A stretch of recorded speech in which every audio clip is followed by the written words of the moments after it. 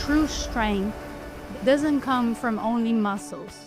It comes from balance, from connection, from knowing who you are. These lessons still ride with me. And when I fall, I rise, trusting that force is still with me.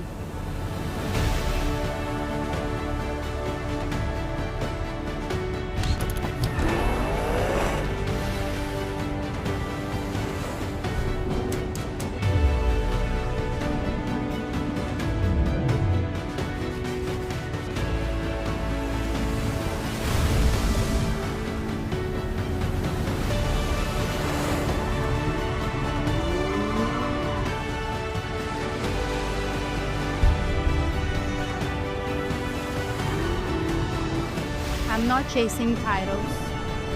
I'm chasing my limits. What I believe to be true.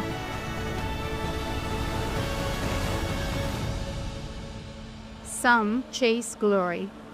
Others are powered by the place where glory begins. And that's within you.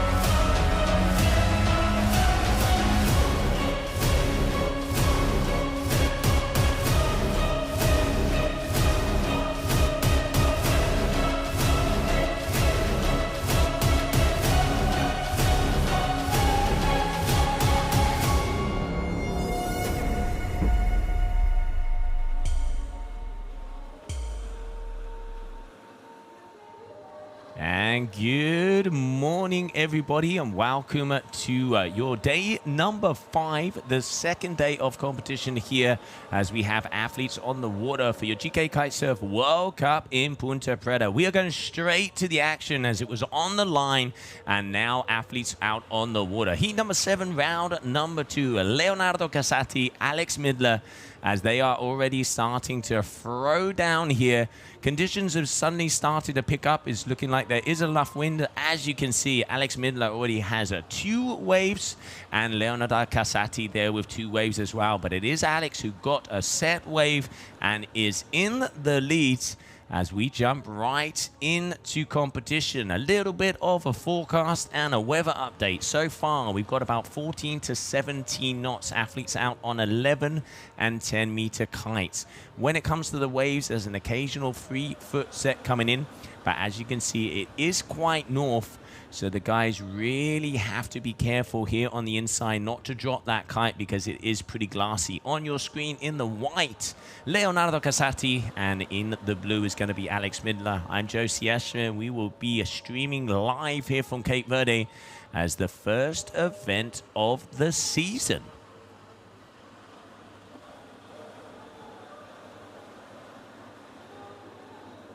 All right, you can see all of the athletes out here on the points. Our co-commentator Ben is going to be joining us in about half an hour. And we will be running you guys through all of the action of day number 5 here. The beautiful island of Sal, Punta Preta, this right-hand point break. Doesn't get much closer than this. There you can see Leonardo, the younger of the Casati brothers.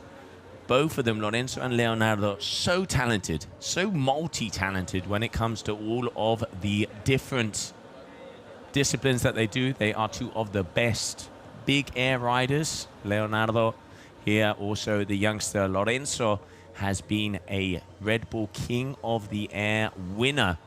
So we're definitely looking forward to see him throughout the year with those big air competitions coming in as well. But right now, name of the game is waves. Name of the game is 100% surfing. And they're waiting for that set to come in. Each rider can go out on 10 waves, and the top 2 waves are the ones that count. We have a panel of 5 judges. The top score and the bottom score of those judges is scratched, and then the number that comes up on your screen is the average of those 3 scores. What are judges looking for? They're looking for flow. They are looking for surfing, linking maneuvers together, top to bottom, rail to rail, and really using the power of the wave and not the power of the kite. Wind is light. It is gusty as it does have that north. Here we can see Leonardo jumping in on a little ankle biter here on the inside. I mean, these guys are so close to the rocks, we might need to put some wheels on their boards. You can see him out there on the gong board as well, starting to test some of those out. And there we can see Alex, your core athlete, representing Germany, doing the old body drag into position. We saw that yesterday with Nicola and with Jordi Sansa. When that wind is light, sometimes it's better just to body drag yourself into position. I do know our sports crew is looking very closely to the conditions, because let's not forget, elimination rounds on the water. What does that mean? Whoever loses has a one-way ticket home. So conditions have to be suitable. They have to be good enough for the athletes to perform. And if they aren't, the heats will be cancelled. Of course, there's suitable and borderline. And as I was talking to our race director, Juan Antonio, that due to the situation that, let's not forget, tomorrow is the last day of competition. With only one day, we've got about 12 to 16 hours of competition to be able to complete both of the ladders. Conditions have to be pushed to that borderline, but if they are not suitable, it will be cancelled. So far on the water, Alex Midler from Germany in first position. Second position, Leonardo Casati representing Italy.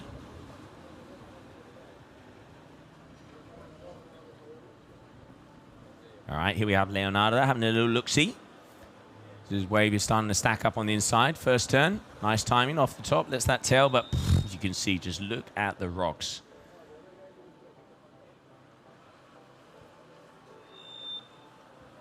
And there, both of the guys going back out. Here we have Alex having a little look.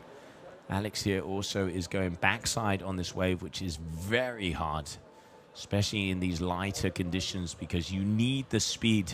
Punta Preta is it's like a freight train. It is a very fast wave, and you really need to be able to have the kite speed and push against it to be able to make sure you are right there in front. There I can see Didi, one of the local heroines here, always supporting, mother of Hendrik Witschi, representing Switzerland, but with Cape Verdean blood in his veins. And looking forward to see Hendrik. He was very good in that round number one.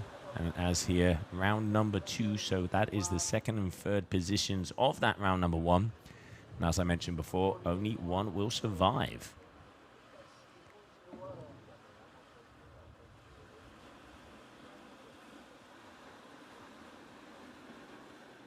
So don't forget, we have the live score, and if you are just tuning in, you can go to www.gkkiteworldtour.com/live, and you will be able to see all of the scores as they happen, to see who is doing what and who is getting rewarded for doing each individual move. Big shout out to Alemão. Brother, we miss you over here. Looking forward to seeing you over there in Taiwan at the end of the season. And good morning, everybody, for joining us in. Forza, Forza, I can see here as well. So we have some Italian support here for Leonardo with 90 seconds on the clock, and it looks like we have a wave. There he goes. All right, Leonardo, first check turn off the top, making it use him, dodging the rocks. Double whammy. I mean, scores are on the easier side, but a 4.87 there for Alex Midler has put him in a very nice and comfortable position.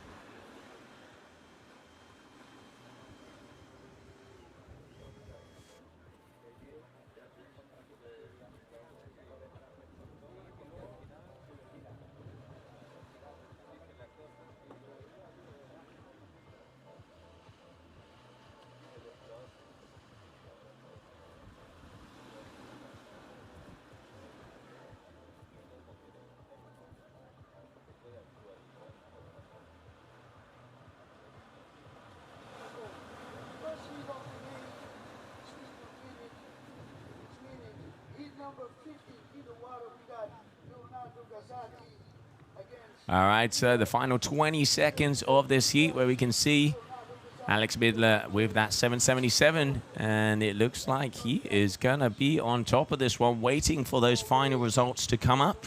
Let's not forget that coming up next, we are going to have Gray Foster and Luke Atkinson. Really cool to see Luke here, one of the Aussies, first time on tour, and Gray Foster, very good surfer, especially in these smaller conditions. Always a force to be reckoned with. As waiting for confirmation, but as that scoreboard is set right now, it is going to be Alex Midler making it through to the next round, awaiting confirmation. We continue on now for your day number 5 GK Kitesurf World Cup.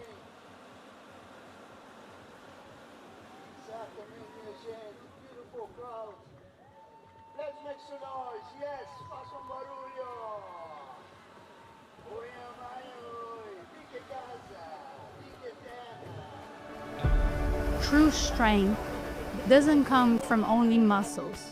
It comes from balance, from connection, from knowing who you are. These lessons still ride with me. And when I fall, I rise, trusting that force is still with me.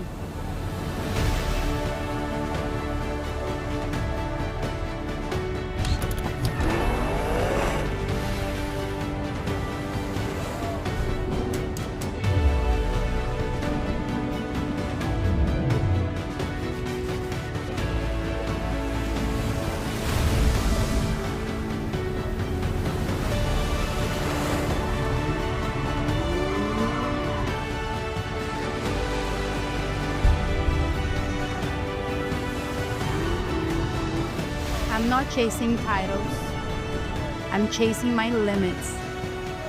What I believe to be true.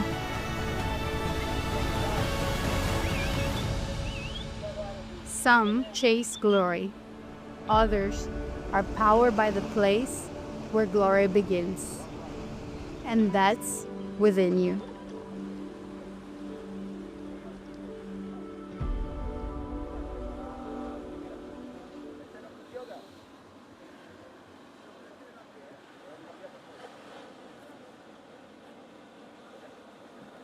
And welcome back, everybody, as we continue on here with that day number 5 of your GK Kitesurf World Cup here in Cape Verde, the beautiful island of Sal, as we are here at Punta Preta. Coming up next is that heat number 8, where we have Gray Foster from the United States of America going up against Luke Atkinson from Australia. First time for him on tour. As we are getting ready to rumble. Swells are far and few between. We've seen some good sets come in, but definitely it is the waiting game. 30-minute heats, top 2 waves count. They have a maximum of 10 waves each. And you can see there just on the inside, that's going to be Luke, who's going to be firing off that first bullet right next to the rocks.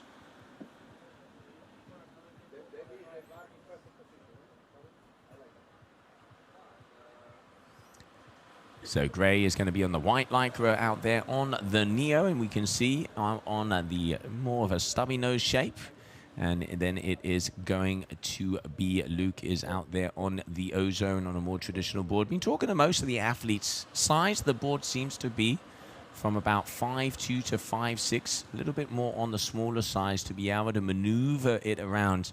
And then talking to the likes of James Karu, Ayrton, medium to larger fins, because then that way with the smaller shapes that they can kind of push the board around the wave, they can get that drive and they can hold the speed and the power of Punta Preta if it does start to get bigger. Sizes out there right now, we've been seeing 10s and 11-meter kites going up into the sky. A 183 for that first wave there from Luke, a 160 there from Gray. Ins and outs for both of them, but nice just to get some numbers up there on the boards. And yeah, JTech WP, it is definitely light, my man. You are seeing it as it is. Conditions are definitely on the lighter side right now. Looking at a wind reading here, it's probably around 14 to 15 knots. And hopefully, right now, it's more the issue that the wind is a little bit more offshore, so the wind is more north. So it does really come over the land, so it's gustier on the inside. As you can see, there's a few glassy patches out there. But forecast is saying that hopefully wind will shift a little bit, and the swell has shifted as well, looking like this afternoon and tomorrow are the D-days for some of those great conditions to come in. 30 knots in the UK. Yes, that is true, my man. But it ain't 25 degrees. Just going to throw that out you. As I mentioned before, everybody, tune in. Throw out in the comments if you have any gear tech you want to know, any questions from certain athletes you would like to know. Throw them down there in the comments. We will try and get that information to you. Talk to quite a few of the riders, especially when it comes to their gears, to see what's doing. There we can see Charlotte Carpentier, one of the veterans here on tour, been with us since the beginning. Has a really cool surf house over there in Boa Vista, which is the other island here on the island of Sal. So if you guys want to go and chill and check out the other Cape Verdean islands, make sure to hit her up. But right now, yeah, there we can see. So perfect shot there of the 12-meter Ozone Rio. So big kites. Luke, definitely one of the bigger boys we have here on tour. And if I'm not mistaken, Gray was either on a 12 or an 11 Neo. So there we can see the good old back paddle or doggy paddle, as it does look like it is on the lighter side. And I can see, looking at the flags out of my booth, that wind has shifted ever so slightly more, meaning that this place is even more protected. Sports crew had a chat with them this morning. They will hold on for quite a while with these longer heats. That's why the duration of the heats is so long, is 30 minutes, because if they can have, you know, moments where there's waves and wind during that heat, due to the fact that we are very pressed on time and the situation is, you know, that we would need to finish by tomorrow. Talking to the riders this morning, they understand that they have to push, but if conditions are not suitable and waves not being able to surf, not, you know, riding not being able to happen due to those conditions, those heats will be cancelled.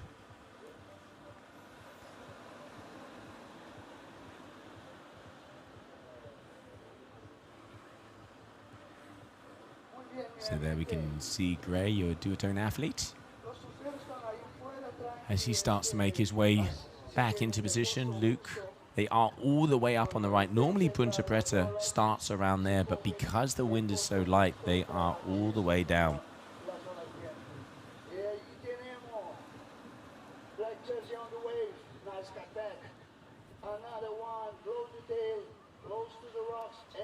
All right, another wave there for Luke as he makes his way down. So 2 for 2.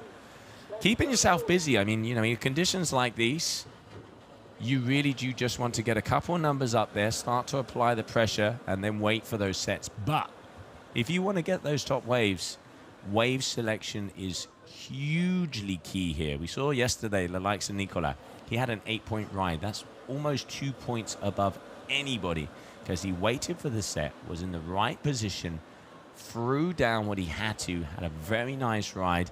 And then I must admit, one of the other waves that he had, not such of a big score, doing that carving 360. And talking to Hendricks this morning, I think it could be the first time that carving 360 has ever been made on Punta Preta. So Buddha really throwing down and looking forward to see him do some damage here this season. All right, here we have Gray dropping in, trying to get that speed. Makes his way down. Oh, I don't know if he dived or if he hit a rock there. But you can see these guys are right on the inside. And there we can see Willie Hall, James Karu, Bruno Kajia checking out the numbers. And J-Tech, enjoy your session, my man. 9-meter big air session, definitely. As we continue on here, hopefully we'll have some 9-meter waves being able to come through here. As we continue on here, your day number 5 GK Kitesurf World Cup in Cape Verde. And on the water, Luke Atkinson and Gray Foster. Luke in the lead so far. Early days. He's in the blue lycra, as he has a 3.53 for that last wave and a 1.83 for the second.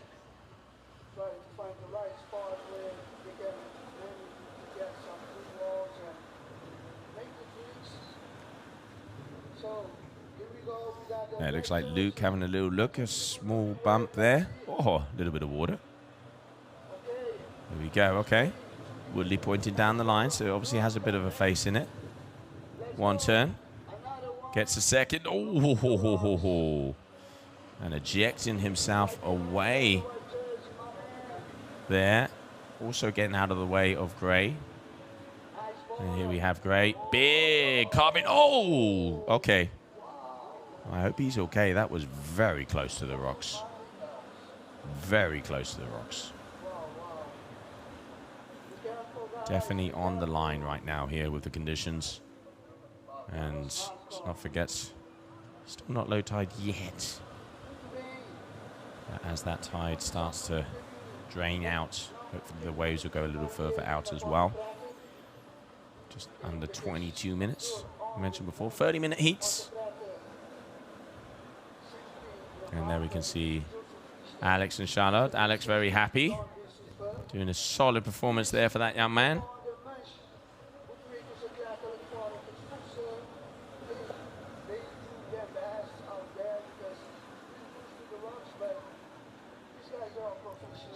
And here we can see both of the athletes already at the top. Feeling the vibes down here on the beach. And it's a very happy German athlete there. Alex Midler taking the win in this heat against Leonardo Casati. That is a big win for him.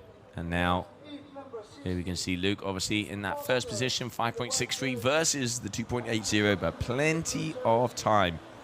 Anything can happen as we continue on. Luke out there on that 12 meter, Gray on the 11 meter, if I'm not mistaken. So you can see him out there on the Neo.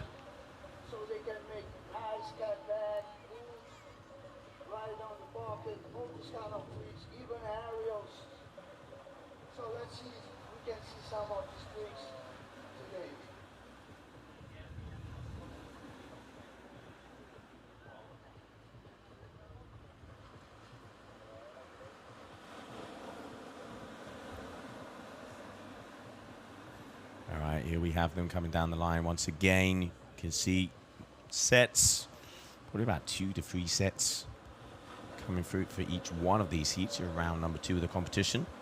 Just waiting confirmation if we continue on with the men or if there will be a switch to the women. We will soon find out. And yeah, information just coming in. Speak of the devil and he will appear. It is going to be all the way with the men so far. So meaning we will start off with round number 3 of the men as well. So that means we will continue on with the male division, where that first heat will be in between. Let me have a little look-see here on the old ladder. So the first heat is going to be in between Hendrik Witschi and Simão Bilro from Portugal, who threw down yesterday in the Hendrik, obviously one of the locals here. Big heats, James Karu, Lorenzo Casati, Artur Morazz, Nikolai Davjiev, Gabriel Benitin, Everton Martins, Teo Demanis, Woodley Hall, Sebastian Ribeiro, Roberto Barros. Nice hack there from Gray. That's a better wave there for him. Machu Lopez and Ayrton Coalino. And waiting, of course, for the results, as it is going to be Alex Midler and whoever wins out of the 2 athletes you have on the water right now. So let's see how those scores come in for Gray, as that was a better way for him, managing to get a couple of hits on it.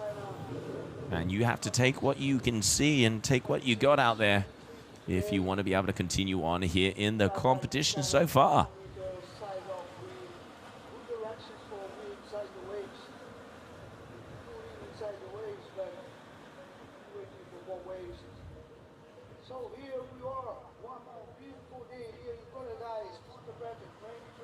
All right, there we can see Gray making his way back up.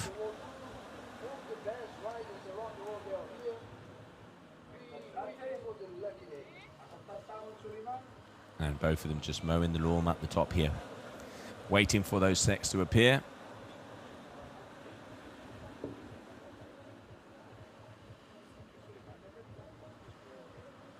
Having a little look-see. Something's happening, but very close to the rocks there for that one. If I'm not mistaken, it's looking like Gray is out there on the vault from what I can see. The old SLS. And I'm going to say he's probably on the either the 5-1 or the 5-3. Gray, one of the heavier riders. Get confirmation there for that.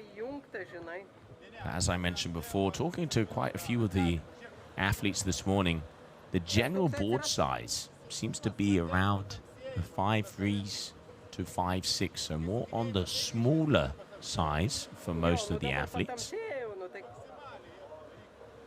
They're definitely upping the fins on most of those as well.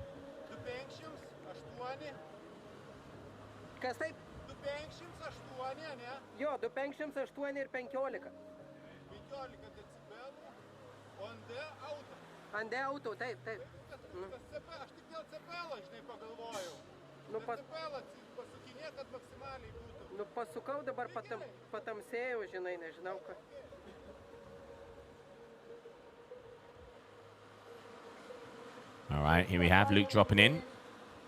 First check turn, letting the fins loose, Anderson style.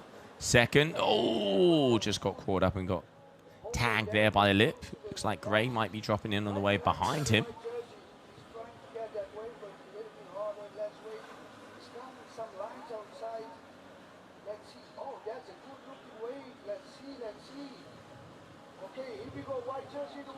All right, yeah, there we go. Gray dropping in. This is a better wave. Off the top, letting it loose. Very nice. Looking down the line, links it together. Oh, missing the opportunity there. He needs to get the power. He needs the speed if he wants to finish this one off. Pretty much dodging the rocks. Look at the concentration in his face. Better down the line. That one did open up a little bit further into the bay. As a very nice first turn there for Gray. But missing that second linkage. But still, that is definitely going to be improving on his overall score. Waiting for the judges to throw those numbers down to see if that's going to be enough to take him into that first position. We're just coming to that midpoint of this heat. 15 minutes to go. And Gray is going to be going for another. You can see the bump. These boys really are scavenging. They really are just going for anything they can take.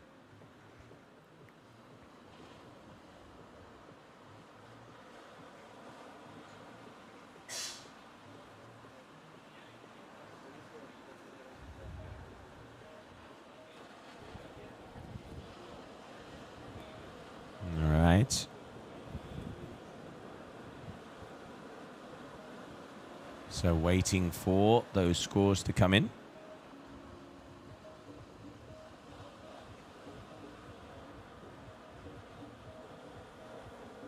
Once again, a big shout out to all of the partners and institutions for making this event possible. Especially a big shout out to Joe and Giada for really pushing and putting everything in to this Cape Verdean event happening. Such an important event for the season. One of the best waves in the world and definitely one of the best waves we have on tour. And late confirmations, but was great to see this event coming alive once again. So far, look, it is pretty much down to the wire there. Gray taking a slight advantage at 3.47. Very similar between these two athletes, as they've had one medium wave and then one just kind of little in and out. We've got 5 waves a pair, so 5 more waves for each of them. As I mentioned before, 10 waves. Top 2 waves are the ones that count. And so far, again, that wind reading is around 14 to 15 knots. But is quite gusty due to the fact that it is very north out there. As you can see, these guys pretty much going parallel to the shore. Okay, that looks like a very nice bump coming in. Here we go. Okay, Gray has a little look-see behind. Wants to get the speed. No, deciding against it. Okay.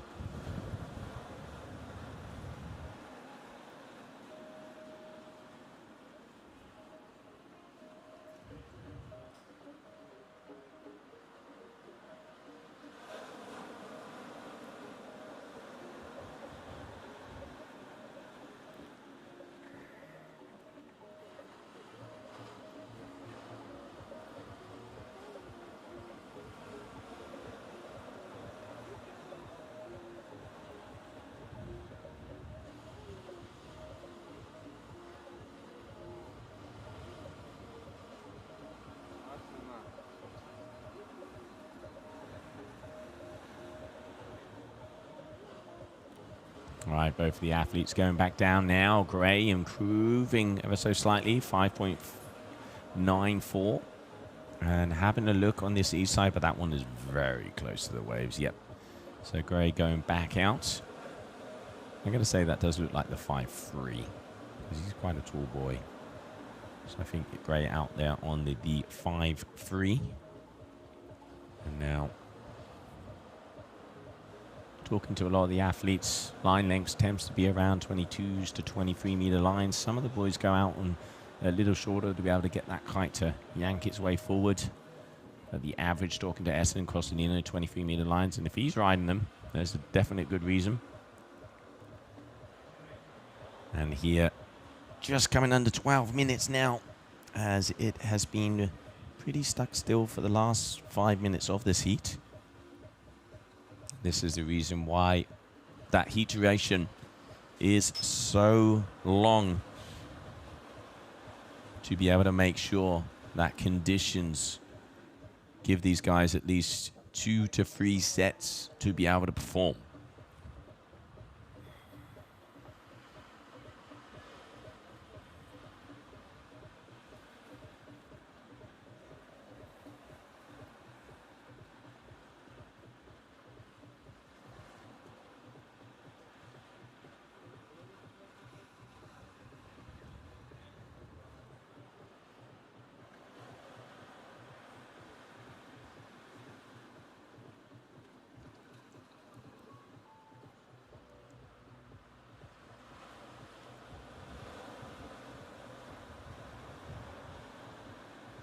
Somebody throw another quarter into the wave machine, please, over here.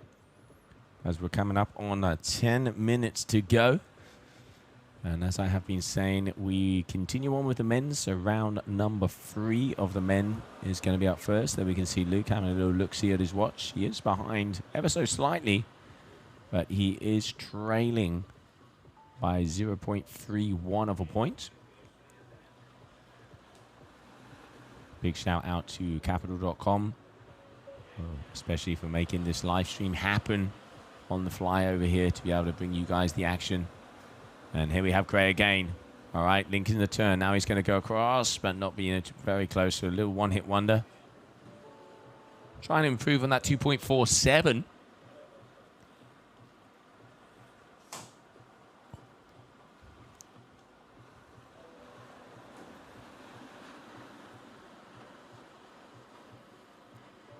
So looking at numbers, with all the heats that we have, there's probably about 12 hours of competition, between 12 to 14 hours of competition to be able to complete both of the ladders we have today and tomorrow. So if the conditions stay, it is going to be a long one, where hopefully we will see those conditions improve. Swell was supposed to pick up. I'm going to say it's looking a little bigger than yesterday. But just those sets really taking quite a time in between them. Wind-wise, pretty much the same. We saw yesterday some of the guys actually having to body drag their way up. Speaker there you can see Gray's going to be using that technique as well to get himself back into position. And obviously the sports crew keeping a close eye on those conditions to make sure that it is suitable out there. In both of the athletes, they are on those big kites, so they are doing everything they need to do to be able to perform. And here we can see Luke having a little look see closer, because he knows he's behind and he needs to get off on something. And with a increase of 0.3-ish, he pretty much just needs to get around the 2.5 point range, which is easier said than done when the waves aren't coming your way. Patience is a virtue, but hopefully we will see some of those picture-perfect right-handers come our way very soon as Punta Preta, as that swell starts to hit. And hopefully that wind will shift ever so slightly, meaning that we will be able to see the guys being able to stay upwind without body dragging. Here we can see Gray is going to be dropping in here, thinking about it, but going against it because he was right on the shore. And I can see out of the corner of my booth here as well, Henrik Witschi is going to be getting ready. Local boy representing Switzerland. one of the top Cape Verdean athletes. And he is hungry.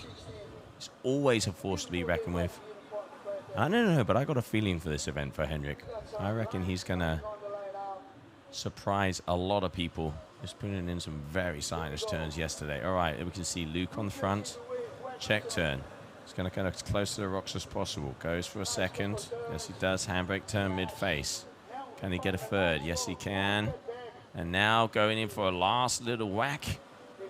All the way down. Just trying to maximize any ripple of a wave out there. And I can tell you one thing. The wind is light, ladies and gentlemen. Very, very light. Gray also going to be dropping. I mean, you put wheels on these boards, they are going very close to the rocks.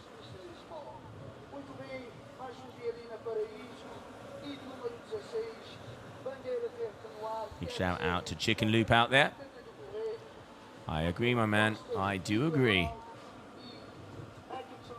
Just 6 minutes to go.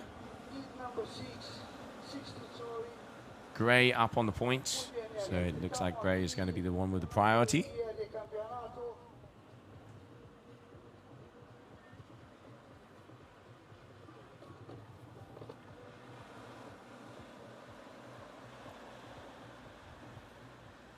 And I can just see Hendrik over here starting to walk his way up the shore to make sure he can go in all the way upwind. Anything you can do to be able to be in position as soon as possible. And obviously living here, knowing exactly what it can do.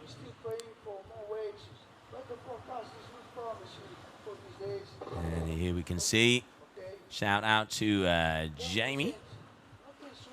Last two events in here were very light wind and small waves. Yeah, definitely this year it's on the smaller side. We've had some amazing years at Punta Preta. Obviously a 6-day window here for this season. Hopefully we will be able to see those conditions come in and prove all of us wrong at Punta Preta with fire this season. Right now we are doing the best we can with what we have. And all of the riders know how important this event is. But yes, definitely on the limit, borderline conditions so far. But when those sets come through, we saw yesterday the top riders producing the goods. And now your round number 2 of the men final heat. We will move on to round number 3 is going to be the first heat to come our way, where the winners of round number 1 will be going up against the winners of round number 2, where it's going to be Hendrik Witschi and Simão Bilro. All right, here comes Gray. He is in the lead. Oh, goes off, and I'll tell you what, probably better he did, because he was right on those rocks. Just under 4 minutes.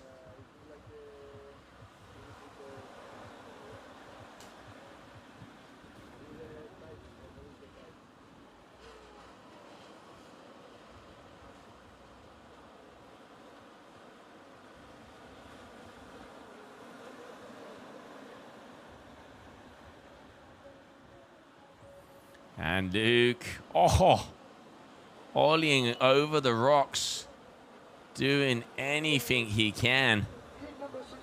And now he has gone in to that first position with that 6.26. We're just coming up on 3 minutes left on the old ticker. And as my good man Jeremy would say, it is a shocker out there right now. These boys are definitely not here for a haircut, and we are cooking with gas. But there, Gray Foster coming in there with the duotone. And you can see the beautiful view from above in the sky as both of these guys are in position, and hopefully one more set will happen. There we can see Nicolas Davgiev there in the purple, Yaris Dolomo in the black. Nicola yesterday, the best wave of the competition so far. 8.0, boom. Throwing down. And also that carving 360. Nothing but style. So really looking forward to see him coming in. Let's have a little look, see who's he going to be going up against. I mean, Nicola does not have an easy feat, as he is going to be coming up against Artur Morazz in the next round.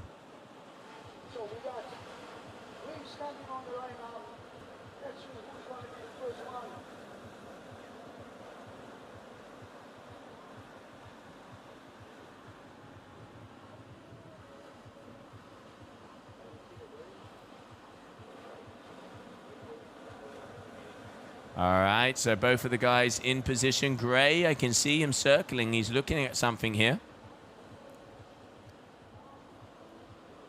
Might need a magnifying glass to see if that's going to work. 90 seconds to go. Conditions are on the line. I can tell you that. I do hope that swell does arrive soon. Last night, it looked like it was coming in. But there are a few sets, but they are taking their time. And patience has definitely never been one of my virtues. So hopefully we will start to see that coming through. Luke, 6.26, so he has the lead so far. He's going to be taking off on yet another ripple.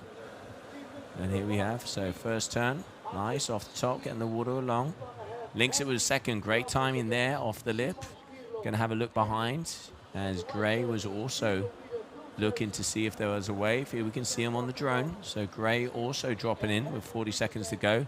Big, powerful hack, and how he made it through those rocks, I do not know.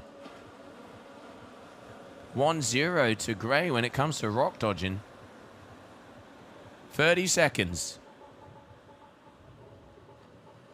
It is incredible. It's as if they have a sixth sense to, you know, concentrate on the wave and kind of go in between rocks as well. Gray has seen something. He knows he's on the buzzer. He wants to be on the swell, because if you're on the swell, the wave will count. He's looking behind him, hand to the head. You can see the body language of frustration there. So still waiting for confirmations, but looking at it so far, as he is not going to be going on another wave, and he is not waiting for a score. So yeah, it is going to be official. It is going to be Luke Atkinson from Australia is going to be going through to the next round. And that's what we want to see. That is sportsmanship. Great work there, boys. As we continue on, day number 5 at GK Kitesurf World Cup.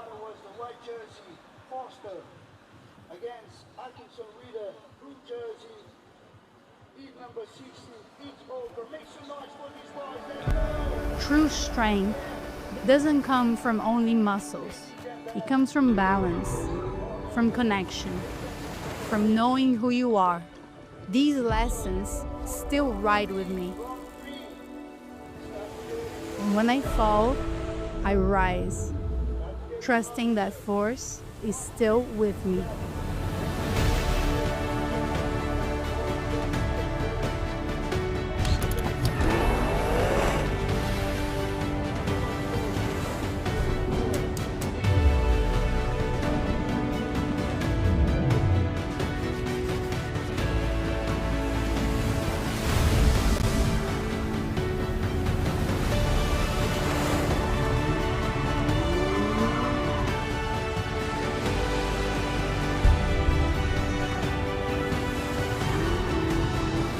I'm not chasing titles. I'm chasing my limits. What I believe to be true.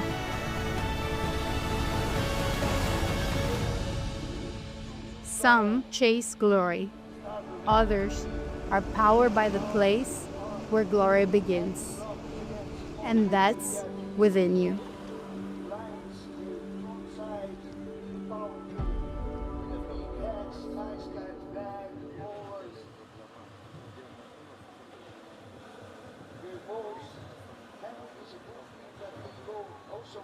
And welcome back, everybody, and welcome back, Ben, here to the booth. Conditions are starting to come through, but I tell you what, that swell is taking its time. Good afternoon, everyone. Nice to be back again. Nice to be allowed back. Thank you.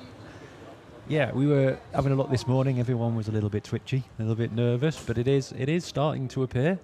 The swell, I've just had a little check on the phone. The swell forecast is still showing it to the period to get a little bit longer as the day goes on, so that should improve the swell. Similar wave height, but with the period increasing, which is positive, and even more so into tomorrow.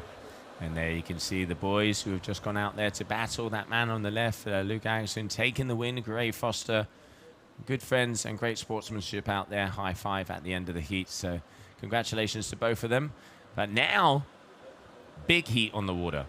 As we have Simão Bilro is going up against Hendrik Witschi. Ozone versus Ocean Rodeo. Switzerland / Cape Verde up against Portugal. And both of these boys have a very, very powerful surfing style. So hold on to your hats, grab a coffee, a cold one, depending on what time zone you are. Get to the edge of your seat, because I can guarantee you, if Punta Preta shows us some waves, we're going to see some good rides coming your way. And we're on. Hendrik's been putting in the hours this winter already. Seen him out a lot. And when I say a lot, I mean a lot. From morning to evening, this guy has been out putting in hour after hour after hour. So don't take it for granted that the boys that are local know exactly what, that they're not working hard to learn this wave themselves. They are putting in a huge number of hours. Does that give them a little bit of an advantage? You could argue it does, just with the local knowledge, but they've put in the time to get it. I would say a big YES, yes, when it comes to that advantage. But as you say, well deserved. We just saw there, you can see that Cape Verdean flag is the upwind priority mark. Simão surrounded that mark. So if I'm not mistaken, waiting to see, because obviously there's also another flag on the point of the same color of the athlete showing that they have that priority. Little hard for us to see from here though. But looking at the water, we can see the guys are out on 10-meter kites. And Simão, I'm going to go as far as saying he might even be out there on a 11. We will get confirmation on that. You can see there with the yellow kite, the Ocean Rodeo, that is Hendrik Witschi. With the blue ozone is Simão. Both of them mowing the lawn back and forward, making sure those hedges are nice and trimmed as they get ready to be right in position on Punta Preta. As I mentioned before, both of these guys very powerful, very talented surfers, and they know what it takes. Here with the tourist in the foreground. Oh, Hendrik. That ain't normal. Let's call that a warm-up, shall we? Okay, and he's going to have Simão right in front of him. Simão, nice, a little bit more ease on the turn. Gets a second, slightly missing the timing there on that one. But, I mean, from here, it looks like they have space. Ladies and gentlemen, you do not know how close these guys are to the rocks. Like, it is literally, you are doing that bottom turn and praying that your fins stay on your board. Yeah, you're taking risk versus reward. If they're dropping into water which is probably not that much deeper than the fin depth itself, if they want to try and string probably what we've got at the moment, string more than 2 turns together, they're going to be dicing very close to some of the rocks which are going to be exposed. You'll see it on the footage that every so often the rocks themselves will actually become exposed. You can navigate round them, and I say that as if that's an easy thing to do, and it certainly isn't. The boys will be able to navigate round them as the tide starts to fill in a little bit more. You might even see some of them choose to hop over it, but that is a big old risk. Yeah, absolutely. And there we can see as Hendrik makes his way back out. No real scores on the water so far. Let's not forget that Hendrik last year ended up 7th overall, 1,740 points. Had a very good run, as he has been on tour for quite a while now. And if we have a little look at the history, he was 5th in Cape Verde here last season, a 9th in Silt, a 5th in Dakla, and a 5th in Taiba. So looking to get past that semi-final and looking to end up in the finals, either the grand finale or the minis, to go into those top 4 spots. And as you mentioned before, he has definitely put in the groundwork. One of the things that impressed me of both Hendricks and Ayrton, even though they're from here, I saw them the first day I arrived. It was about 5:45, sunsets at 6:30, and they went out. There was barely any wind, and it was the day before the contest. And I asked them, and I was like, why are you guys going out? And they were like, well, one more wave can always make the difference. And that is the mentality of champions. And that is the mentality that really you can see. And especially, these are guys who have been brought up here. These are guys that have probably more hours on this wave than anybody else in the competition. And for those people to be there just for 3 more waves shows that when they do perform, why they are so good. Yeah, they just don't take it for granted that the week of the competition is going to be that idyllic Ponte Preta that we all hope and want to see. Big double overhead, people on small kites, howling down the line, massive turn. That isn't guaranteed. We all want it, but it isn't a guarantee. So if you're training here regularly and you're in those conditions, there's a temptation when the conditions aren't like that to not go out and practice and not go out and train in it. But these guys have realised that's not guaranteed. So actually, they spend more time in these trickier conditions than necessarily they do when it's absolutely smashing in. So it is a change in mentality for them to actually put the time and effort into what we're getting this week. And I think we'll see that from Hendrik. I think we'll see that definitely from Ed. And so there's been other riders that have been here for a good 2, 3, 4 weeks doing exactly the same thing. I mean, this isn't typical Ponte Preta. Ponte Preta is typical, shoulder to overhead to double to triple to quadruple, you name it, size, it can come through here. But one thing is to free ride, another thing is to compete, and to be the best in the world, you've got to be the best in the best conditions, the worst conditions, the normal, the mediums, the onshore, the offshore, the cross shore. You've got to be able to manage all of that, and it is about putting time in the water that makes a difference. Just checking out in the comments over here, Jaime, as it is looking, right now the forecast is looking good for today and tomorrow. Buena previsión para esta tarde y mañana. Hopefully that will be true. And then also we can see people as yet. Hendrik now is an Ocean Rodeo rider as he moved on from F1 over the last season. And I can see Thors here saying we should have a comp in Margaret River. I agree, my man. I've spent a lot of time down there in Margs, doing a lot of seasons in Perth. Beautiful place, beautiful wave. Make it happen. If you know anybody, throw them over here, and hopefully we can be going over to Oz, as it's always a good excuse to go back to down under. But right now, the name of the game is Cape Verde, the beautiful island of Sal, as we can see here. Ponte Preta, Simão Bilro with a 3.0. And I'm going to say it, that wind is looking lighter in the seat. It was calling about 14 to 15 knots in the previous heat. But when you see Hendrik's struggling, who is one of the lighter guys and one of the guys that knows to ride this place with very light winds, conditions are on the limit. Yeah, looking out the window on the old flagometer, flags are not streaming as they were before, so potentially just a knot or two drop in the wind, which is going to make quite a difference on the lighter winds that we're in at the moment. Not seeing much of the body drag chest that we saw yesterday, so there is more wind. There's definitely more wind than yesterday. So the guys are actually managing to stay up on the boards. They're managing to get upwind, but having to work hard. But as we talked at length, light wind riding is as much as a skill as big wind riding. So, it's just a different test that these guys are facing. Yeah, you can see there Hendrik actually using his tack out as the one that he uses to be able to go back upwind, because he pushes against the incoming rolls. He pushes against the incoming swells right next to the rocks. Instead of going and tacking all the way out into the ocean to try and make it back, let's say with only the power of the wind, he's actually using the power of the current of the waves that are pushing against the reef to then push his board against that, be able to create that even more angle of upwind of the kite and be able to get up there.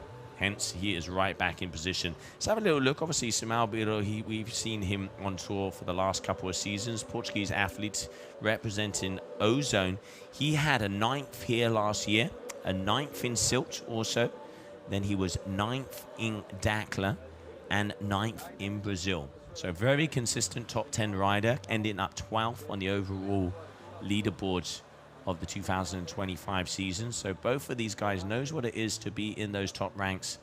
But right now it is Simão with the advantage. And yeah, conditions are very light. And I'm going to say it doesn't look like the wind is lighter. It looks like the wind has shifted once again further off wind which means that inside section is a bit more protected. As you can see from the drone here, it is glassy on the inside.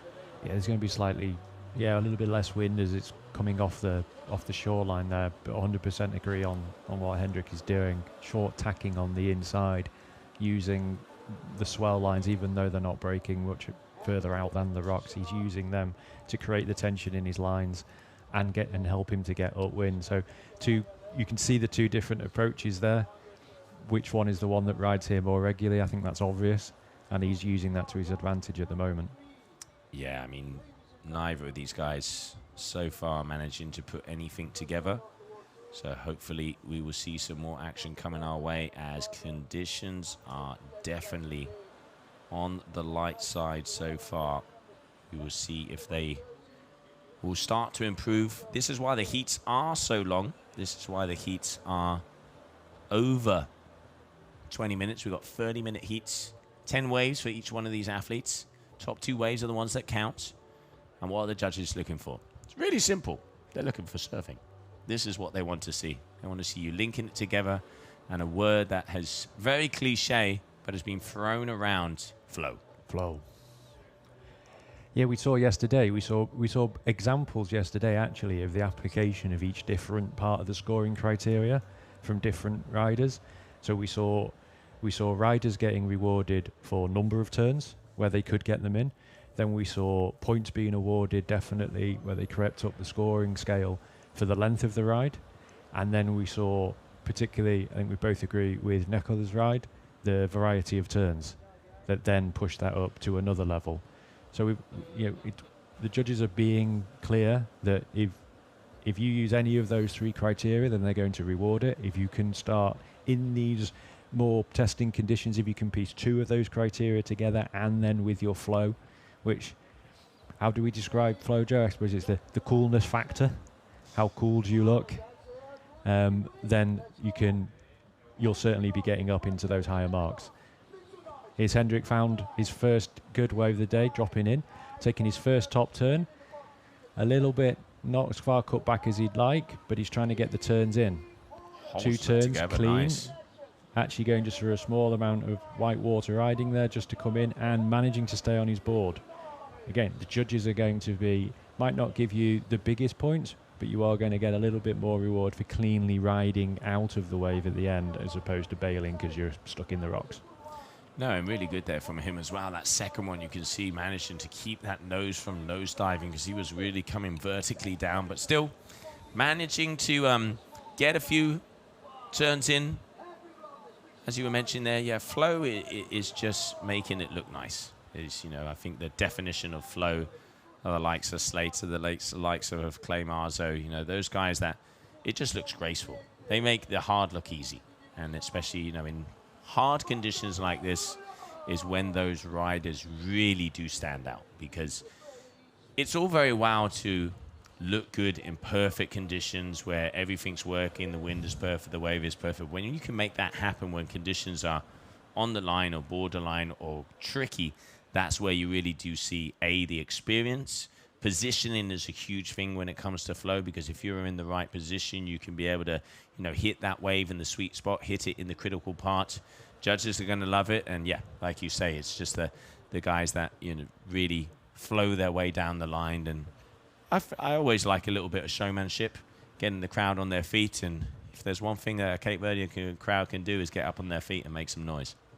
I think we have to accept with flow, with kite surfing, compared to surfing, the guys are having to do stuff with their bar. There's no way around that. They're having to control that kite. But the closer you can get to the minimal inputs on that bar, so if you were to strip that bar and lines away from the picture, you look like a surfer.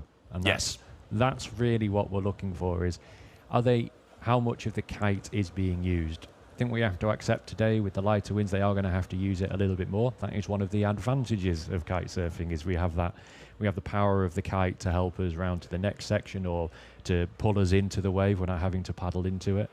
But then once you're on it, how well can you then shut that kite away and actually concentrate on the surfing, do your ride, then re-engage the kite as the tool to get you back to the peak. And there you can see all of Hendrik's family there, his girlfriend and his mum Didi. making sure that everything is ship shape out there on the water. As right now we can see there 4.5 for that wave there from Hendrik, so improving on that score. 14 minutes to go, so we're just over halfway through this heat. Heat number 1, round number 3. Your GK Kitesurf World Cup down here. Cabo Verde. Bom dia, here in the location that is Punta Preta.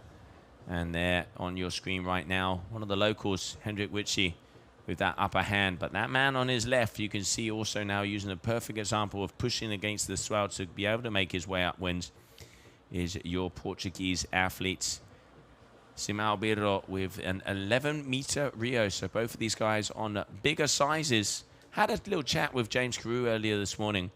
And one of the things he was saying is you want to be on the smallest kite possible to the conditions out there. Because once you are on that wave, you don't want that kite pulling you off of it. You really do want to surf the wave. But that's a sticky situation, because if you don't have enough kite or the skill sets to be able to get out there, because some of these times we saw body dragging, we've seen floating.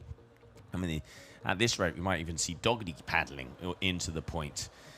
If you don't have that skill set, you're not going to be able to get into position. But once you are on that wave, you almost forget about the kite. It's a calculation the guys are making before they head out. I mean, they're stood on the beach. They're using their voodoo to work out what that wind speed is. They're not necessarily going off wind meters. They're just going off how it feels. They're going off their experience. They're going off riding in other spots. They're going to pick a set of kit. It's not like being out there necessarily riding with your friends where you can quickly run in, get another kite out the bag, pump it up, come out again. If you've got another kite ready, it's got to be on the beach. It's got to be ready for you. And you know, if you get it wrong, you potentially are going to lose what we were told yesterday, 10 minutes of a heat if you've got to ride in and change kit and then tack up wind again. So you are committing to the kit choice pretty much at the beginning. I think in these conditions, the riders will be erring towards possibly being slightly underpowered, knowing that they can use the body drag technique or the submerged board technique rather than dropping into the slightly smaller waves and then being really overpowered once they're on them and not being able to control anything. See both boys now hovering around the upwind mark. Little bit of chess going on. We do have a priority system in place. Yes, we which do. Has been made very clear to all the riders. It's definitely clear. Question is if they know how to use it, because you know the priority game, the old game of chess, as we were saying yesterday, in a nutshell, and anybody call me out if you want to, in a nutshell, basically it is there is a priority mark on the top right hand side, which is that Cape Verdean flag. You have to surround that mark, either jibe or tack around it, and you will have priority. Then there is a game where you can push for priority. For example, imagine if Hendrik had priority, it didn't have priority now, and the priority was with Simão. Hendrik could be pushing in, follow, and Simão would have to drop in. If not, the wave would be but Hendrik. But now, going to this wave, this is looking nice. He's got the speed. He's looking like maybe he was going to go for an air. Okay, releasing those hands. Down the line. The old flatliner there for Hendrik. Probably not what he was looking for. Simão, this one looks like it's opening up a little bit more. Is he going to be going? No, deciding against it as well, as we can see him tacking around. But yeah, like I said, it is part of competing. It is part of a game that if you know the rules, you also have to know how far you can push them. Yeah, there's been a huge discussion around priority actually over the last 2 days. They're setting priority in the more typical way for the very first wave, and then moving to rounding that upwing flag, which you can see at the moment just to the right hand side of the screen. The priority is then set by the rider that turns round that flag. That will set the priority. We're doing this because of the situation. You know, we've got to keep the riders sufficiently far apart. They are surfing, but yes, they also have a kite anywhere between 20 and 24 meters away from them. So we've got to keep a separation between them. The standard thinking is the person with priority can do exactly what they want. That's not necessarily the case. They have the priority to choose to go for the wave, but the person behind them who doesn't have the priority can play games in order to try and squeeze them to take a wave, which isn't necessarily the best one. So there is a real game of chess that goes on between the two. really obvious to see, really, when there's two riders that they're going to be forced. They're going to be trying pushing each other onto waves. You can see on the screen there, we've got Robert, who's the local commentator, been with us for a number of events, was on us on the national championships as well. So he's with the local organisers, keeping the locals entertained on the beach. Very experienced surfer himself, knows all the guys, and yeah, a really good guy to have out on the beach. We're chatting to all the locals, and we won't be able to hear it, thank goodness, because I think Joe would be shouting at us if we did. But yeah, keeping the tunes going on the beach as well, but far enough away from us. Absolutely. I'm a fan of some vibe. I'm a big fan of some vibe. There we can see a perfect example. Henrik surrounding that mark, so he has priority. He's gone round, so now he has secured his priority. He can go into position, mow the lawn, and kind of wait around there. You can see score-wise, it's still Simao not only has taken off on one wave. That is patience. That is patience. But yeah, we've had probably about, I'm going to say, a good 15 minutes without any swell coming through, and Hendrik waiting around there as we continue on here with 8 minutes to go. Your round number 3, heat number 1.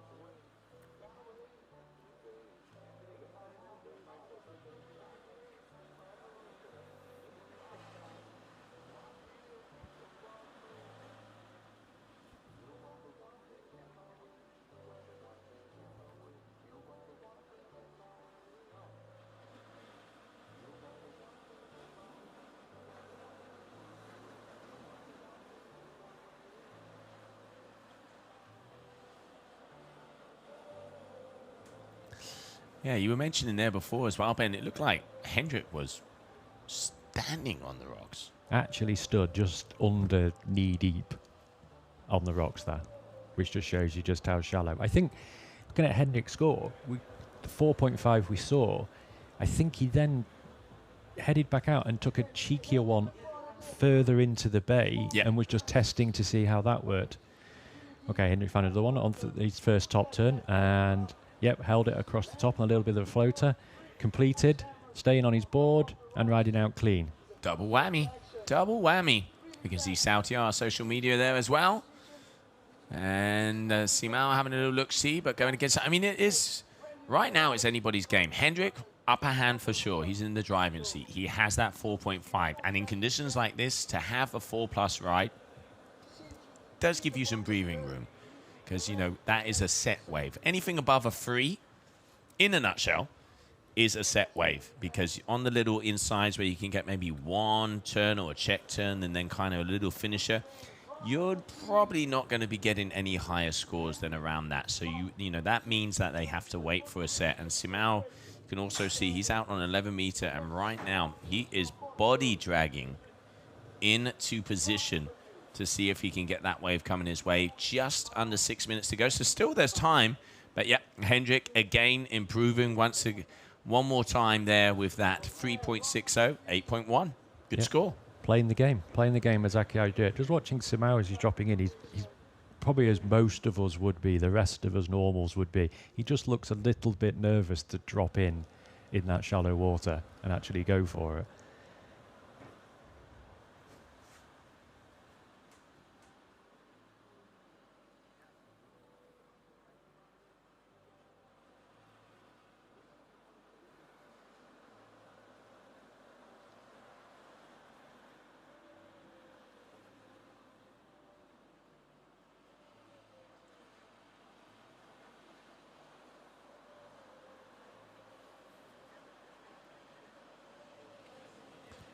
All right, so there we can see him surrounding the mark over there on the end. 5 minutes to go, 8.10. I mean, this just shows how impressive that 8-point ride from Nicola was yesterday. We mentioned that earlier in the stream. To be able to get that score, and the conditions were the same. A little bit more consistent, but conditions size-wise, wind-wise were the same. We saw in that heat, which he was out there with Geordie, if I'm not mistaken, they were body dragging into position. So it can be done.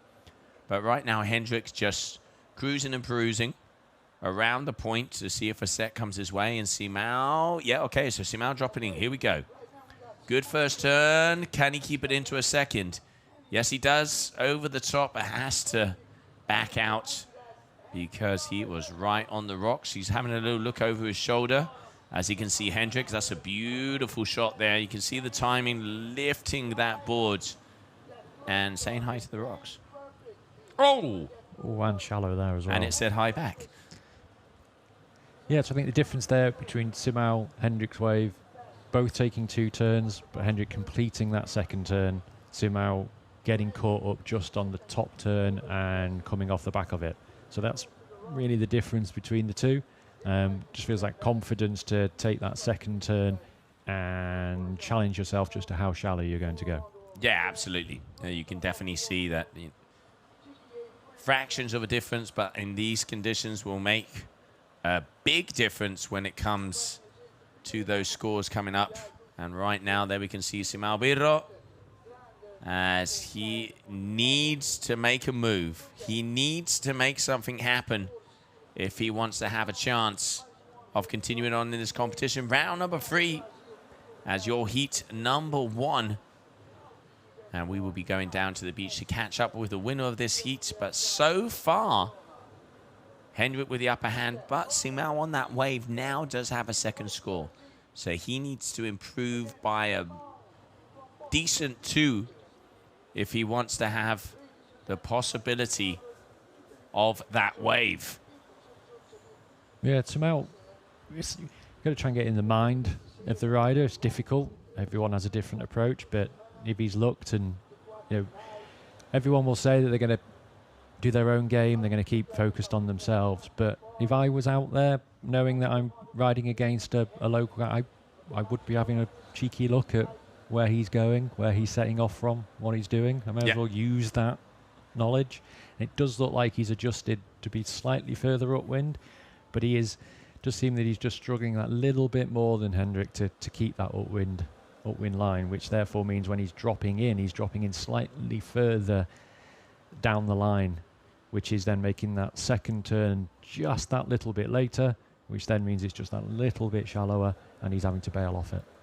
Yeah, and coming up next, we will have a big heat coming our way as well. James Karu up against Lorenzo Casati. Let's not forget James Karu, 4th overall last year. 5th here in Cape Verde, 3rd in Silt, 4th in Dakla, and 3rd in Brazil. Coming up on 4th place on the overall season of the GKA Kite World Tour last year. Now, Hendrik, 90 seconds. Both of them on the point. I mean, one nail in the coffin, and the others look like they might be coming his way. We're waiting for Simao to see if he can get a wave. I mean, I will say it, these guys have not had many waves in this heat. There has not been any good sets coming their way. But they both had the same conditions. Both had to deal with what's been put in front of them. And we can see that in the scores. They're pretty close together. So they've both tried. They've both had their best shot at it. We're just potentially just with the clock ticking down as to whether or not we're going to get a set in just before the buzzer comes. Because if we get one set come in with a decent number in there and a slightly cleaner one in, there's not a huge amount between them that would where possibly Simao, if he took he needs a extra 2 points there, so he needs a 4.67 to take, he needs a 5.67. So that is quite a jump. That would put it towards the top thirds of the scores we saw yesterday. Absolutely. And now just about to close it out. So it is going to be official. It is going to be Hendrik Witschi who makes his way through to the next round of competition as we continue on here. Your day number 5 at GK Kitesurf World Cup Cape Verde.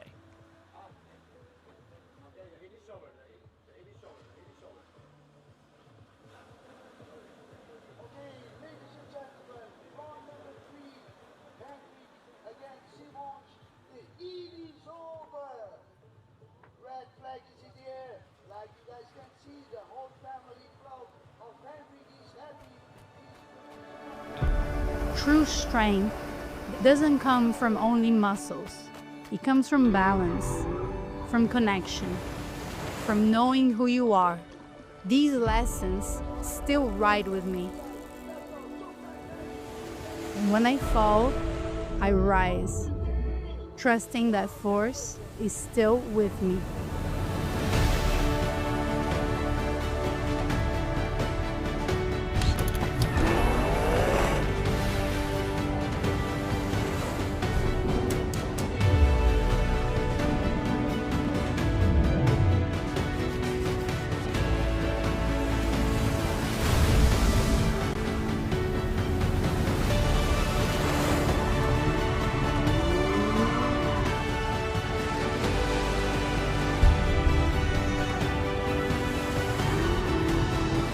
I'm not chasing titles. I'm chasing my limits. What I believe to be true.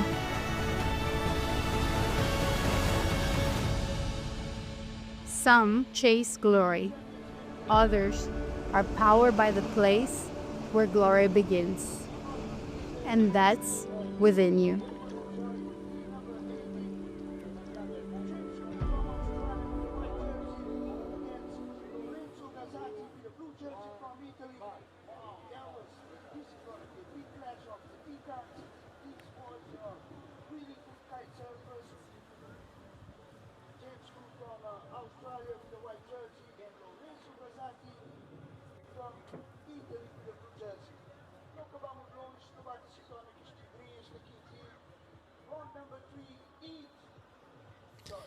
And welcome back, everybody, as we continue on here. Round number 3, as we are going to see these two men going out on the water, James Karu and Lorenzo Casati, as they get ready to battle it out. Your heat number 2 or round number 3 here.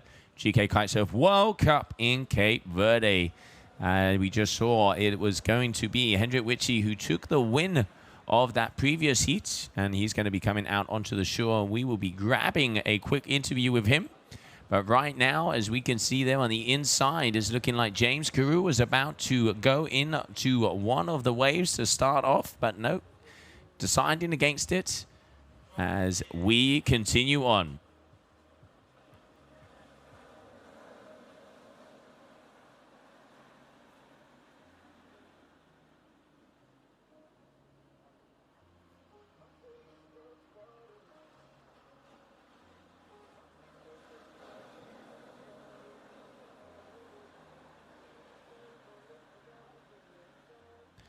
And there we can see Lorenzo making his way down. But before we continue on with this heat, as we have Hendrik Witschi down there on the beach for a quick interview.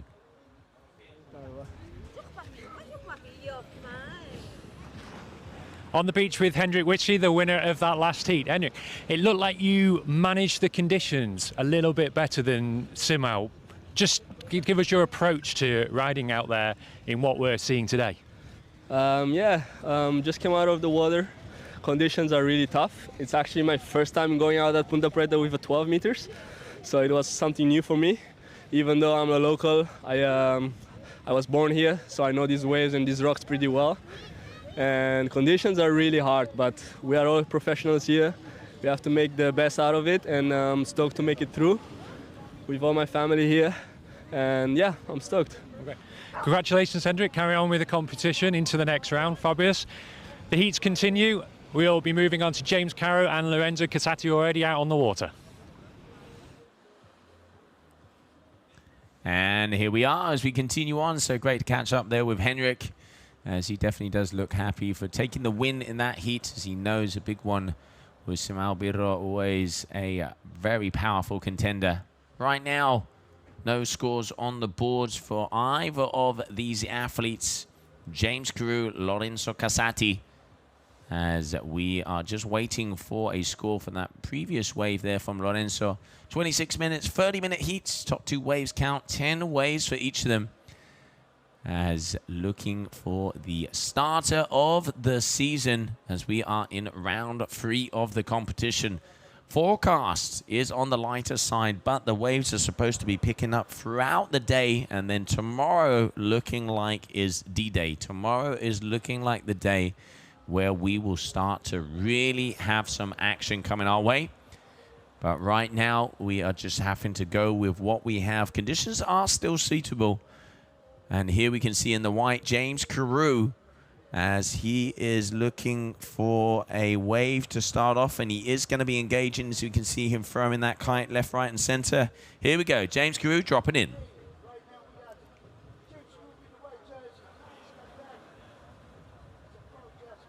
Oh, getting two, and unfortunately going up against the rocks there.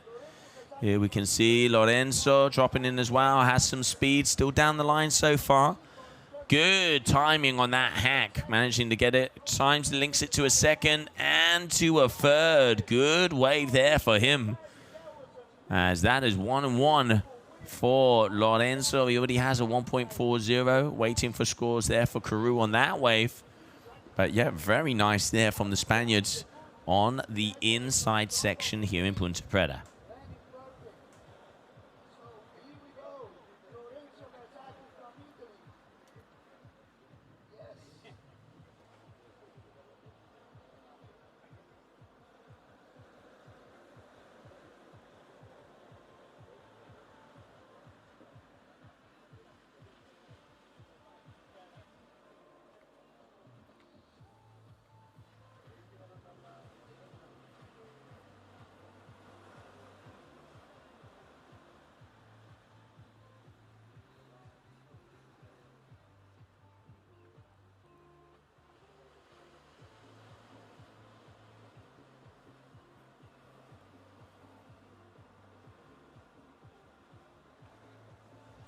All right, so welcome back, Ben. Hendrik look happy.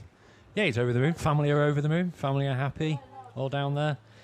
So, yeah, he seems stoked. As he said, first time he's actually ridden Punta Preta on a 12-meter kite. Okay, James on the wave, taking his first good turn. Nice second turn and working hard down the line. He's trying to link up into that second section, which is something we've not seen so far today. Is he going to get there? He's still working for it. He's looking for it all the way down, maybe. I think he's going to get there. Straight liner. Just tied it together, but now it's going to reform. All right, here we go. So James, better wave, reading it well, and there you go. This one all the way to the inside. Going to be interesting to see the judges on that one. Because, yes, a very straight line through that middle section, but he did manage to ride the wave all the way to the bottom. So really going to be interesting. We saw before there a 4.13 there from Lorenzo. And James looking like he's out there on his 11-meter Neo D-Lab. And we can see him out there on the vault as well. And one of the things that smaller board, let's not forget James is one of the heavier riders we have here on tour. And he has very considerably big fins on this one to be able to maintain that power. He is known for his powerhouse style, like a lot of the Aussies. And so far in second of this heat, but plenty of time. Fourth overall last year. And then Lorenzo here, one of the best big air riders in the world. Let's not forget this man has been a Red Bull King of the Air. Came off 14th last season. He had 9th over here in Cape Verde, 5th in Silt, 17th in Dakla, and 9th in Taiba. And one of the things that really impresses me with the Casati brothers is they do every single discipline known to man. Absolutely. Over at Kite Beach, his younger brother, Leonardo, has been here a little bit longer. He was out hydrofoil big air and going absolutely enormous in 14 knots. Yeah. Really impressive to see. And just the capability. So we're seeing kind of a kite surf wave specialist, although I have seen James go big in strapless freestyle as well. Let's not ignore that. Again, someone who's pretty much doing every discipline there is out there. Back to what you said about James's ride, it'd be in a sense been to see what the score is, to see what the judges say, but it's also sending a message to the other riders that it is actually possible, if you, again, risk, keep on talking about it, if you get it right, that you can actually link up now into that second section. I mean, if I was a rock and I saw James coming full speed, I would get out of the way as well. So, yeah, he definitely managing to go all the way down. Having a little look-see here, we can see our drone very close.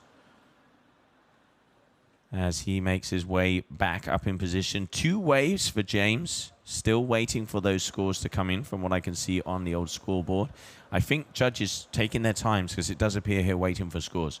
So they are taking their time because he had, let's go back on the memory. He had maybe 1 or 2 turns similar to what we've seen everybody doing on the top, then straight lined it down, but on the wave face, so still surfing down the line, and then was able to get 2 decent turns down near the shore break.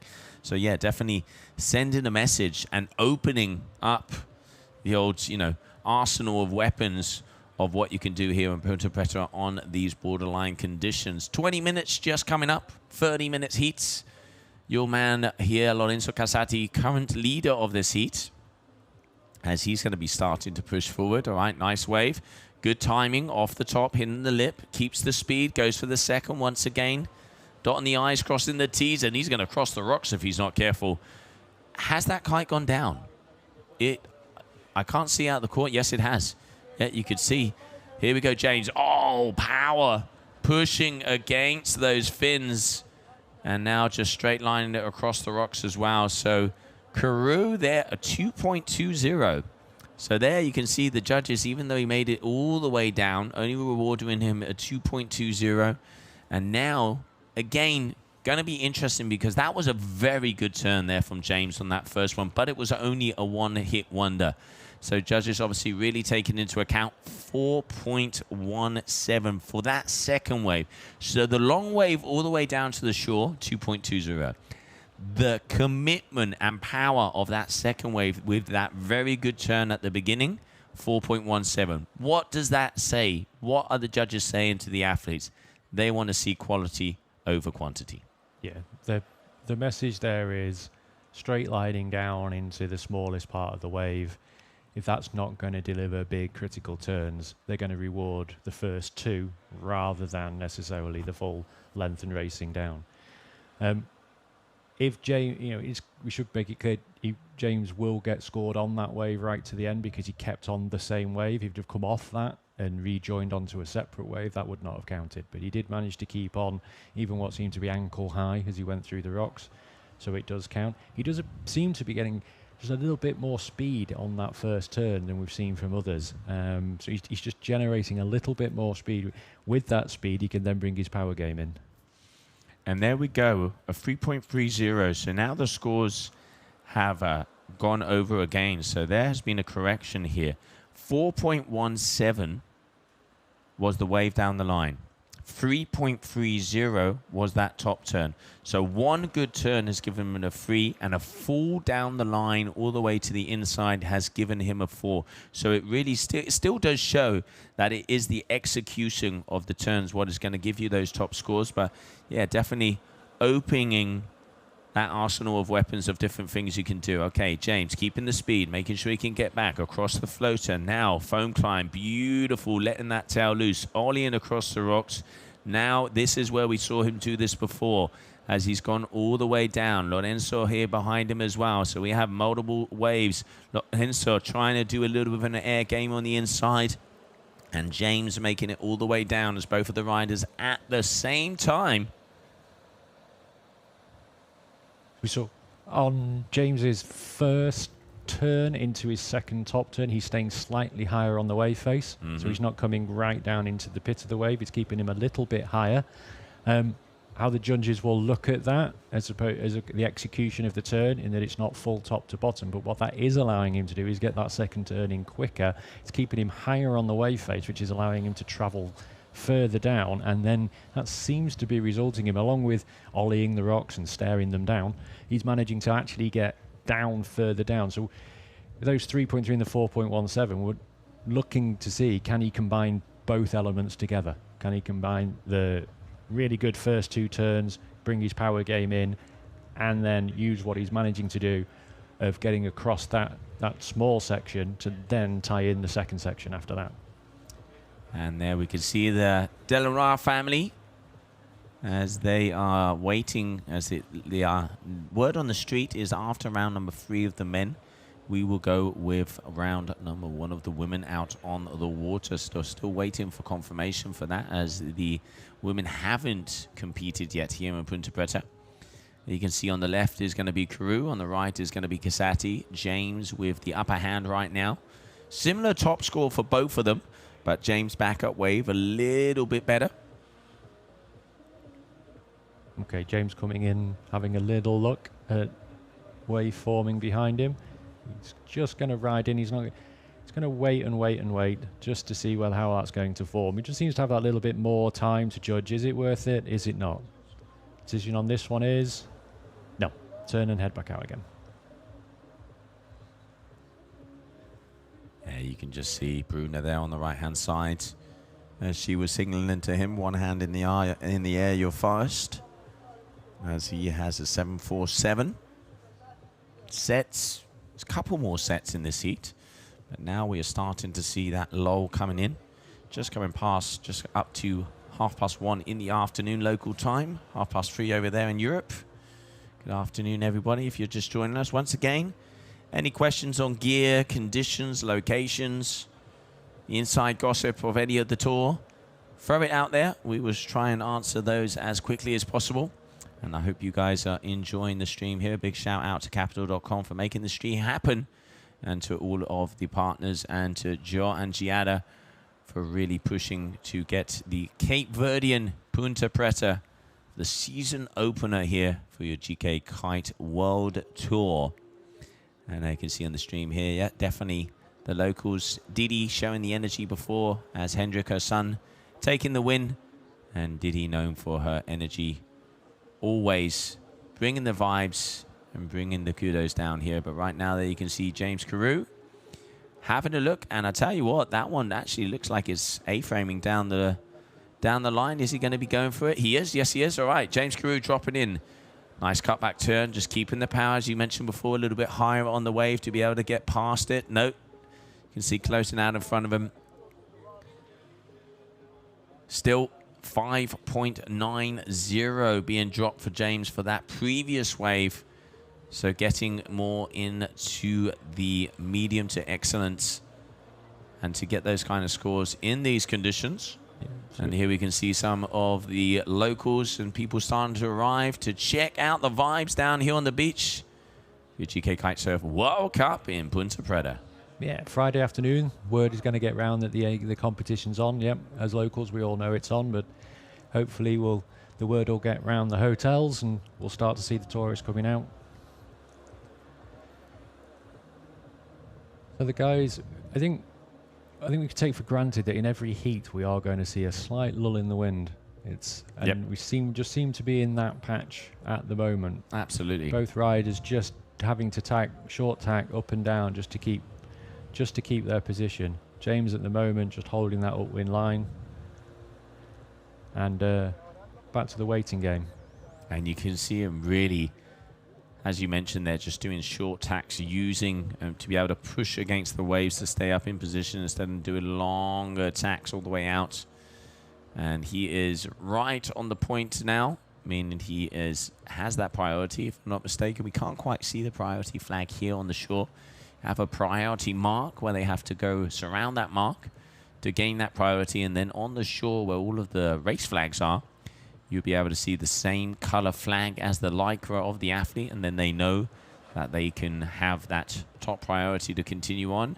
Looks like someone, yeah, there's going to be a gear change here, because I can see it looks like Lorenzo, if I'm not mistaken, maybe changing the board, or maybe the leash came off the board and it's gone to the rocks. We'll soon find out, but so far it is James Karu who has the lead, and there we can see Lorenzo going back out.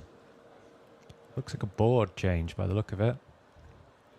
Does look like a slightly different board. Maybe just, it's hard to tell what he's changed on the board. He may well have gone for slightly more volume. He may well have gone for slightly less rocker.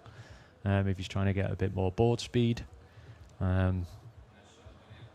Maybe the options that he's gone for.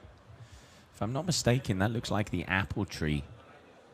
He was out on a gong before, and that does look like the apple tree. I'll confirm when we get a little closer. I do know that Lorenzo has been trying some of the gong surfboards. So we have Let's not forget Edson Coalino involved there, Craig Cunningham as well.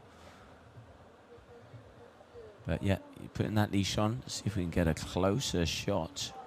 But if I'm not mistaken, that did look like the apple tree right now. James here, having a little look-see, but decided against it. 10.07, so he has that top score so far. And let's not forget your round number 3, heat number 2. Next up, we would have Artur Morazz and Nicolas Adamziev. Artur, winner of the previous season finale over there in Brazil, Taiba. Because of that win, the local mayor has paid for all of his travel to every single wave event of the season, which is great. And it's really cool to see Artur. And Artur can throw down. But now, James, having a little look. Yes, he is. Loops that kite, but decides against it. And it did look like Lorenzo was maybe coming towards the wave. Yeah, I think Lorenzo's on the wave behind. He was pumping hard to get on it. He is looking interested in the background. Yep, Lorenzo taking his bottom turn up to the top. Nice top turn, getting the fins slightly loose and sliding. Little bit of a turn, staying a little bit higher. Third turn on this one. Can he complete and ride out clean? No, just stumbling off at the end. Did he have a leash on? Because that board went quite far. It was a long leash if he did. It is the apple tree board. Yeah. It is the apple tree. Not quite sure on the size because he didn't have that next to him when he was here this morning. I will try and get that information for you guys. But yeah, looking like Lorenzo. Just 10 minutes to go. Keeping himself busy.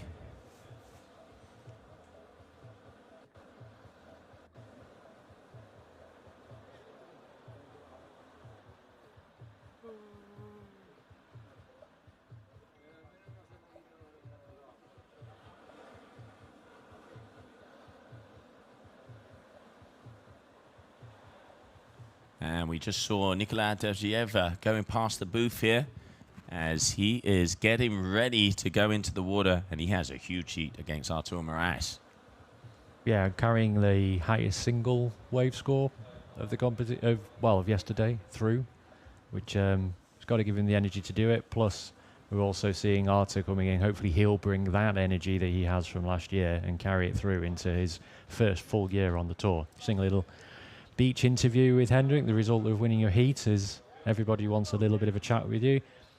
Okay, James into his next wave. Good first turn, and again into the second, working hard down. Into his third, just holding the speed, checking out where he's going to go. Can he make it through to that next section, deciding this time not to and just complete it clean?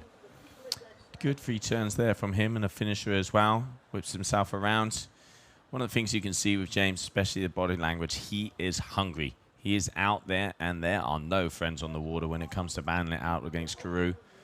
Big shout out to all the Aussies, his dad and his uncle back at home, as I know they will be watching here as he continues on. The older Storm Tribe. But right now, 8.5 minutes to go. Both of these guys getting good waves. But right now it is James who has the upper hand, but anything can happen. 5s and 4s on the board so far. Lorenzo there with a 4 and a high 3. So only a few points in between them, just over 2 points. And that could even mean just a set wave, and it could all switch up. So it ain't over until the buzzer, but James keeping himself busy again. It looks like he's dropping in for another wave. He's just off the, looks like he's off the back of this one, so he's just slightly behind. I don't think he's, no, he's not going to take this one. Head out and turn around. Just while the guys attacking back in 2, a little bit of technique chat for those that are maybe new to strapless kite surfing. If you've just started it up, you're a kite surfer and you just moved into the discipline, wondering how they're managing to keep their upwind line so well.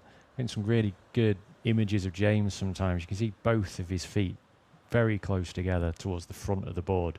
That technique is keeping the board flat. We don't want to be riding on the tail of the board, which effectively turns it into a plough. You want to be keeping that board flat and let the fins do the job, and the fins will help you to take that upwind line. Turning the shoulders, look where you want to go, and keep those feet together. A little bit of technique you can practice if you're out there. Something you can do on lighter wind days, flatter days, is just play with your foot position on the board. Move your back foot around, move your front foot around, and just learn. On a surfboard, it makes a huge difference to how that board behaves. We're not a sport where your foot position is fixed like it is twin tip riding. on a surfboard, your front foot position, your back foot position can make a huge difference to how that board behaves. That is right, yeah, making sure you get that upwind as much as possible. Other techniques, as we can see here, the good old body drag to get right back into position. 6.5 minutes, so still time on the old ticker. And James having a little look-see here as he is dropping in. And is he going to be going on this one? Yes, he is. There we can see. First check turn, keeps the speed, stays high. Big whammy. Can he turn it into a third? Yes, he can. Foam climb and a little bit of a floater to end it off.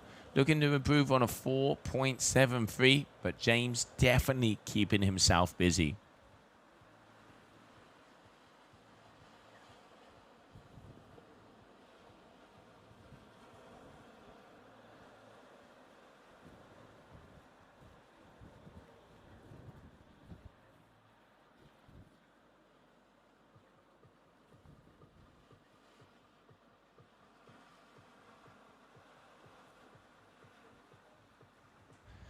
All right, so waiting for the score on that last one. Yeah, look, James is managing now to actually come into the wave upwind of it and actually drop in to the first braking section, as opposed to other riders who are following that braking section in, which is meaning he's actually getting that speed down the line into that first turn, which is allowing him, he does appear to be getting that little bit more critical than the others from what we've seen so far. And the result of that is 4 pretty good clean turns in that last wave. Typically at Ponte Preta, you would be trying to enter that wave slightly upwind of where the peak is breaking, so you can drop in, and then that gives you then the choice that you can see the breaking wave, and you can keep on, you can pick your point of where you want to take that first turn to set you up into your second turn. If in conditions like this, the wave is dictating or the wind is dictating, it's not necessarily setting you up into the turn, into your first turn, to allow you then to take your following turns in the way you want to do it. You'll then be reacting to how you want to go. Seeing just a little wave line coming in there for James. He's just going to hover around at that upwind mark again and just choose. Lorenzo is further downwind and up towards the upwind mark, so James does have the time to choose. Yeah, you can see there on that shot that Lorenzo is quite a distance downwind, so James can pretty much just hover there and wait and choose which wave to take. There is quite a time between the sets. Lorenzo's gone downwind though and has found the peak just slightly further downwind. Looks interested in this one, and then throwing the dummy and heading back out.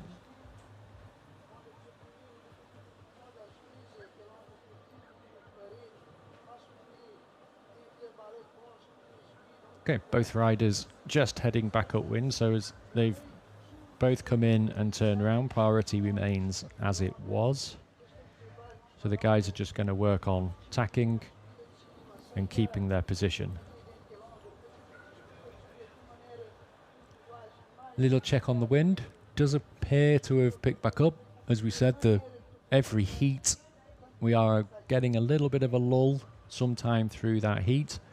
We had that slightly earlier, but now the flags have picked up a little bit more and we're starting to see the tiniest of white caps out the back. So the wind is just picking up just a smidge, which is going to help the guys with their upwind line. It's also going to help the guys with the kite drifting when they're actually on the waves as well. All right, so you can see the beach starting to fill up, as it is, of course. Friday afternoon, weekend is here, or at least close. And everybody knows that the best of the best athletes are at Ponte Preta, waiting to see those perfect right-handers. So far, as we can have here on our screen, James Karu, a 5 and a 5.9, totaling it at 10.9. The leader of this heat so far, with just over 2 minutes to go. Second position, we have Lorenzo Casati, 4.13, 3.70, 7.83. And here we can see some of the locals also hanging out and chilling down on the beach, always supporting, as there is always good vibes down here in Cape Verde. And now waiting. Will we have another set before the end of this heat? It's getting close. It's getting close. There's still time. There is time. The guys are going to be out the back hunting for it. You know, they've got to try and pick that set, the set waves from out the back, and trust me, out at sea, further out, it's going to be much harder to try and pick them up. Okay, Lorenzo on a wave, just one turn down into the bottom turn, and just deciding not to continue further, coming off the back, heading back upwind to the upwind mark. And James having a little look-see as well. 1 minute to go, Lorenzo. He knows he's got to grab anything he can, as I'm pretty sure James has priority, as he is right next to that mark, and he is already, James definitely is going to have priority, as we can see him going past there.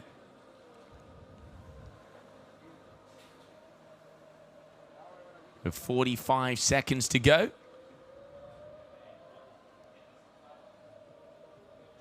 Both guys will still be looking, still be hunting, still be searching for that set wave. As long as they're on the wave before the timer comes down, it will count. So you've got to keep on going. You don't know, that wave might be the one that gives you the score that you need. Yeah, and here with the seconds ticking away as we close out heat number 2, we can see Lorenzo here pushing with everything he's got, because he knows he's behind on the scores and there is nothing coming his way. So that is going to be the end of the heat. Now the question is, he is on this swell and he was on it. So this could count as we continue on, Lorenzo. We continue on the blue lycra, as he is going for yet wave to close it off, and it is a good one. And James is going to be making his way as well. So that is going to be it as we wait for confirmation. But so far, it was looking like it was James Karu who's going to take the win, as we continue on here for your GKA Kitesurf World Cup.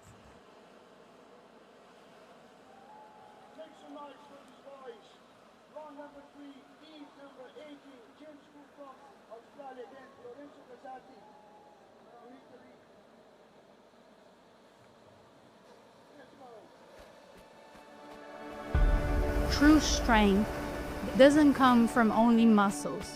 It comes from balance, from connection, from knowing who you are. These lessons still ride with me. And when I fall, I rise, trusting that force is still with me.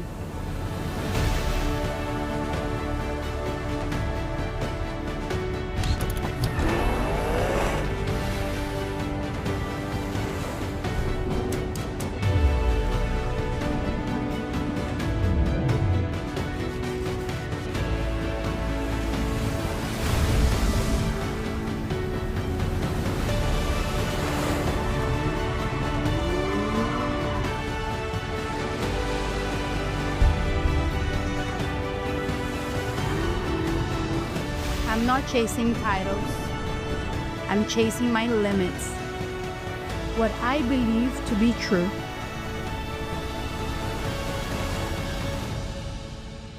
Some chase glory. Others are powered by the place where glory begins. And that's within you.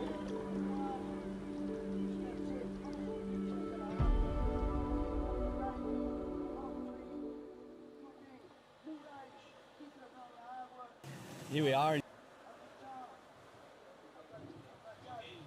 And welcome back, everybody. There we can see the eye in the sky of the beautiful location here, Punta Preta, Cape Verde, as we just saw James Karu take the win of that heat. And we caught up with him earlier today to talk about how he feels for the start of this season. Here we are in Cape Verde, first event of the year, and coming off the back of not so good year last year. Took a lot of time to reset, to just take some time away from it, and spend a lot of time in Nazare doing a big wave thing. And I'm actually super happy to be here now. We've been getting some really good time on the water. We've been here for a couple of weeks already, and it's been good. Been sharing some sessions with the boys, just getting some good training in feeling pretty solid before this comp. Yeah, I'm ready to get out there. Hopefully we get some good conditions and can put a show on. Last year wasn't the best year for me. I ended up in a spot I didn't really want to be in, and it was a tough year. It was a long year, but it's how it was supposed to be. I wouldn't change anything. It's things happen how things are supposed to happen, and it's put me in a good spot now. I'm pretty happy to be where I am right now. I've been putting some good training in. I'm feeling good before this comp. Stoked to be here. I wasn't sure if I was going to make it here or not or what was happening, but here in this moment right now, I'm pretty stoked. And yeah, I'm just feeling good to be in this comp and see what happens.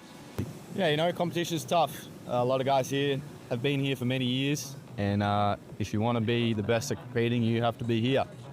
And there's guys who've been here and guys who haven't been here, so for me it doesn't change anything. I don't care who's here. I want to be here, I want to be the best, I want to win, so whoever's in my heat, I want to win. Changes nothing for me, who is going to compete and who is not. Come in with the same mindset every time, and yeah, I'm excited for a good year. Probably going to be a long year, but that's how it is, and we're here for it.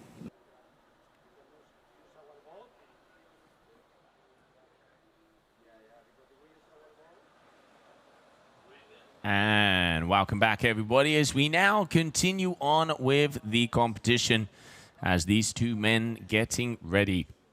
As we are in round number 3, as we have Artur Morazz up against Nikola Adavjiev. Nikola, highest score of the competition so far with that 8.0. Artur Morazz coming from Brazil, winner of the last event of the season over there, and a very talented surfer. Nikola on RRD, Artur out there on the ozone. The battle begins as we continue on. Here we can see 26 minutes, 30-minute heats. And as it stands, we just caught up there. Obviously, the winner of that previous heat, James Karu, where we saw him early on in the competition and getting ready for the start of the season. So Artur on the white lycra, Nikola on the blue, and Nikola put on one hell of a show yesterday. Yeah, I think it wouldn't be wrong to say. I think he was even surprised himself with the score. Not saying he wasn't surprised to get it. I just think, you know, I didn't think he realised just how good a wave it was in the conditions that we had yesterday. Both of these guys bringing energy just for different reasons. Nikola bringing that energy from the score from yesterday. That's got to give him a lot of motivation for today. And Artur bringing, you know, first full year on the tour with his support. You know, he'll really be wanting to put in a performance to back up the win of the last event from last year. Yeah, there we can see Nikola here on your screen. This is not what we want to see, body dragging into position. I know that's definitely taking that into account as we now coming up on 25 minutes to go here for your heat number 3 of round number 3.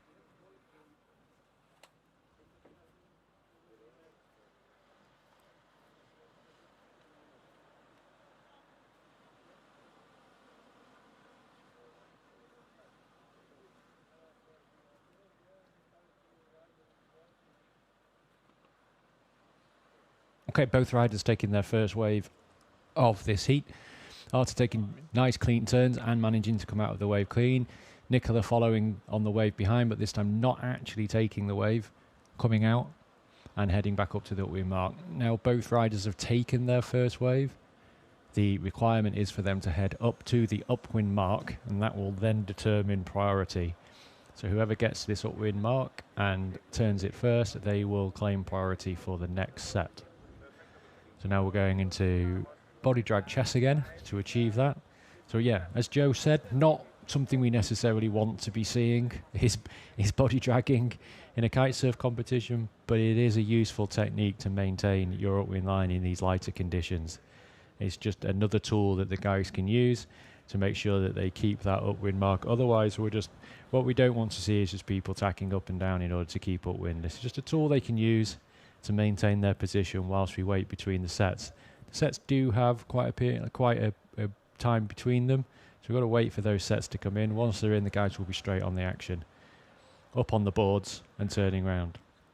So at the moment, based on that, we've got Nikola holding a slightly further upwind line, but the wind really does just seem to have had that lull again, and they're just struggling to keep that kite up in the air. Arthur looks like he's turned pumping into this wave. He's got to work really hard to get onto that face, hasn't managed it. He's going to have to turn and head back out again.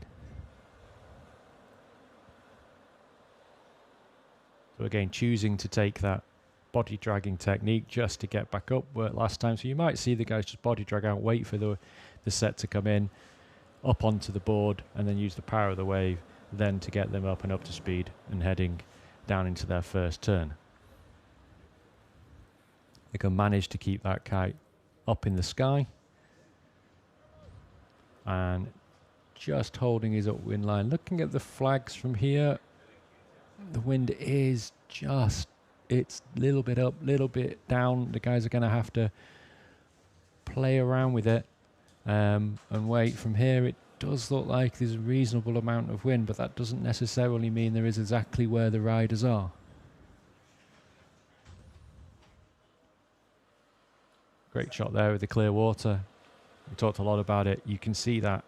You can see the line of rocks extending out from the shoreline. So Ponte Preta, if you take that point, sticking, you know, the way the point is shaped with that little bit of a hook sticking out, that continues out in an arrow shape out into the sea under the water, and that is what is creating the wave. As the swell comes in off the ocean, slamming straight into the island, what you'll find is as the swell comes in, the front of the swell starts to feel the bottom, slows it down, so the back of the swell then catches it up, and that's what gives us a breaking wave. The faster that happens from deep to shallow, the steeper and more aggressive the wave will be. So here, because we have that point sticking out, we do get the A-frame. The wave does break both left and right, but the riders are riding to the right, dictated by the wind direction.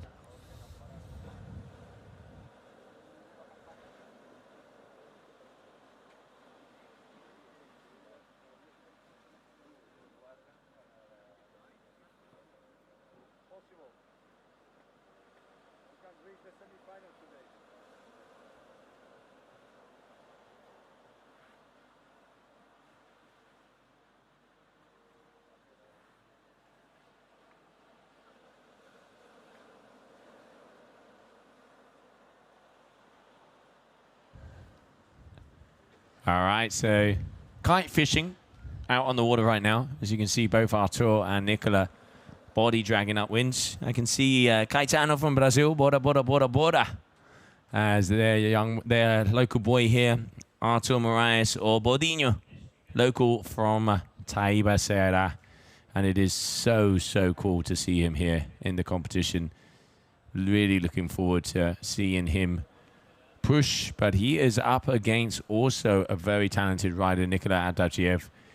You're talking to Hendricks, is probably the first guy to do a carving 360 on this wave, which is what we saw yesterday. Smiles and a bit of a white leg there as they're getting back up.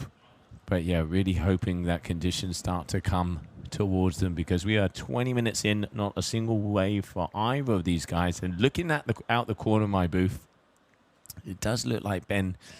I can see the sports crew really looking up, down, left, right, and center, because if it ain't suitable, they will be getting close to calling this heat so far. But that is the reason why there are 30 minutes on there, because we've seen pretty much in every single heat, we've seen a lull of about 10 minutes. So they're going to have that timer on. And talking to our race director, Juan Antonio, it's until about minute number 5 or number 7 to go.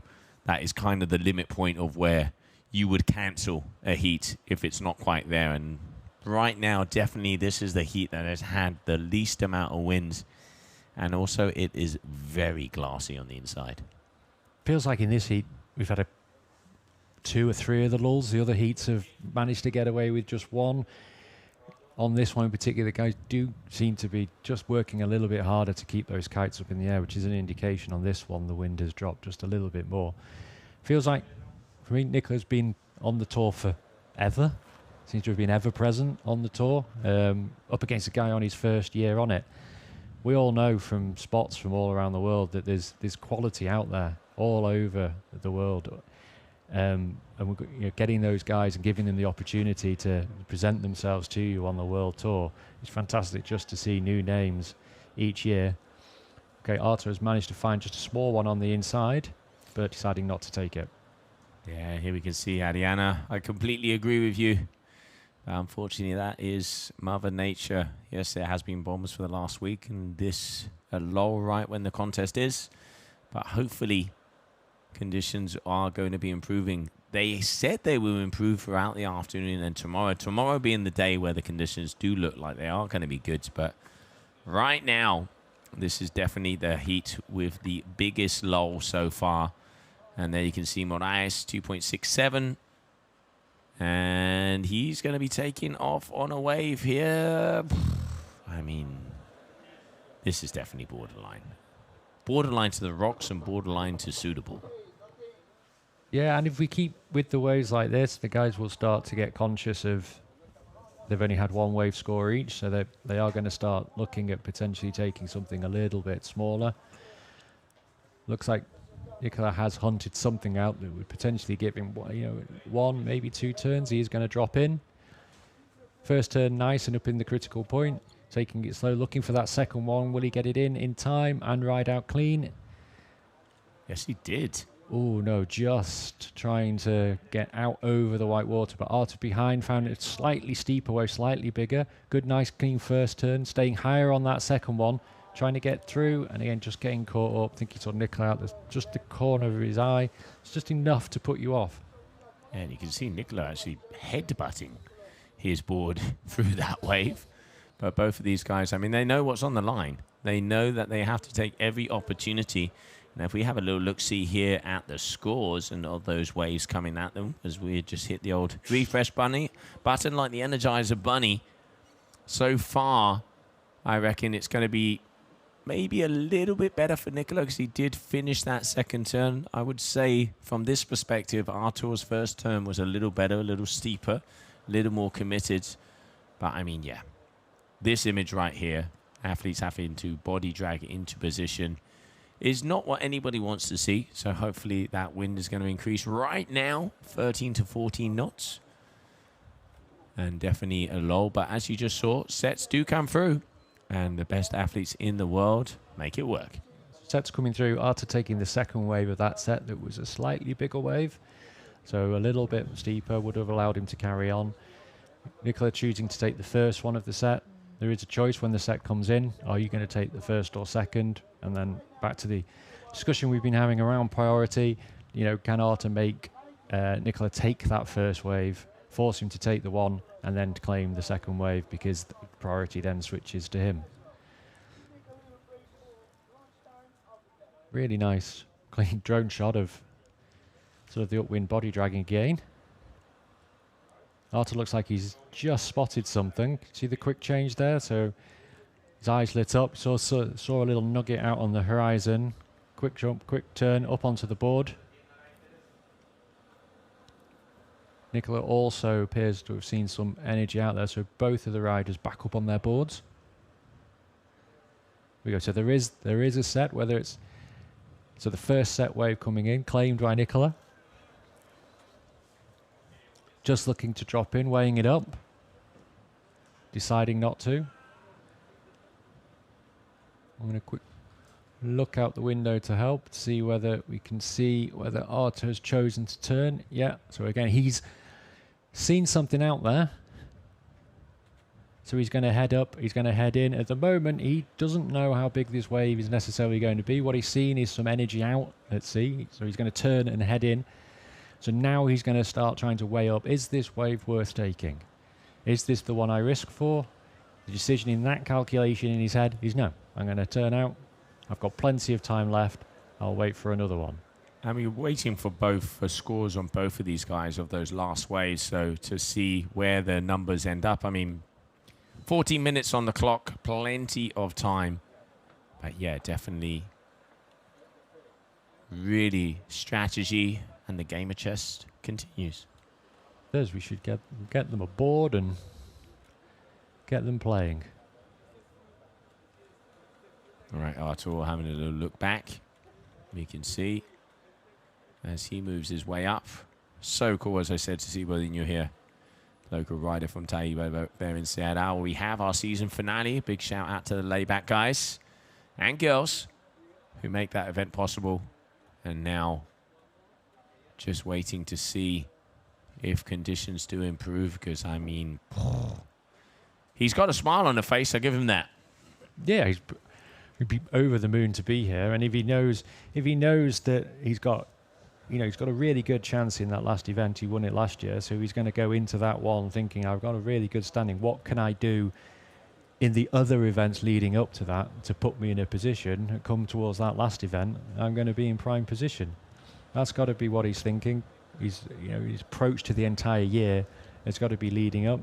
There we go. So again, similar to what we just saw last time, he's been body dragging up.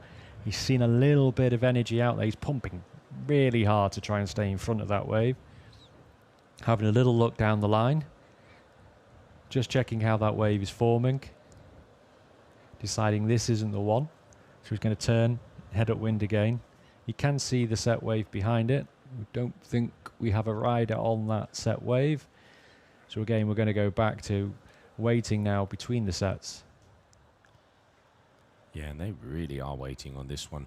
I've actually just texted the race director to see what is happening, because that has been a lot of time without conditions. All right, we've got a 317 and a 360. So yeah, Nicola had the better wave, but Artur has the better overall score. So Artur had one turn and it was a 317. Nicola had two. So definitely kind of like what we were saying quite a while back, was that first turn from Artur was a little bit more radical, a little bit more committed, and Nicola with the overall score increase. So now very close in between these two, less than a point. And I'm going to say that does look like a bump. That actually looks like a set wave. Nicola about to drop in. Here we go. Can he make it? Yes, he does. All right. Smack bang off the top, hitting that lip. Staying high, little floater so he can get past that section. Continues on. We saw James do it, almost losing that back foot. You can see Diddy there going calma, calma, and ends that wave. That is going to be a good finisher there for him. Artur answering back as well. Right, on the rocks all the way along. As another exchange for these two. Let's wait for those numbers to come our way, but good riding from both of them. Yeah, fantastic. But going head to head, one wave behind the other. Very similar very similar waves in the set. Not much to split those apart. Did look like Nicola took probably one extra turn on that wave, using that technique that we saw earlier from James of staying higher on that second turn, which is just allowing him to head down the wave face, head down the wave line a little bit further.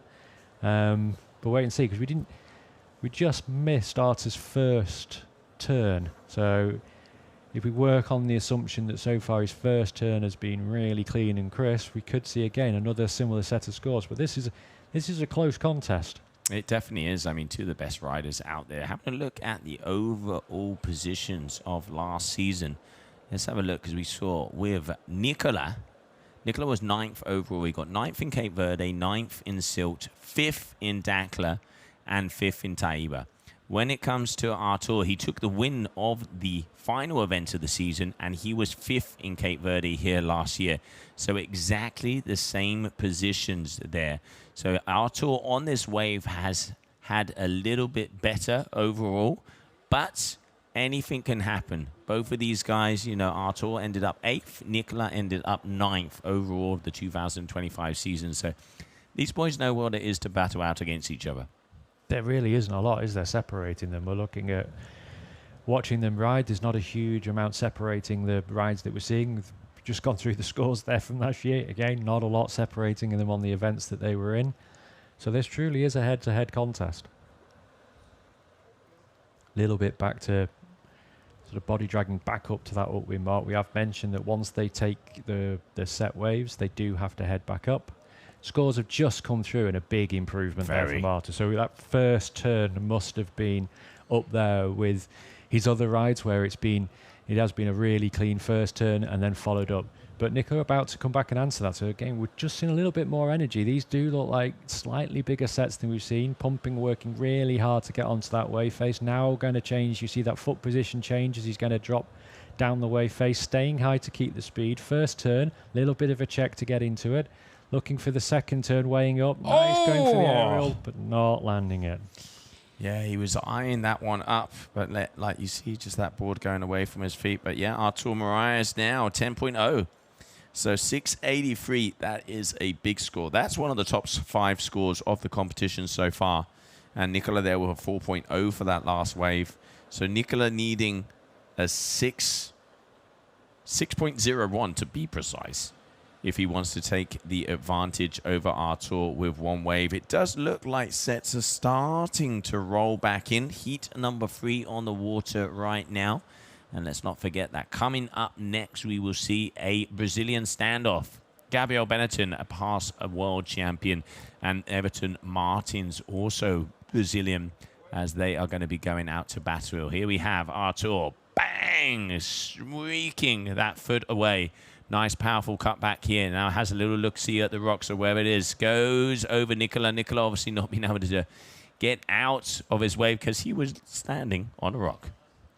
I think we just saw that Artur's first turn, a lot more power, a lot more critical. I think we're seeing that represented in the scores. Nicola, we know, is capable of an 8-point ride. It's just whether the conditions are going to deliver the wave for him to deliver that 8-point ride. The skill level is there, the talent is there. He's more than capable of it. We know that. We saw it. Yet he's got to wait for that right wave in order to deliver. But a big score, 6.83. We've seen 8s, we've seen a couple of higher 6s, but that's right up there with the highest wave scores of the competition at the moment. So again, judges rewarding combination of turns, not necessarily the length of the ride, because I think that's going to be difficult, but certainly the combination of turns and variety of turns. I think we're seeing a little bit more variety from Artur as well, and I think Nico is responding to that by trying that aerial. But is that the right choice in these particular conditions?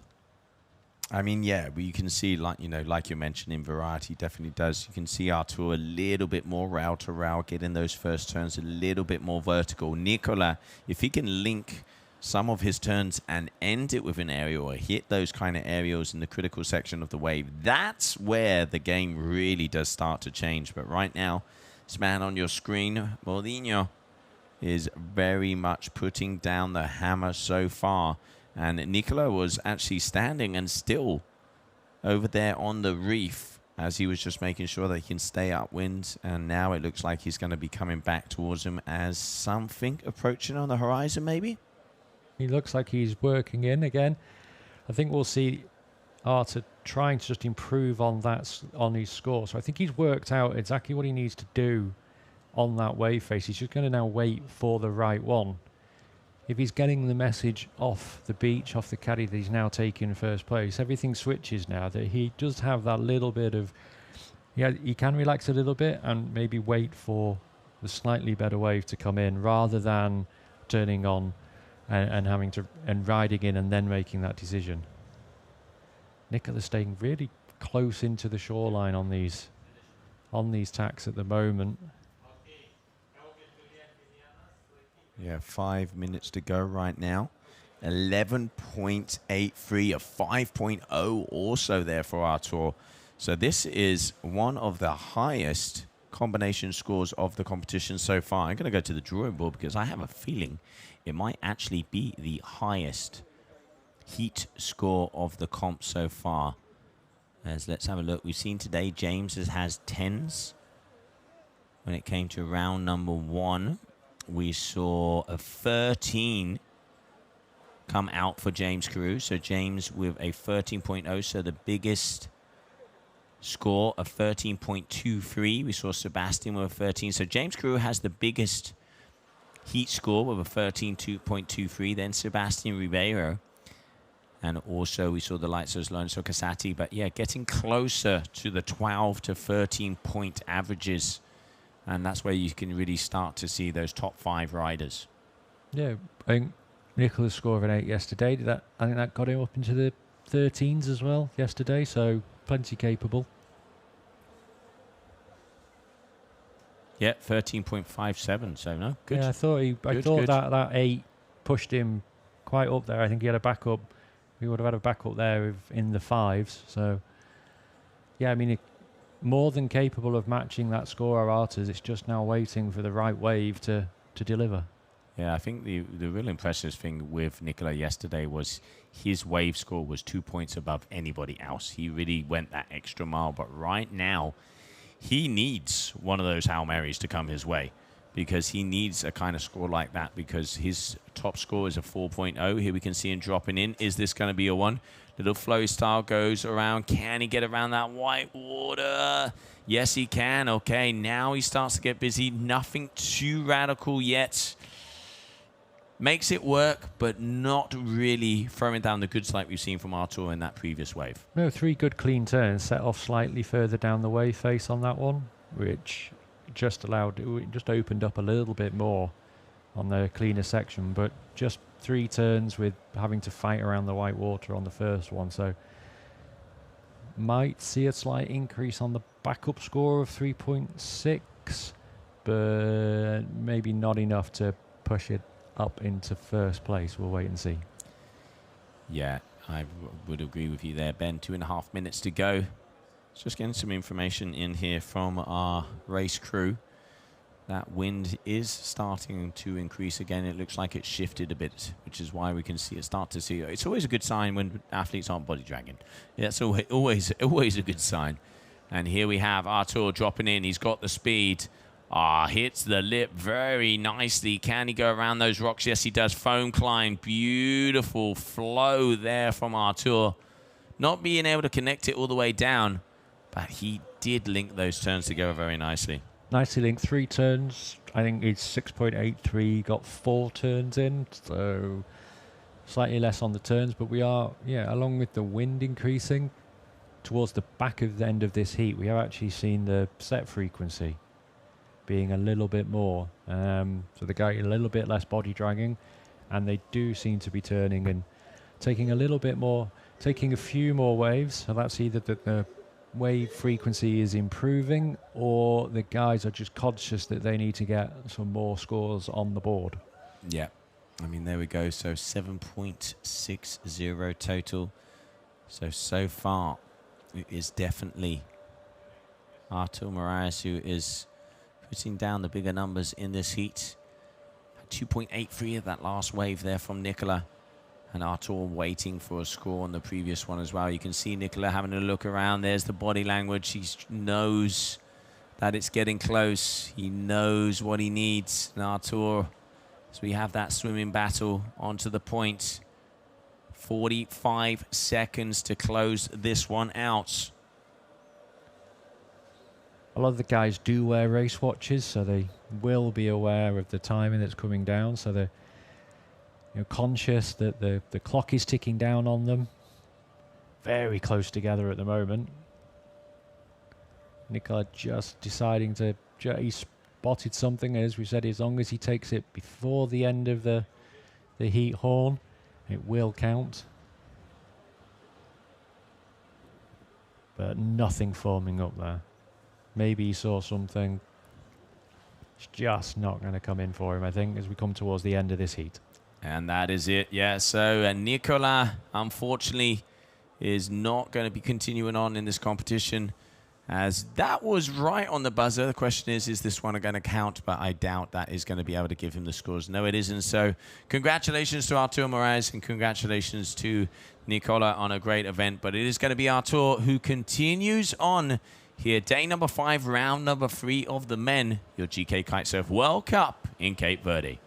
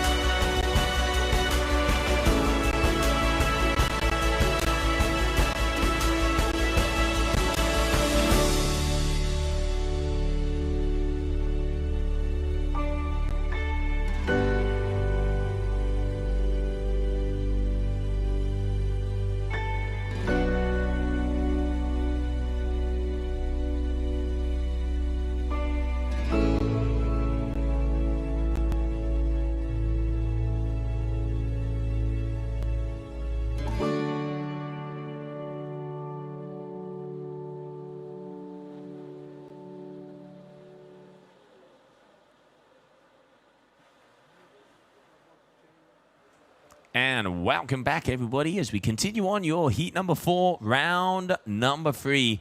Gabriel Benitin, a past world champion, and Everton Martins, also from Brazil, as we get ready for a Brazilian standoff going out onto the water. As we can already see Gabriel here backside, and one of the top backsides we have on tour, because this guy can throw down, hence why he has been a world champion with 28 minutes on the clock, 30-minute heats. Let's go, because in that previous heat we saw another Brazilian take the win of Artur Morazz, but what is for sure, conditions are definitely far and few between. Yeah, I was just about to say, I think our first backside rider of this round, I think it is, yeah. So, yeah, just a different style of riding, but we know with Gabriel's previous performances here, he's had some really high finishes. Okay, Everton taking his first wave, just one top turn, and then getting caught up in the white water on the inside. So Gabriel's had some really high finishes and knocked out some frontside riders with his backside style. He's pushing really good verticality on backside. Very difficult to explain to everybody just how hard that is at Ponta Preta. Very much so. I mean, we see probably one of the best backside riders, Matthew Lopez. Obviously, he is from Cape Verde, representing Spain. He, one of the few guys that makes this work. Gabriel, also another one. And then, of course, let's not forget Kiahi de Boitis back in the day as well. Those are the kind of the 3 guys that it is incredible to see how they make it work, because they take that board past vertical and then wrap it around. And that is so hard to do in these offshore conditions. Hard to do in the offshore conditions. A lot of kite control as well. That Very kite much so. That kite being, that kite's you setting that kite in the sky actually with your back towards it. So it's through feel that where he's setting that kite up. So he knows that when he takes his bottom turn and getting super vertical, that kite's just in the right position to allow him to head down the wave face. The other thing with Gabriel, just from watching his socials, we're not going to see it today. This is an out-and-out wave riding event. It's a surfing event, but his strapless freestyle is quite bonkers at times. Yeah, I mean, those triple loops throughout it is absolutely ridiculous. And yeah, one of the things with Gabriel, hence why he has been a world champion, is one of the most complete strapless riders. Like you mentioned, kills it on the wave, kills it on the freestyle. And, in the end, it's that overall capacity that really does give him the possibility. And right now, he already has a 2.5 and a 1.45. Everton with a 2.33. That looks like there's something forming behind him. He's having a little look-see. All right, so, yeah, here we go. Gabriel Benitin about to drop in. Switches the feet and engages. First turn, very nice off the top, like we say, letting that tail loose. Second, check turn. Getting his way across and ejecting off of that because he's getting very close to the rocks. I think we're seeing in every heat the guys taking just those first few rides, or a little bit of an exploratory ride, just to see exactly how far can I take this wave, how shallow can I drop in. And then we're starting to just see the confidence build through the heats, because they know which wave is going to allow them to take more and more turns.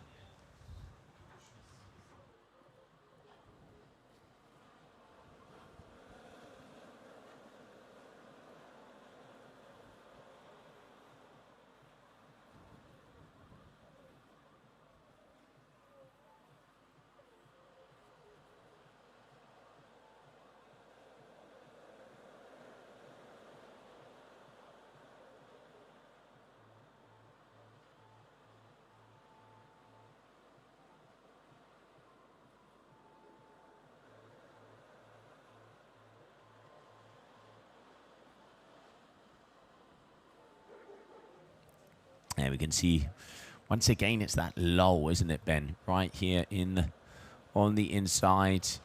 And we can see there, Gabriel Benitin on the right with the core. And there with the ozone on the left is going to be Everton. 2 Brazilian riders. But once again, I mean, we can look at the flag out here. It looks like it's turned more north again. And, I mean, wind is definitely on the limits. Gabriel at 3.17, which is that last wave, has just increased his score slightly. So, yeah, Judges recognising sort of 2 clean, relatively vertical turns in the smaller surf. And there we go. So waiting for some action to come our way. Your leader, Gabriel Benitin. And we caught up with him earlier on in the competition as we had a short interview with him talking about the upcoming season. Yeah, last year was quite good for me. I really liked the result I had, and for this year I'm really looking forward for another world title, for my second title. We have some really good stops. Maybe we will compete in Biraquera this year. That's quite my home spot. I know that place very well, and so it's really good for my type of riding. And I'm getting, each year I get more used to Ponta Preta, to Dakla, to all the stops we have, so I get more confident, and I really feel that I'm improving on my riding and getting better on my competition side as well. So I'm really confident. I've been training a lot, and I really want another world title. Pedro is out this year. He's like my best friend, my competition mate. He's always with me, and it's kind of hard because all the competitions I had, I was with him, and we help each other. But at the same time, it's like Pedro is the guy that won the world title last year, so he's out. I really don't know what to feel about this. It's kind of weird at the same time. And Macho just announced that he's out. This is his last year as well, and it's another super good competitive guy on tour. And it's going to be a different year for sure. I just want to focus on my side, If I'm prepared, I think I can win some stops and get the world title. Yeah, Ponta Preta is a super tricky wave, especially riding backside. But if we have quite a more north wind, it gets more side, so it's way better for riding backside. And I've been coming here for 4 years now, and I'm kind of getting used to the offshore winds and to the spot as well. The last 2 stops I had here, I did semifinals on both stops I had last year and the year before. So I feel that I can ride good backside. The judges like my type of riding on this wave, doing vertical turns, especially backside. You can go super vertical. And yeah, I'm looking forward this year. The forecast is not the best. I think we will not get super big swells as the same as we had last year. But I think we can get some waves, and I will go for it full on. And always cool to catch up with Gabriel, saying a few words. We caught up with him on the first day of competition, and now the second time we're going to have him on the water. We are just coming up on 20 minutes to go here. Round number 3, heat number 4. And right now, those sets definitely taking their time. The wind has shifted ever so slightly, and we can see that inside section definitely on the glassy side. And there, once again, the guys kind of doing those short tacks to be able to get their way upwind. Yeah, a lot of action early in this heat, but now a little bit more patience required. Just waiting for those sets to come back through again. So yeah, we had a nice flurry of waves early at the start of this heat, both riders getting scores up. Everton at the moment only getting 1 scoring ride, so we'll be hoping to get another score up on there before the end of the heat, hunting around for it. But yeah, both riders now having to show patience. Okay, here is that second wave for Everton, showing interest up. Nicely critical that first part of the turn, riding it over the top. Second clean one, releasing those fins, staying on the white water, but not getting down to the bottom turn of riding out clean. Being thrusted forward by Gabriel, up again. Nice on the backside first turn. Heading round, nice carving turn. Little bit sharp into the second turn, riding the white water and cleaning out. Yeah, you can see both of the guys. I mean, very nice wave there from Everton, just not being able to get that finisher. One thing I see is that he is just not quite pushing against that back foot at the top of the wave. You can see he's not releasing that tail, but does kind of keep the speed to go down. And then on that second one was definitely a much better turn. When it comes to Gabriel, you can see he's all in. All the chips are on the table from the very beginning. Here we can see some of the youngsters as well as they are looking at the conditions. I mean, for one thing you have right now, Punta Preta to yourself. And that's rare. Quite rare. Can get busy sometimes. You know, wing foiling starting to take off. The guys riding the waves on the wings these days are getting more and more aggressive with that. They're getting more and more committed. We've got surfers, we've got windsurfers. Everybody wants a ride at Ponta Preta. So yeah, to just have it to yourself is an experience most don't get.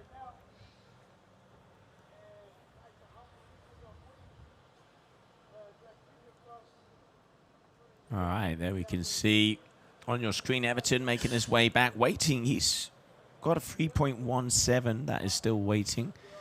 And here, Gabriel there. So everybody coming down to the beach.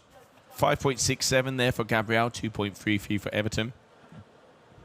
Looking like maybe this is going to turn into something. All right, loops that kite around. Here we go, first turn now. Unwraps that bar, goes for the second. Boom! Off the top, very nice. Loops it again, keeping it together. Add in a little finisher. That's better. That's much better. And I like the chill style. The arms are looking relaxed. He's looking a little bit more relaxed in each of these rides. Hopefully that's going to improve as he goes through the heat. So they have a little heads up on the score. So he's got a first wave score 2.33, second wave score 3.27. So he needs an improvement there. He's looking at 2.3 improvements. So he needs to get up into the fives is where he needs to be heading for. We've seen to get up into the fives, we're really looking at linking at least 3 or 4 clean turns together with an element of variety in those turns as well. So that's what he's going to be looking at working up to. Picking the right wave to put that together though. So a 7.90 now for Gabriel, 5.60. So getting closer. Oh, okay. A little bit of the old standoff there in between them. You see the drone saying hey to our athletes. You got to risk it if you want to get that shot.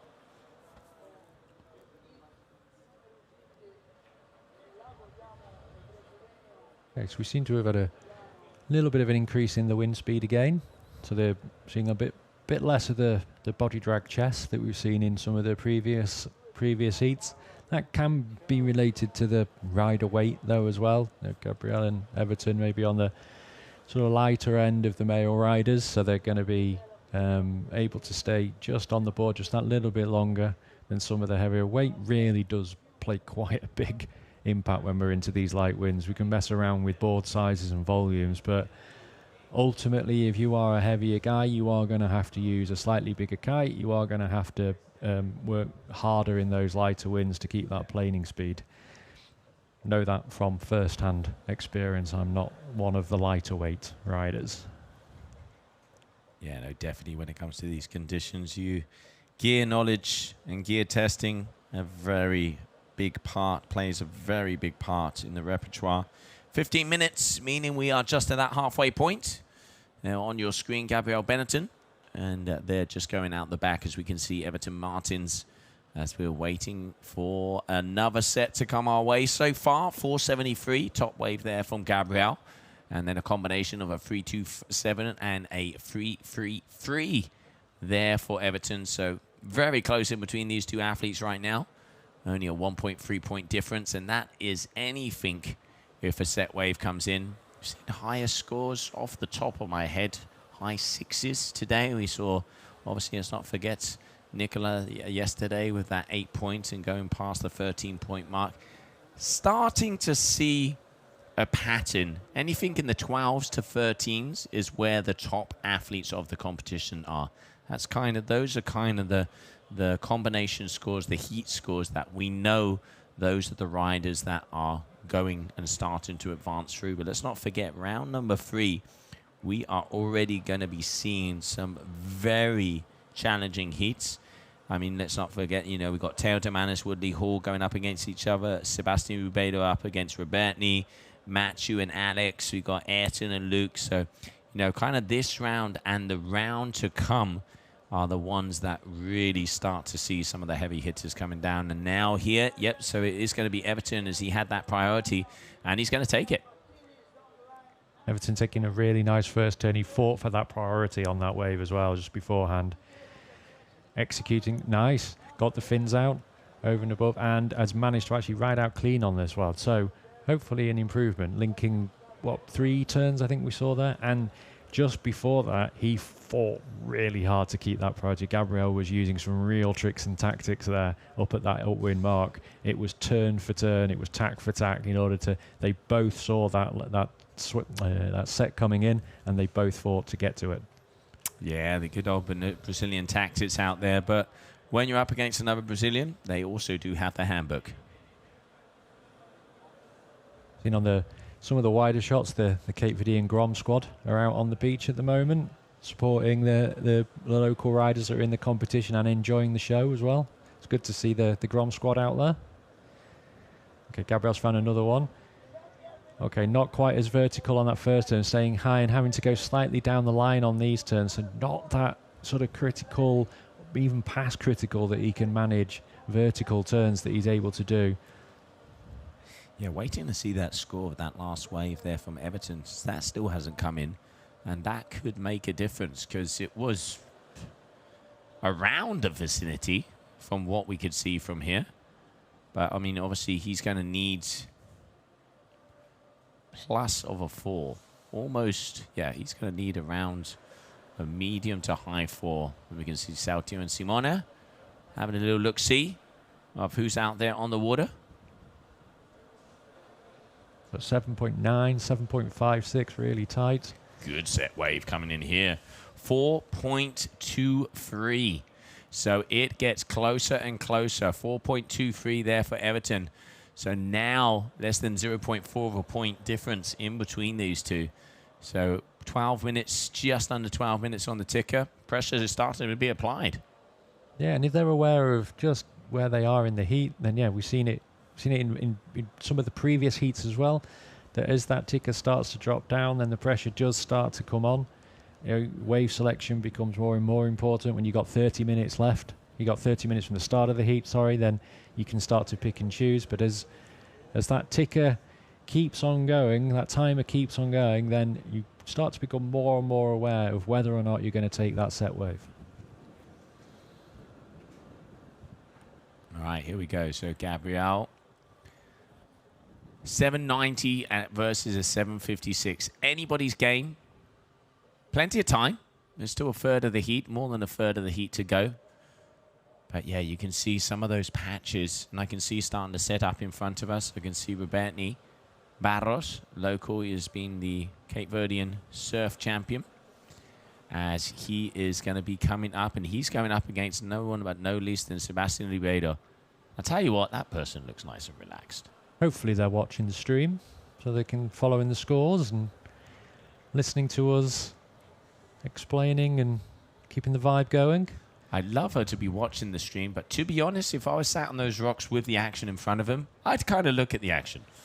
I don't know. You see a lot of the guys on there doing both. A lot of the guys like looking at the action, but the live scoring that we have these days really brings an interest to people, particularly those that are fully into the sport. It brings a whole new element for us to follow on. I think both riders are trying their best to communicate with the shoreline as well, to work out exactly who is in the lead and how close they are. I think they can sense that this is a close competition, and they're keen to know just exactly what they've got to do.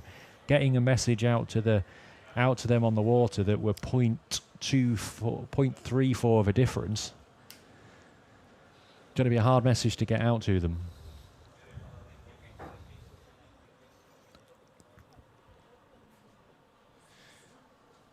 There we go, just under 10 minutes, so 7.56. The Hounds.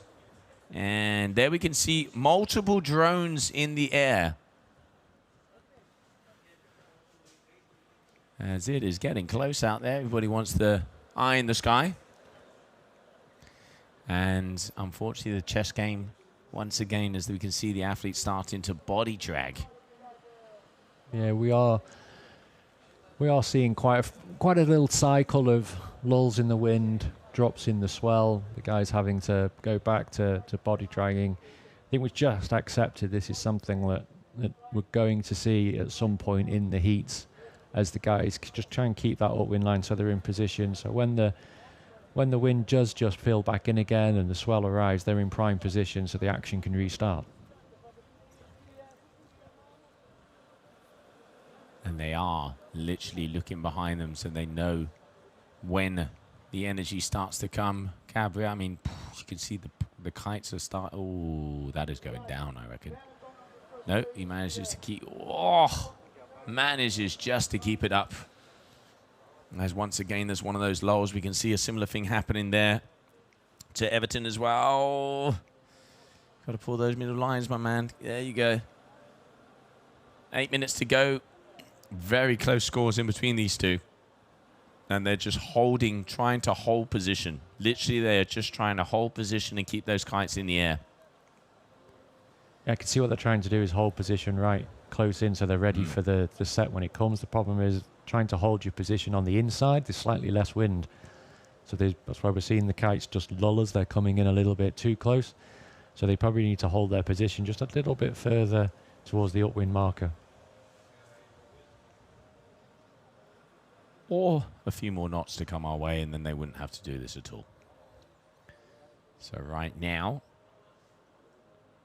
once again, everybody, thank you for tuning into the stream. If you have any questions, any comments, anything you want to debate, you want to open, you can see Gabriel there going, how much longer is it? Obviously, he isn't wearing a watch. Anybody, just shoot out some comments there, and we will be able to get that info for you. Gear, gossip, locations, travel advice, you name it. Best places for food. We will throw that back at you as we're just under 7 minutes right now. But so far, Gabriel, a hairline above Everton. And it is anybody's game up there because they are waiting for a set. Gabriel is a little bit further in position than Everton.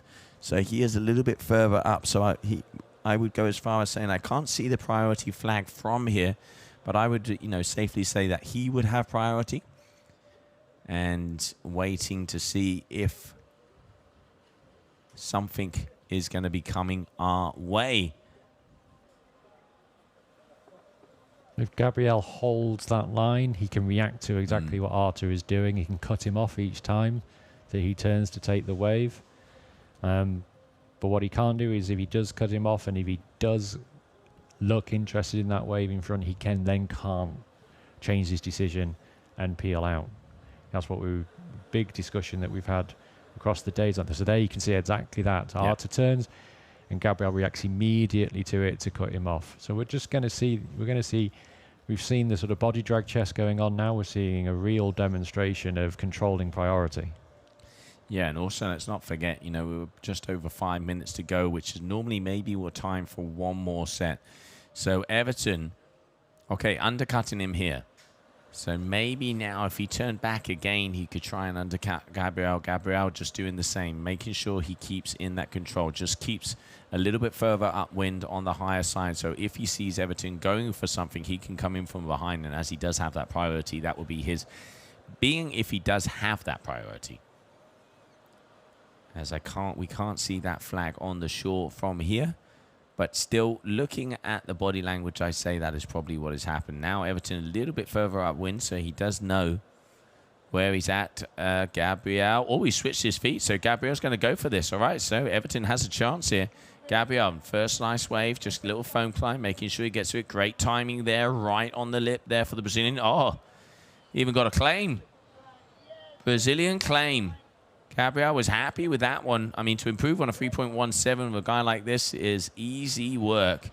But now also Everton, we didn't quite see the first two turns. And let's see how that one ended up. 4.5 minutes to go. Another exchange in between these ones. And Everton, he wants to get back on his board. Because if Gabriel can, he will get in front of him and he would gain that priority. So it is a race to the point right now. And there you can see both of them scattering, but it is going to be Everton who's going to get back up there, waiting for some numbers to come. And what is it going to be? All right. Very close in between these two. We're going to go out on a limb from this angle. It was pretty close, I'd say. Gabriel seemed happy with it. You can take from the body language of the rider. He seemed happier with that one compared to others. So on the basis that he thinks it was a better ride, we might see a slight English, but we just managed not to catch Everton's ride on the wave directly behind. So we'll see how those stack up.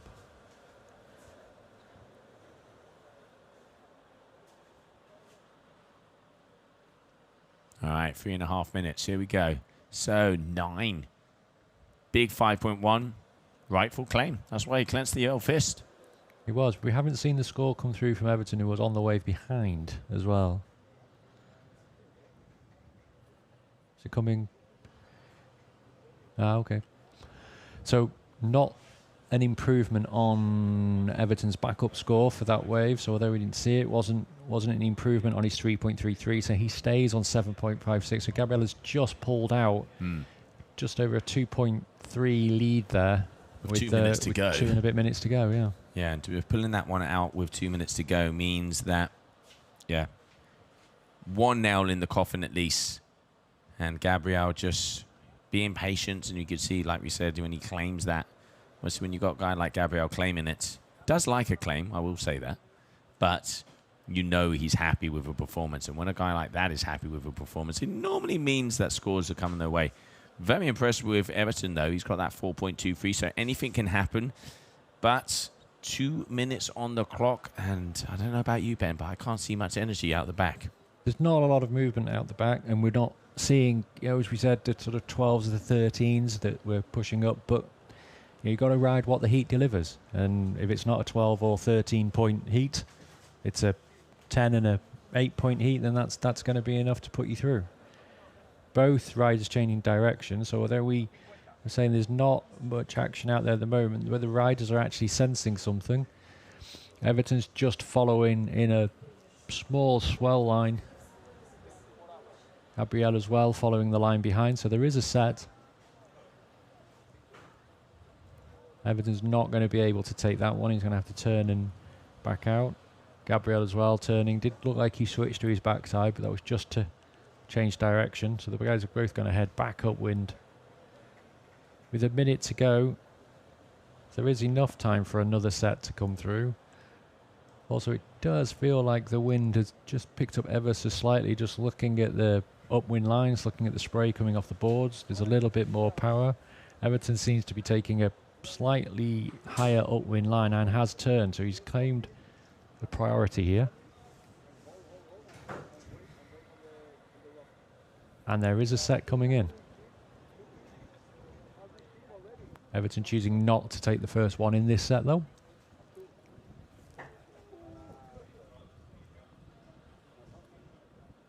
On that wide view, you can see Gabriel looking interested, but probably not as close up to the peak as he wants to be. So he's going to have to head upwind and try and kill it. If there are waves remaining of the set, you might have time just to go up and pick the last one off.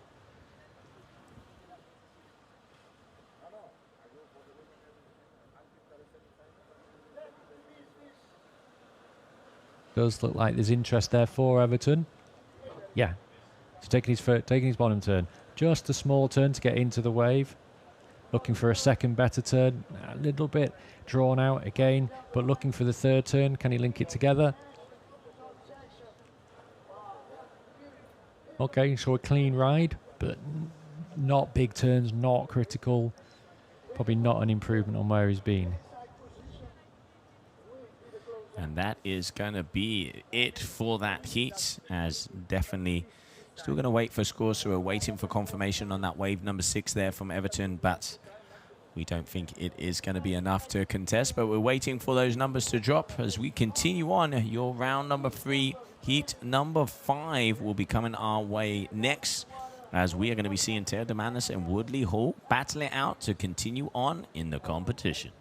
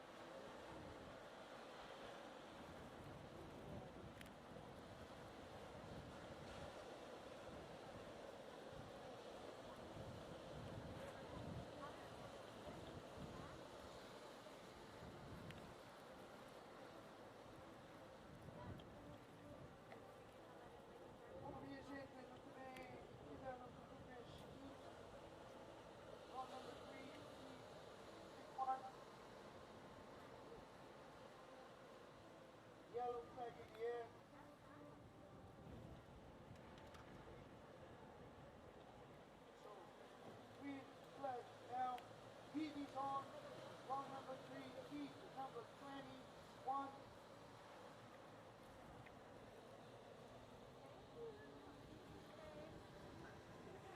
In the water, we got Diminis, Del Diminis, and Hall. Del Diminis with a white jersey, yes, and Hall with a blue jersey. So heat is on, 3 flags in the air, 30 minutes. Let's see what these guys want to show us out there on the lineup. Keyboardation, the young professional. Three here from Boston, the first stop of the full crew. Gas riders around the world here.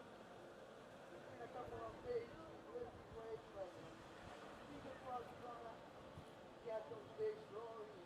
Here in one track, like double overhead, the meshing from outside to inside section. So we got rider on the way. Okay. And welcome back, everybody, as we continue on. Teo Demanis and Woodley Hall. These two guys getting ready to go. Your heat number 5 of round number 3 here for the GKA Kitesurf World Cup in Cape Verde. On the Cabrina is going to be Teo with the white lycra. And on the duotone D-Lab, we can see is going to be Woodley Hall, as we are getting ready for this heat to go with 30 minutes on the clock.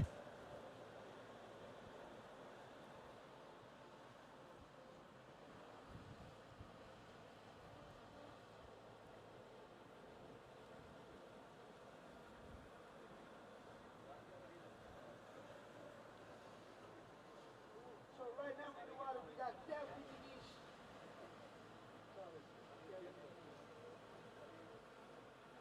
Del Diminis with a white jersey against Hall with a blue jersey from Australia. Del Diminis.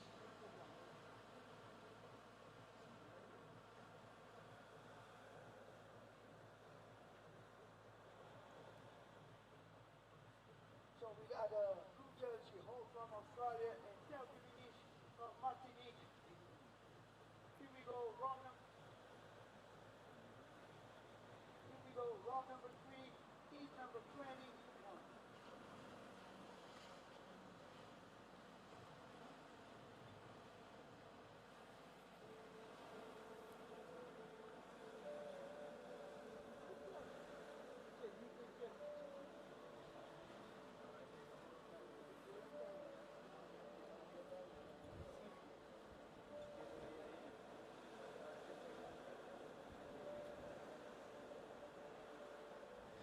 And just popped out there to have a chat with the sports crew as conditions are on the line, but we are continuing on. Teo Demanis and Woodley Hall on the water right now. Looks like there's a little bit of a technical glitch with the scores. We do apologize. That will be coming our way very shortly. But what I can say is at the moment, it is Teo Demanis in the lead with a 1.67. That man on your screen, Woodley Hall, at 0.93. So kind of an in and an out for both of these athletes.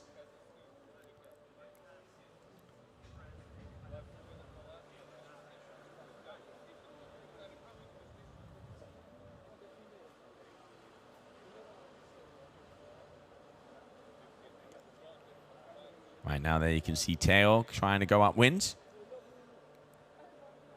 Woodley also doing the same, doing the old mowing the lawn.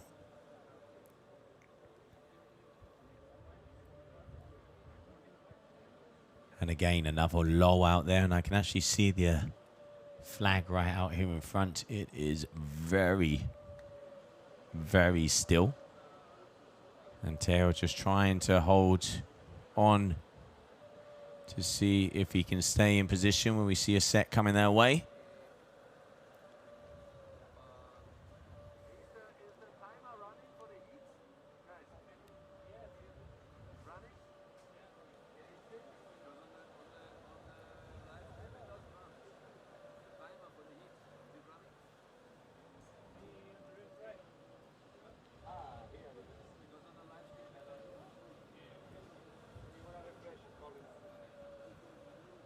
Looks like some bumps coming. There we have Teo in position. as he is whipping that drifter around. And here we have Woodley dropping in with a bang. A nice 2 turns. There we go. Eye of the Tiger and Thunder out there right now. Very nice here from the Aussie. So a great exchange there from him as he's going to get that one. And there it is, as we have the timer is back.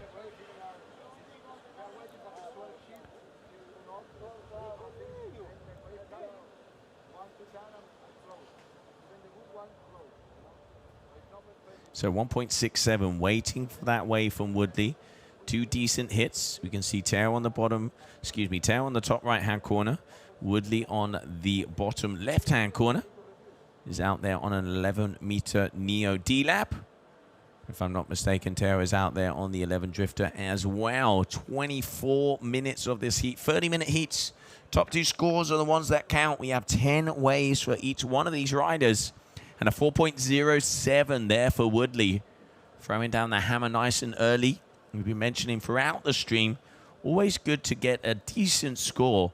And in these conditions, top score has been an 8 from Nicola. Then completely underneath that has been 6s for the best waves out there. So getting a 4 early on in the game is definitely going to give you some breathing room.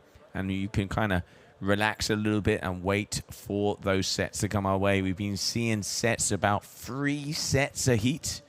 30-minute heats again. That heat duration is very long for that exact reason, to make sure that they have enough waves to be able to perform out here. Your day number 5 of the Cape Verdean World Cup. Tomorrow being the final day, and it is where the forecast is looking good, but unfortunately we have about 14 hours of competition to get through at this heat duration. So if conditions are suitable, we have to push if we want to be able to finish the competition in time. And right now, these athletes out there giving it their all. And there we can see Woodley as he's going to be going back up, as it looks like he might have seen something, as he has that 4.07, 5.0 total. As he goes back towards the shore, he's probably going to be turning around quickly.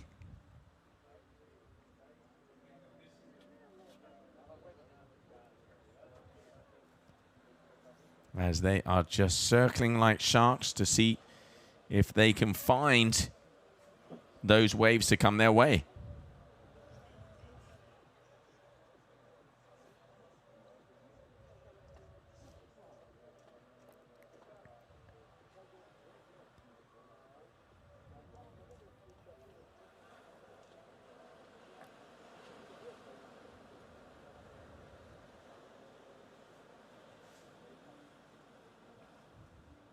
Right, Woodley making his way back out.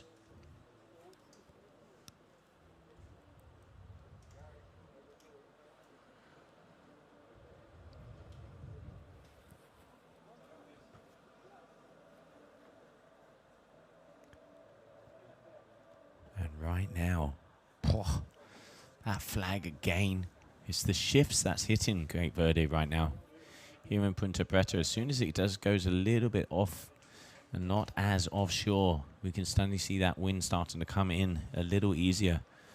But so far, definitely on the lighter side. 4.07 top score of this heat.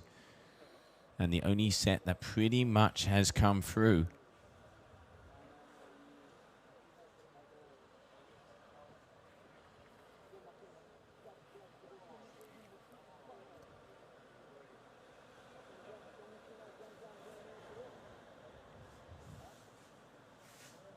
Both of them making their way back out.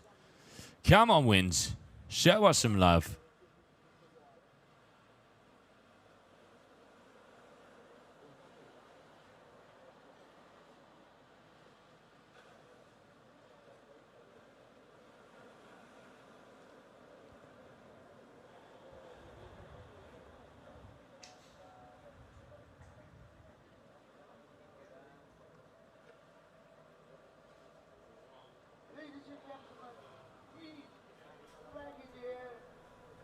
And there we can see everybody also liking the vibe down here as they're getting ready to see if that action is going to be coming our way.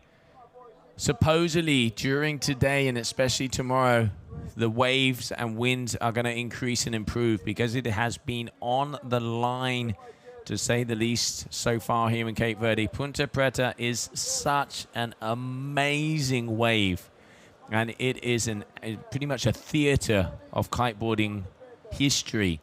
Kiteboarding, windsurfing, surfing, so many big names and so many big contests have come here.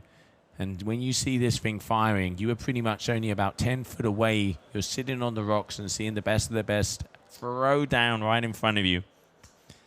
And it really is a sight to see. But right now, so far, we haven't been able to have those conditions. And as it goes on, we can see both of these guys just circling out the back. As we got a 4.07 for Woodley and a 0.93. And then a 1.67 and a 0.70 there for Teo de Manis. 18 minutes to go of this heat. Top 2 waves counts. 10 waves for each one of these athletes. So you can grab a few, but you do have to be picky. Because if you score yourself out, you are done. If you catch 10 waves, no matter, even if your number 11 was a perfect 10, it would not count. So you do have to, you know, dot the I's, cross the T's, and make sure you know at what wave you're at, because that could be a very costly mistake.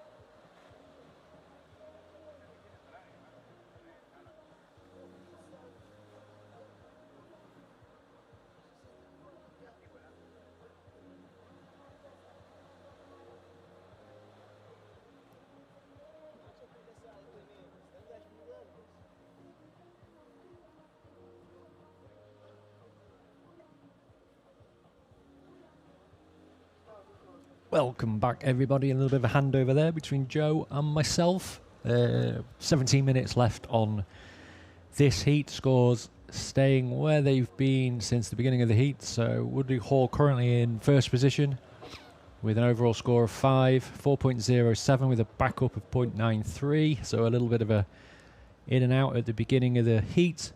And Theo, second place at the moment, 2.37. So 2 small wave scores. Theo just looking interested in the waves heading in. Nope, heading out, turning around.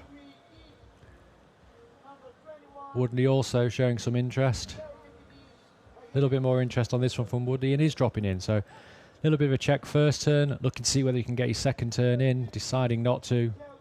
Bit too shallow, into the rocks. Protect the boards, protect the fins, protect the kit, head out and go again.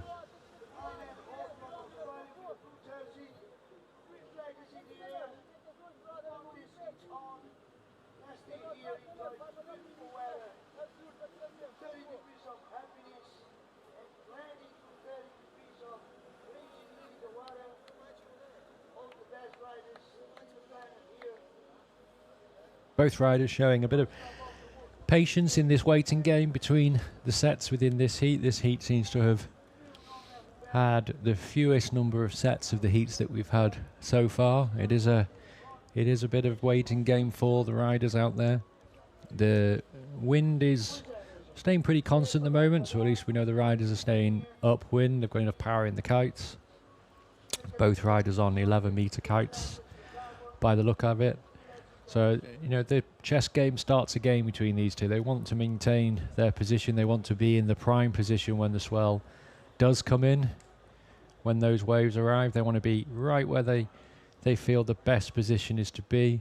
Just looking at the body language between the two, because we can't see the priority flag from the booth, but looking at the body language, it looks like Woodley does have control of the priority for this one. So there's going to be a little bit of the chess game again going on between the two riders.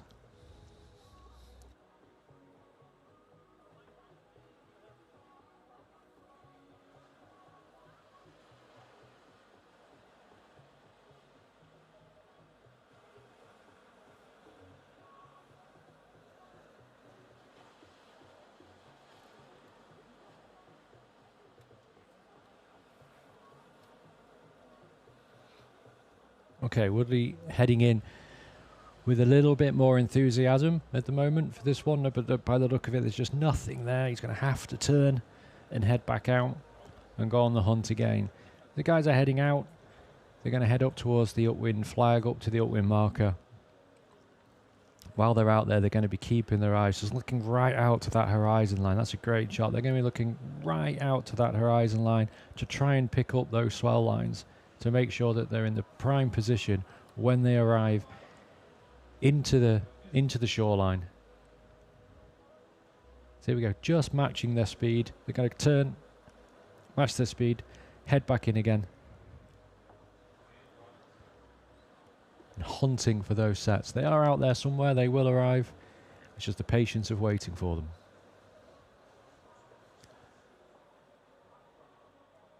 Looking out on the beach, starting to see more people arriving. Word getting out, hopefully, to the hotels, into the apartments, into town. People finishing work on their Fridays and going to head up to the beach to see the best riders in the world at one of the best kite surfing spots on the planet for wave riding. We're going to see conditions improve throughout the day, hopefully, and certainly into tomorrow. We're expecting the swell to increase, the period to get a little bit longer, which is going to clean up the waves a little bit more, and potentially just a touch more wind. The wind has been slightly more than forecast each day. It is picking up each afternoon as well, so hopefully we'll see that this afternoon. So if you're out there, if you're in Santa Maria, if you're in Sel or up at Ponte Preta, come and see the best riders in the world competing one-on-one for the GKA Championship.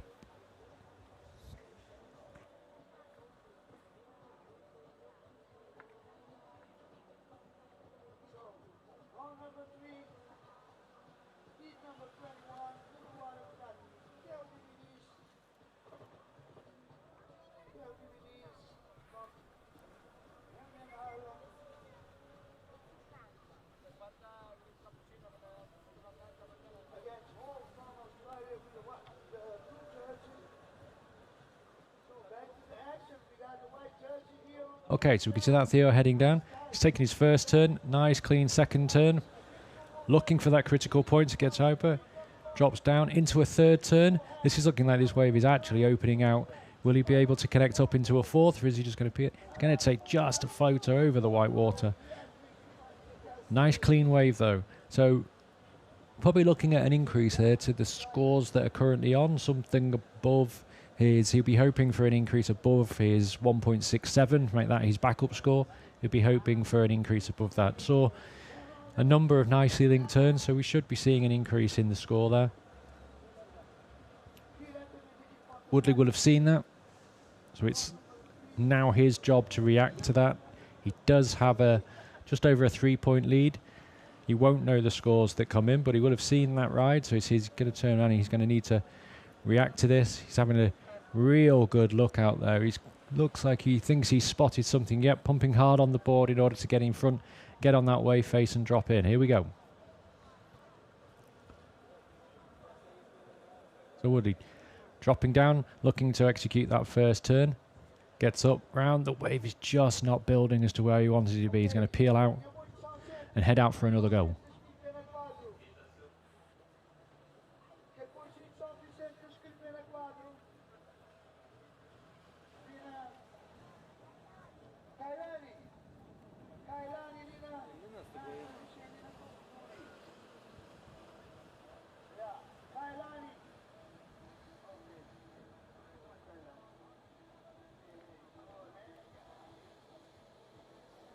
You can see from the current shot, looks like Theo is heading into the beach, so we maybe for a little bit of a kit change.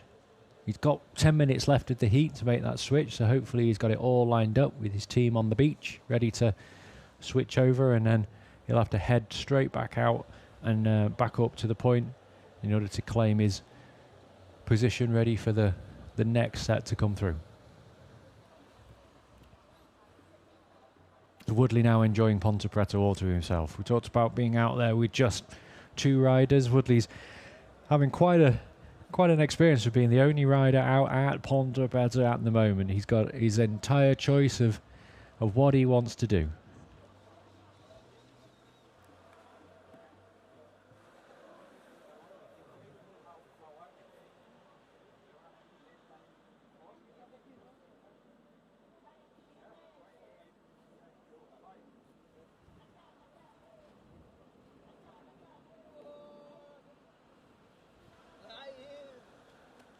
Now on to 10 minutes left of this heat. Heat 5, round 3 of the men's competition. Riders in this round. One rider would have come through from the first round, having taken first place in round 1. The other rider will have come through round 2, winning their second heat of the day. So the second chance round. So Woodley came through from yesterday, winning his second round heat yesterday. Currently still out alone. He's about to get joined by a speedboat in the distance.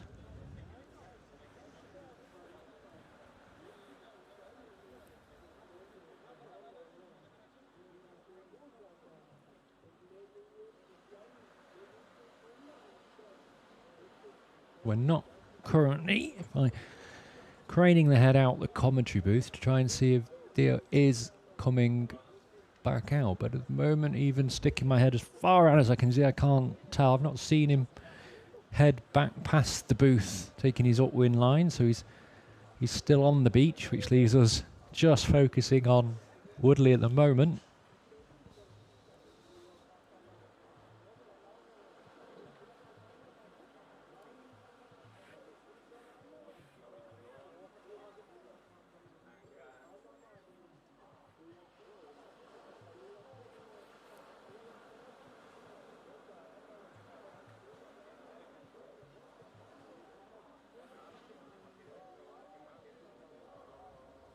Here we go, Woodley showing interest, taking his drop, looking for that first turn, and just not managing to execute that first turn, getting pulled off the back of the wave, back onto his board, head out, hunt for the next one.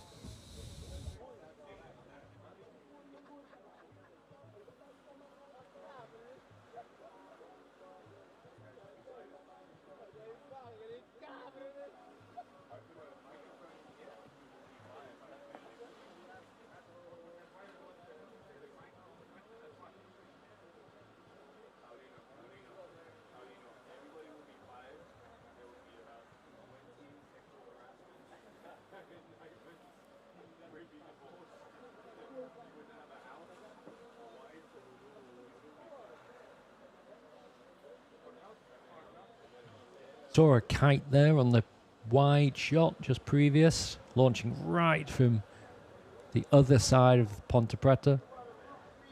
Useful. It is possible to launch the other side and come downwind to the spot on a day like today, particularly when the swell's that little bit smaller. It's not, it's a sensible option to head up there and head downwind to the wave rather than cutting up.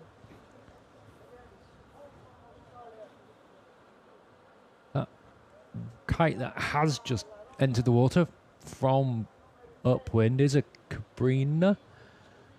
So trying to work out whether that Theo has actually come in, changed kit, and gone right the way up to the upwind line to head in. I think it is. I think he's rejoined the competition with just over 5.5 minutes to go. Theo's still holding the lead at the moment by 0.36.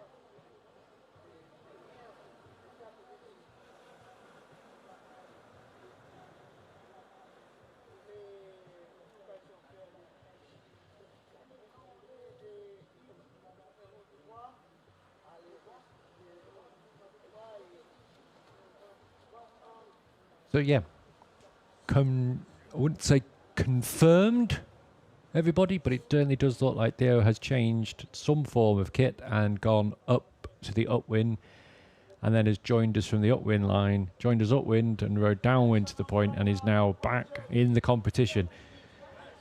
Nice first turn, linking into a second turn, getting the fins up, but just sliding off the back of the wave. He managed to recover it with the kite and get onto the white water, but not the linking of turns, not the 3 or 4 linked variety that we've been seeing in previous heats.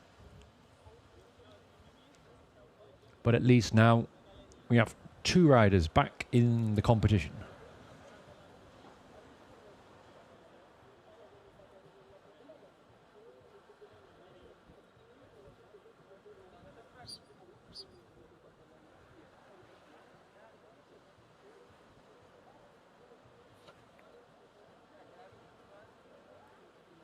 Three and a half minutes left of this heat.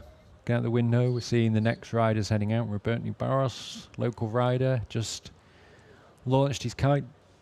Got his brother with him as a caddy, Nathaniel, who was unfortunately couldn't get through the second round yesterday, but out as his support crew today.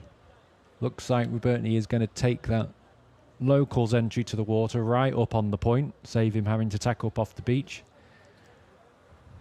Not a problem for Robertini. Pretty much knows every rock at Ponte Preta and probably knows them just by touching them with his foot, let alone seeing them.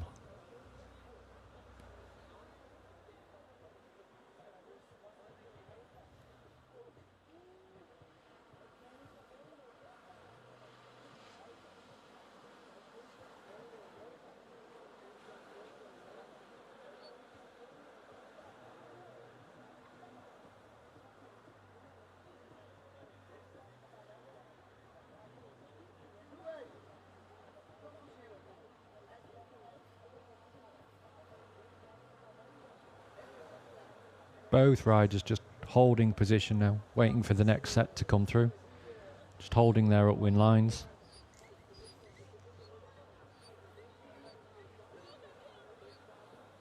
Okay, a little bit of action, a little bit of motion coming through. Theo looking interested. So there is a set. You can see Theo on the first wave, deciding not to go with it. Woodley slightly further upwind. So he's going to be closer to the peak of this wave. This looks like decent size wave. Yep, and showing into his first turn, just a little check turn to get going. Up, oh, fins out, a little bit of a tail slide. Third turn, heading down the line. Trying to connect through to that second section, as we saw James doing a little bit earlier. Has managed it, has got through to that second section, so continuing down the point. Just having to hold his board speed to wait for that to reform, taking further turns over the white water, continuing right the way down into the beach. Following it, it's going to drain it right onto the sand. And the longest ride of this heat by far, probably the longest ride of the round. But as we saw in the previous heats, that doesn't necessarily, we'll see what the judges do, but it doesn't necessarily result in higher scores by linking the two together, because once you've joined that second section, the wave really does get small.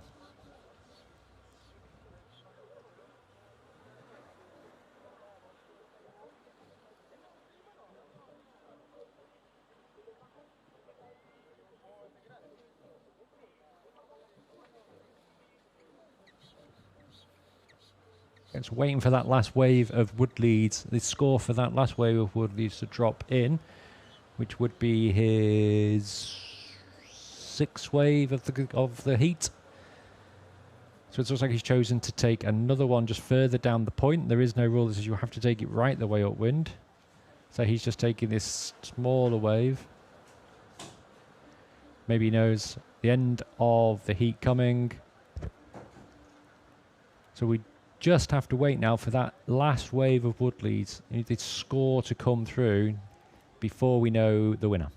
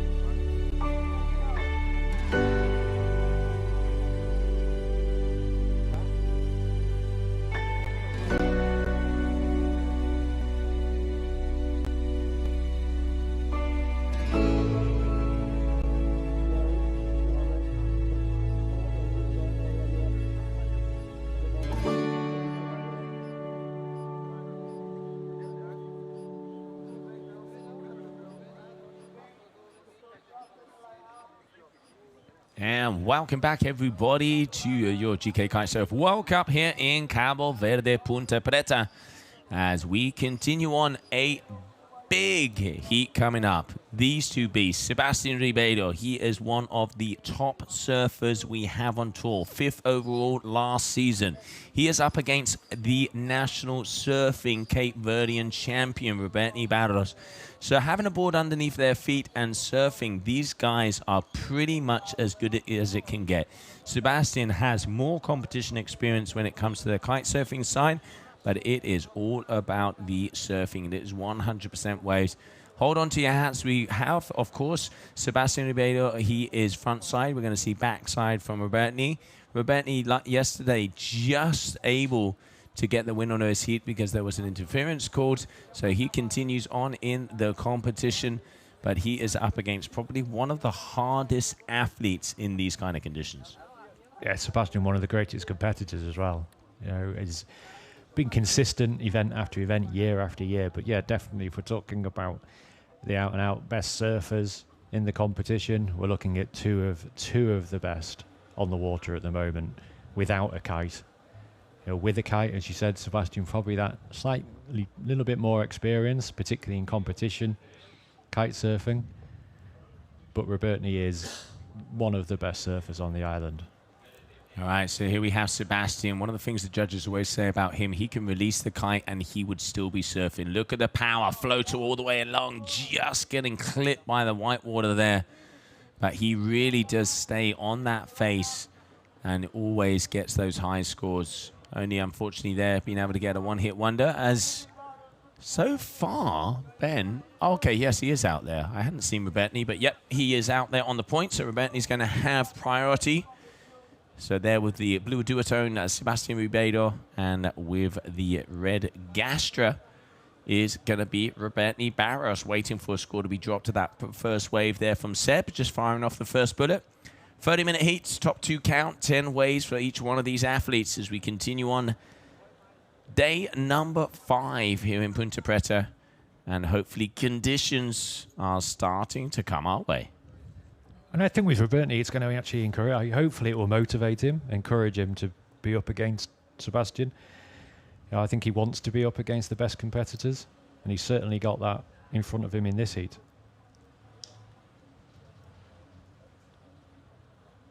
Yeah, both of the guys, I'm going to say it, that flag out the corner of our booth is actually starting to flap a little bit more, so it does seem like the wind has picked up ever so slightly, just coming up on 3:30 local time here. Got to put another solid 3 hours of competition. Yesterday we finished with the golden hour, the sunset, at 6:45. And we are going to push as far as we can today. I've just been told by our race director, Juan Antonio, we will continue on with the men. So the women aren't going to be coming out after this round. So we will go on with round number 4 of the men. And so far, the athletes that are in that round number 4, we have the likes of Hendrik Witschi is going to be going up against James Karu, Artur Morazz, Gabriel Benitin, and Woodley Hall. So still 3 more riders to make it through, which would be the winners of the next 3 heats. And then it really starts to happen because that will be the quarterfinals of the competition. You look at those quarterfinals, you read them out, you go, oh, that's a big heat. And then you go, oh, that's a big heat. But the quarterfinal level, they are all big heats at quarterfinal level. No, absolutely. I mean, any heat these days can be a final. We have, you know, not everybody can do the full tour. And, you know, Artur Morazz, a perfect example. He wasn't one of the ones to do the full tour. He was in Brazil. He got the win and got the support from the government to this season be able to come to every single event. But we would go to Brazil. He would have to go through all of the big names, and he took the win last year. So obviously he didn't have the seeding because he wasn't on the overall ranking. But, you know, there's always surprises, and especially at some of these more remote locations. We can see here in Cape Verde, the locals, they can throw a spanner in the works and get all the way to the top. Yeah, I think every event that we go to, there's always a qualifying, there's always a wildcard competition. You just don't know what's going to come through from that. There is always quality at these spots. It's just whether those athletes, those riders can take that free ride quality that they take through either their wildcard, their competition, and actually bring it to this event. where the pressure is just that little bit different. Oh. Little I'm coming through there. Right hand forward, starboard tack, right away. Yeah, elbows out, just making sure both of, each other is aware of I'm there. I mean, both of these guys, they know how to play the game. Seb already having a little look around and already going to be taking off on another good wave. So here we go. You can see throwing that kite down, engages, pushes against. First turn nicely timed, links it straight into a second, uses the floater and pretty much floats his way down onto the rock. But 2 for 2. Roberti, we saw him in that previous heat. If I'm not mistaken, Ben, I think it was a 6+ he had on one of his waves.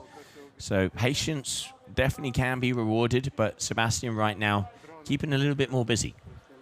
Yeah, Sebastian just catching on to we're looking like sort of one wave sets at the moment. There's not a multi-wave set coming through, so you're going to have to pick that one off a little bit further out and head in. Roberti at the moment just not finding the swell out there for him. Sebastian tying together 2 or 3 nice turns there, that using that technique again of just staying slightly higher up on the wave in order to tie those turns together.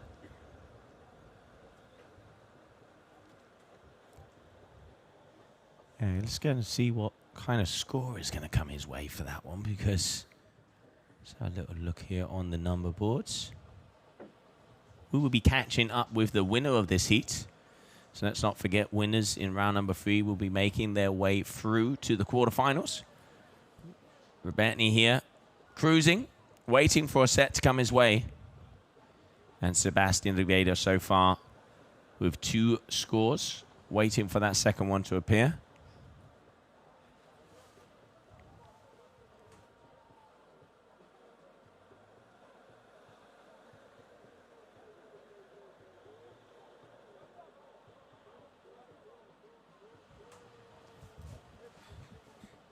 .4.10, so already throwing down that hammer. 6.30. But, I mean, we've seen it throughout the whole day. Wind, I'm going to say, it looks like it's increased. Look at that. Is it even a little flutter on the water? I think the wind's definitely picked up a little bit. It's just now we're trying to just find that the swell has maybe just eased off just slightly, whether we've got a change in the tide. Let's see the tide times for today. But at the moment, we're seeing just slightly less in the frequency of the sets and smaller numbers of waves within the sets, but with the wind increasing. Yeah, and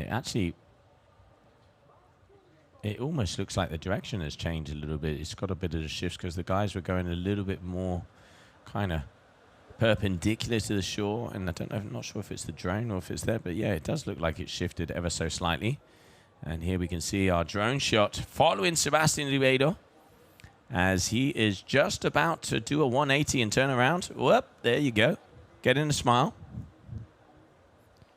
So Sebastian is holding quite a long way upwind, taking up the upwind marker. So there's the claim of the priority by getting up to that upwind marker. So he currently has priority now. And he has control because of that. He's up the top. He has that priority. He knows he's ahead. He's decently ahead, because in the end he's got, more than a 5-point advantage. And now he can just chill, stay there, and wait for that set to come. It looks like he's explaining. Yeah, looks like he's explaining there. So Seb just, saying to Roberti, because of course they have to go around that marker to get that priority. So obviously sportsmanship all the way. That's what we want to see. Nice work, Seb.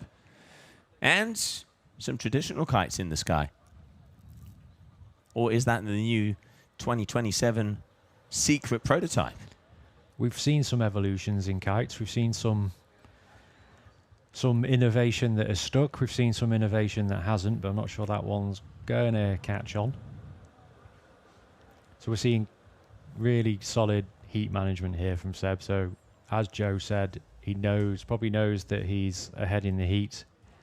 He's got priority by getting round the marker, so he is now very much in control of this heat. And he is managing this. So this comes the difference between, experience of competition particularly in kitesurf competition, that he's just going to hold. He's going to hold his position, and now he's able to wait until the next set comes through. And trying to have a little look-see here, because it does look like Seb might be on the blur, if I'm not mistaken. On the more traditional shape. He normally is on the traditional shapes. It's very unusual you would see him on the stubby nose. But still waiting for that info to come our way. One of the things generically that has been said is a lot of these athletes are on shorter boards. Everything down to a 5.2, and all of them 5.2s, but your traditional surfboard. So, you know, for everybody out there, pointy nose surfboards.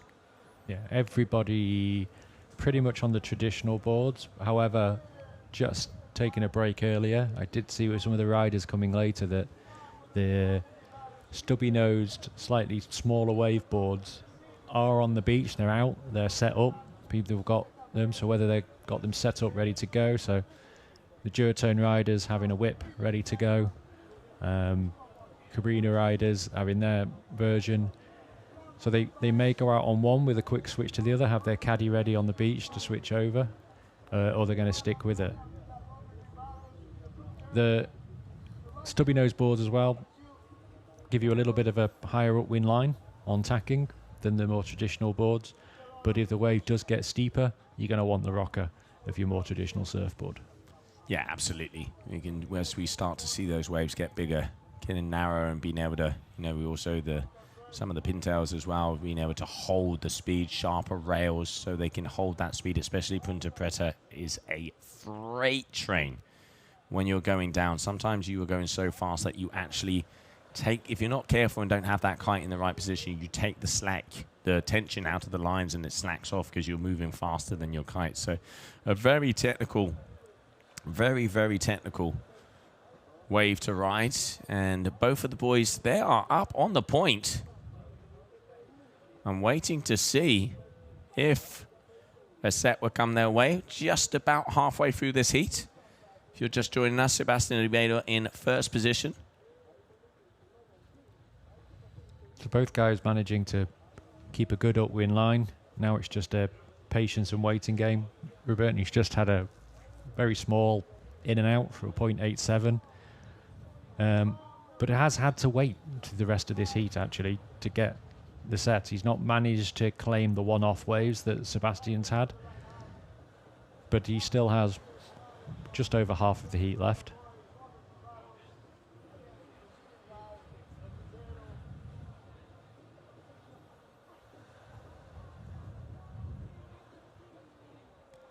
Right, Seb making his way back out as well. So again, a big shout out to all of our partners, the institution, everybody that made this event possible. Thank you, muito obrigado, as it is so great to be back here in Cape Verde for the season opener. Hoping for those conditions to improve, as the word on the street was this afternoon, and we're pretty much in the afternoon. And tomorrow, those conditions were going to get bigger. And at the moment, waves, when the sets come through, there is the size. It's more the wind is a little bit on the lighter side. Yeah, I think we are starting to see the wind just pick up that little bit, like it has every afternoon around this time, just as the last heat of the day heats up the island, and we get the little thermic effect coming across the island and off the point here. The last heat, we started around about 6:30 last night, and it was just starting to drop as the sun disappeared away. So if we follow the same theme, then we will have wind right the way through to the end of the day, but do seem to have had a little bit of a drop in the swell. It was forecast to pick up, but here in Sal, depending on where that swell direction is coming from, it might not just touch this side of the island, so we're going to get a little bit smaller than expected, but looks like Sebastian's found something. He's having a little look. I mean, right now what Seb is doing is he's holding his line. He knows he's ahead. He knows that, you know, to get those top scores, it's got to be those set waves, and he is going to hold that line. He literally is following Robertini and just playing the game of chess. Pawn for pawn, bishop for bishop, mate. Yeah, if everyone's... And here he is. Machu Lopez, also local Cape Verdean, spends little bit more time in Boa Vista these days at his centre out there. But everyone loves to have Matthew back in Sal. Brings a great vibe to the beach. Also a backside rider that we're going to see following up in the next heat. And able to ride backside probably in a way that is not matched by many other riders on the tour. Yeah, Mr. Tropical himself spends a lot of time back at my hometown in Tarifa as well. Such a cool guy on and off the water. Humble to say the least. Been a world champion himself. He's been this event winner himself as well. So he knows what it is to climb his way to the top of the podium. And looking to continue on, as we're not going to be making it to the finals today. Roberti dropping in, nice first turn, linking it to a second, little bit of a check turn. This is where he keeps the speed. Can he get past? Yes, it is. Foam climb and throws that tail out. But unfortunately did kind of lose that one. It's going to, for sure, add a second score to him, but is it going to come into the same vicinity of Sebastian so far? We will soon find out, because now Seb has control as he is back up the top. Roberti definitely going to get some numbers coming his way. Not sure if it's going to be enough yet, but early days, still 12.5 minutes to go. I think we've seen from the judges from the previous scoring, I think they are keen on you finishing that ride off clean. Yes, very and much not, so. And you know, we can make that comment here. It is difficult in that shallow water with that white water, but we are seeing riders finishing that ride off and just peeling off the wave clean, as opposed to having to bail over it. And I think the judges are just looking for that clean finish. Yeah, it's also just showing the control. In any sport, entry and exit speed, it's showing that execution. You've executed the maneuver and you've come out with full control. Here, of course, huge factor. They are very close to the rocks, and sometimes, they have to bail out at the last moment. But those athletes that really do, for that split of a second, show that, hey, I have this, I've landed this, I've completed this. You do see them getting bigger scores. Cape Verdean flag flying high in the back. Here we have Sebastian Ribeiro. He's looking, but no, he's going to go against that one. So Seb so far in the lead with that 6.30, waiting for that score from Roberti. 6.90 appears here for me of that last wave. So it looks like we have the updates a little faster with the direct line. So waiting for confirmation on that. But so far it looks like Seb's last wave as well being improved. And waiting for a number from Roberti. 6.9 highest. I was waiting for those to come through and confirm them.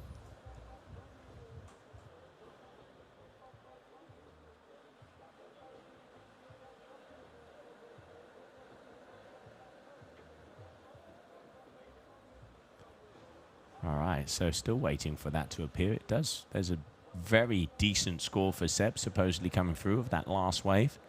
Also waiting for Roberti. Somebody throw the internet hamster another carrot, please.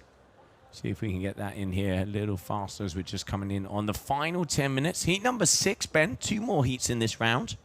And as Juan Antonio said to us before, continuing on with the men. Yeah, we've seen Seb not just toning down, actually, not having to take that many risks. So maybe he's had the message off the beach that he's clearly in first position. He's got quite a good gap. So he now doesn't have to take those risks with the smaller waves. You've seen him come in a number of times, have a look, turn around and come back out again. So he's just got that buffer that he needs.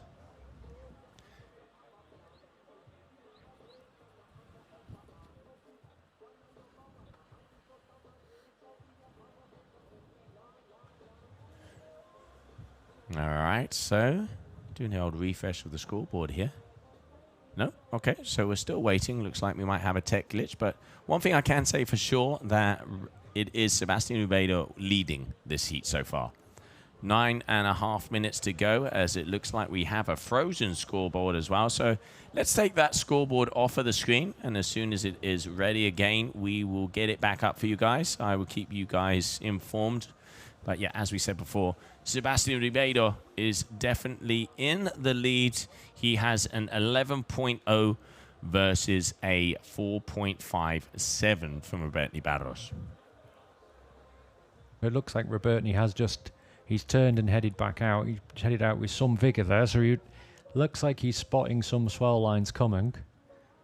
Is that just sticking heads out the window just to have a live look at what's going on? Yeah, he is turning and heading back as if he spotted a set coming through. He does need to pick up quite a big increase in his wave score at the moment, because Seb's backup score is higher than Robertini's top wave score, so he does need quite an increase. Plenty of time to do it. You've got just under now 8 minutes left of this heat. You can see Robertini there trying to communicate to the beach to find out what he needs. I mean, Seb's smallest score is a 4.10. Robertini's top score is a 3.70. So he needs to increase both of his scores. So, I mean, he's not comboed, but he is definitely in a situation where he needs a big wave. We're just coming on 7.5 minutes to go. And yeah, I mean, the swell is definitely, we've had, what would you say, one set? The wave that we saw there from Seb, that 6.90. So one set come through, and there we go. So scores updated. Thank you, guys. As we have 11.0 for Sebastian Ribeiro and a 4.57 for Robertini. Plenty of time, though. At least one more decent set is going to come their way. Yeah, the set frequency has definitely dropped. The individual waves are still coming through, and that, again, is just a little bit more of a challenge. Trying to spot a set out on the horizon is a test in itself. Trying to spot that single lone wave on its own, a little bit more tricky. They are coming in at the moment. Seb just seems to be able to lock on to those single waves and choose whether or not to take it. And that's just that buffer he's built very early in the heat. He's given himself a comfortable buffer which takes off the pressure to have to go hunting.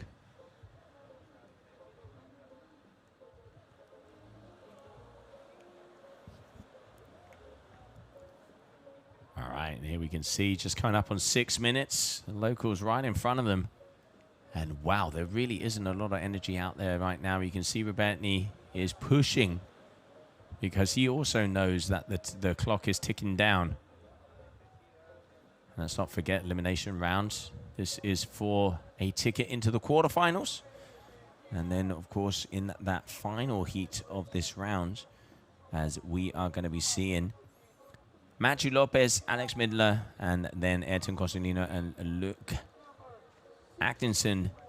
And there, Alex starting to make his way up as he's going to be going up in the water against none else than Matthew Lopez, who is, I can see, just setting up right next to our booth here, as he's probably going to be walking up the point, as we can see Alex just there appearing on our screen.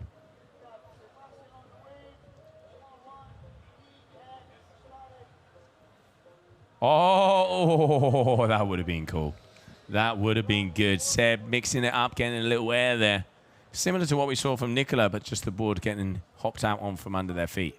Yeah, and able to try it. He clearly had a message through from the beach to say that, you know, he's got a good buffer in first place, so he's able to just try some stuff. You saw Robertini just trying to come into that wave and having to yield because of the position that Seb's holding that upwind line with his priority. So it's another complication for Robertini is he's got to get up to that upwind line, and then he will have to yield priority to Seb until Seb takes the wave.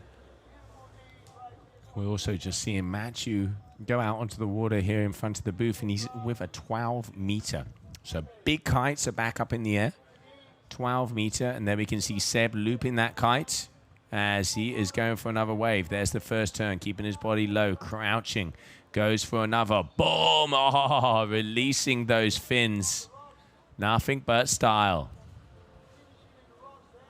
Yeah, looping the kite to get really good board speed off the beginning of the ride that he can carry through as he's linking the turns together. That's a lot more surfing style. So he's got to generate that board speed at the beginning. He's doing that off a really tidy kite loop just off the front. Takes quite a lot of skill actually to not necessarily just to loop a kite, but to loop it at the right time, not clip it off the top of the wave. No, and also to, coordinating all the different things together. It's not just having the skill set. It's, one of the things that impresses me the most about the top riders, of course, the moves and what they do, but it is the kite control. It is an extension of their body, and they put that thing exactly where and when they need it.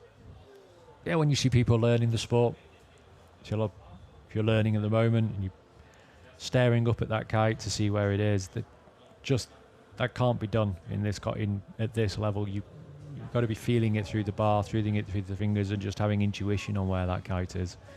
Because you've got to be concentrating on the wave, you've got to be concentrating on what the wave's doing, how close you are into the rocks when it's a bigger, which section am I going to take, how critical am I, what choice of turn am I going to make. There's 1,000,001 calculations, and the one thing these guys manage to do is switch off having to think about where the kite is. Yeah, no, for sure. It's that sixth sense. That sixth sense where you really do see some of those guys and girls destroy, and it just looks like, it comes, and especially like in the big air game now as well, where they're doing all the multiple loops with the heli loops, and kind of just they'll be upside down 30 meters in the air, coming down, spinning multiple times. It looks like they're going to absolutely stack it, and then the final second they'll loop that kite underneath them and catch them, and they're land as if they were landing on cotton. It's absolutely incredible. And it really sets athletes apart when you can see that control. 2 minutes to go. Seb, 11.0. Benitin right now with a 4.57. And it is not looking promising right now for the local Cape Verdean. Yeah, he's got only just over a minute and a half to go. He's going to have to pull out a big score. However, he did take it with his last wave of yesterday's round. Right, I think it was a proper buzzer beater, so there's always that chance. And with the big air guys, yeah, Joe, totally agree. Sometimes I watch that stuff and just think, oh, there's a cataclysmic crash coming here. Oh, no. Yeah. It's actually the smoothest landing I've seen. Yeah. And big credit to the guys that are doing that with strapless boards. Ayrton leading the way. Noah, Nicholas, another guy really pushing the strapless scene. Both Casati boys, the same, James. That added complication of strapless, big air, rotations, board flips, and then landing when you haven't got straps on your board. It definitely is. It is incredible. It is one more thing. And here we can see, the music is starting. Cape Verdean vibes all the way along. As there ain't, if there isn't music, it is not Cape Verde. No, we thought and we hoped Friday afternoon that we'd start to get the vibe on the beat. We're starting to see hopefully more people coming out from the hotels, from the apartments, coming out to see the best riders at one of the best spots on the planet. All right, so 20 seconds. So Seb increasing his lead already with that 6.9 and a 5.43. So unfortunately, Benitin is done.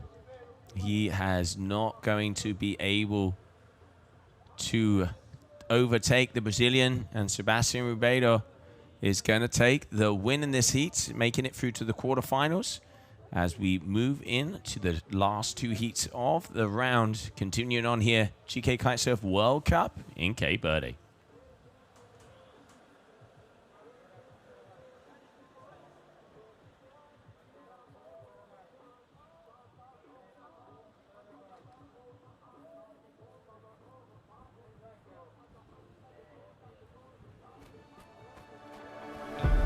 True strength doesn't come from only muscles.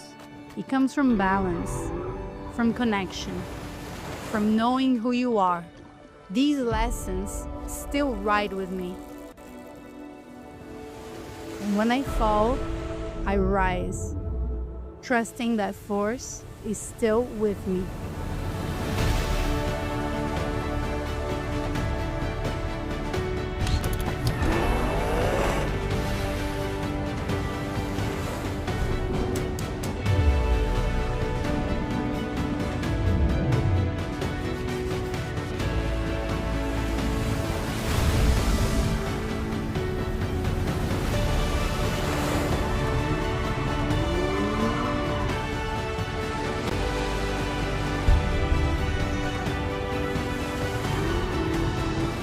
I'm not chasing titles. I'm chasing my limits. What I believe to be true.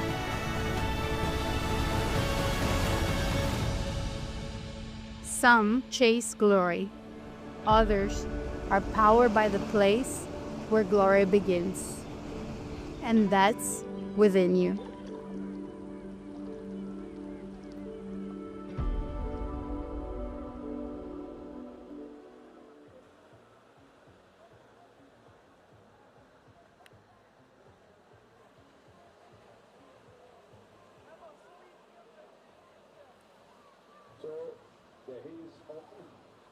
All right, so welcome back, everybody. It is official. Sebastian Ribeiro is going to be taking the win of that heat. But also a shout out to this man here, Roberto Barros. They're throwing down some great waves here. And unfortunately, this one just is not going to count. And probably his best wave. And you can hear everybody shouting on the shore. But of course, that one is not going to be able to give him any of the points to continue on in the competition. And coming up next, as we will have these two men, Matthew Lopez and Alex Midler, as they get ready for their heat number 7.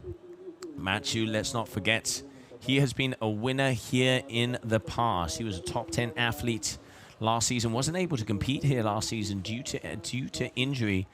And I've had a little chat with him. He has the fire, he has the vibes, and he knows what he has to do to get the crown here in Cape Verde. So eyes on the water as we continue on here with the competition.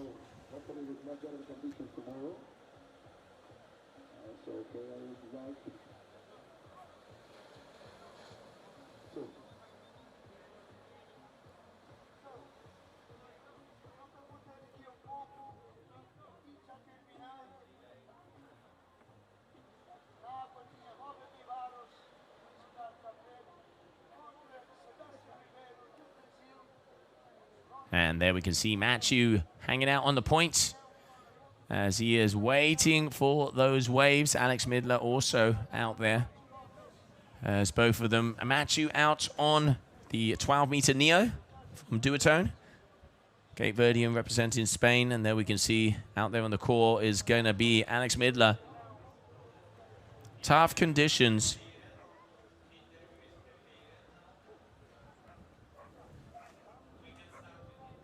As we are waiting for those waves to come our way. But while we're waiting, we are going to go down to the beach with a live interview with Sebastian Ribeiro.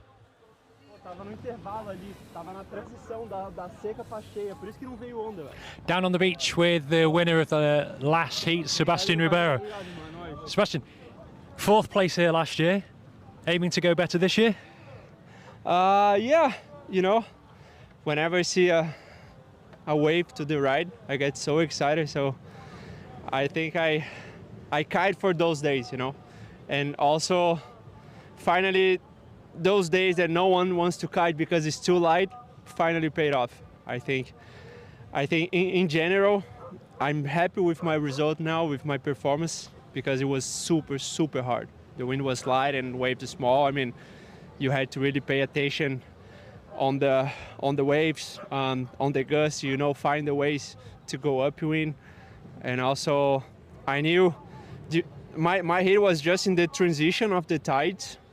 You know, it's like right in the middle of the heat was like the lowest tide is starting to go up. So usually when you have this change, the wave starts to, you know, slow down a little bit. So I knew it was gonna be a super tough one and not much waves on the heat, so I tried to focus on whatever came. So you think that the hours you put in those less than perfect conditions are the ones that are going to separate you out when it comes to competition level riding?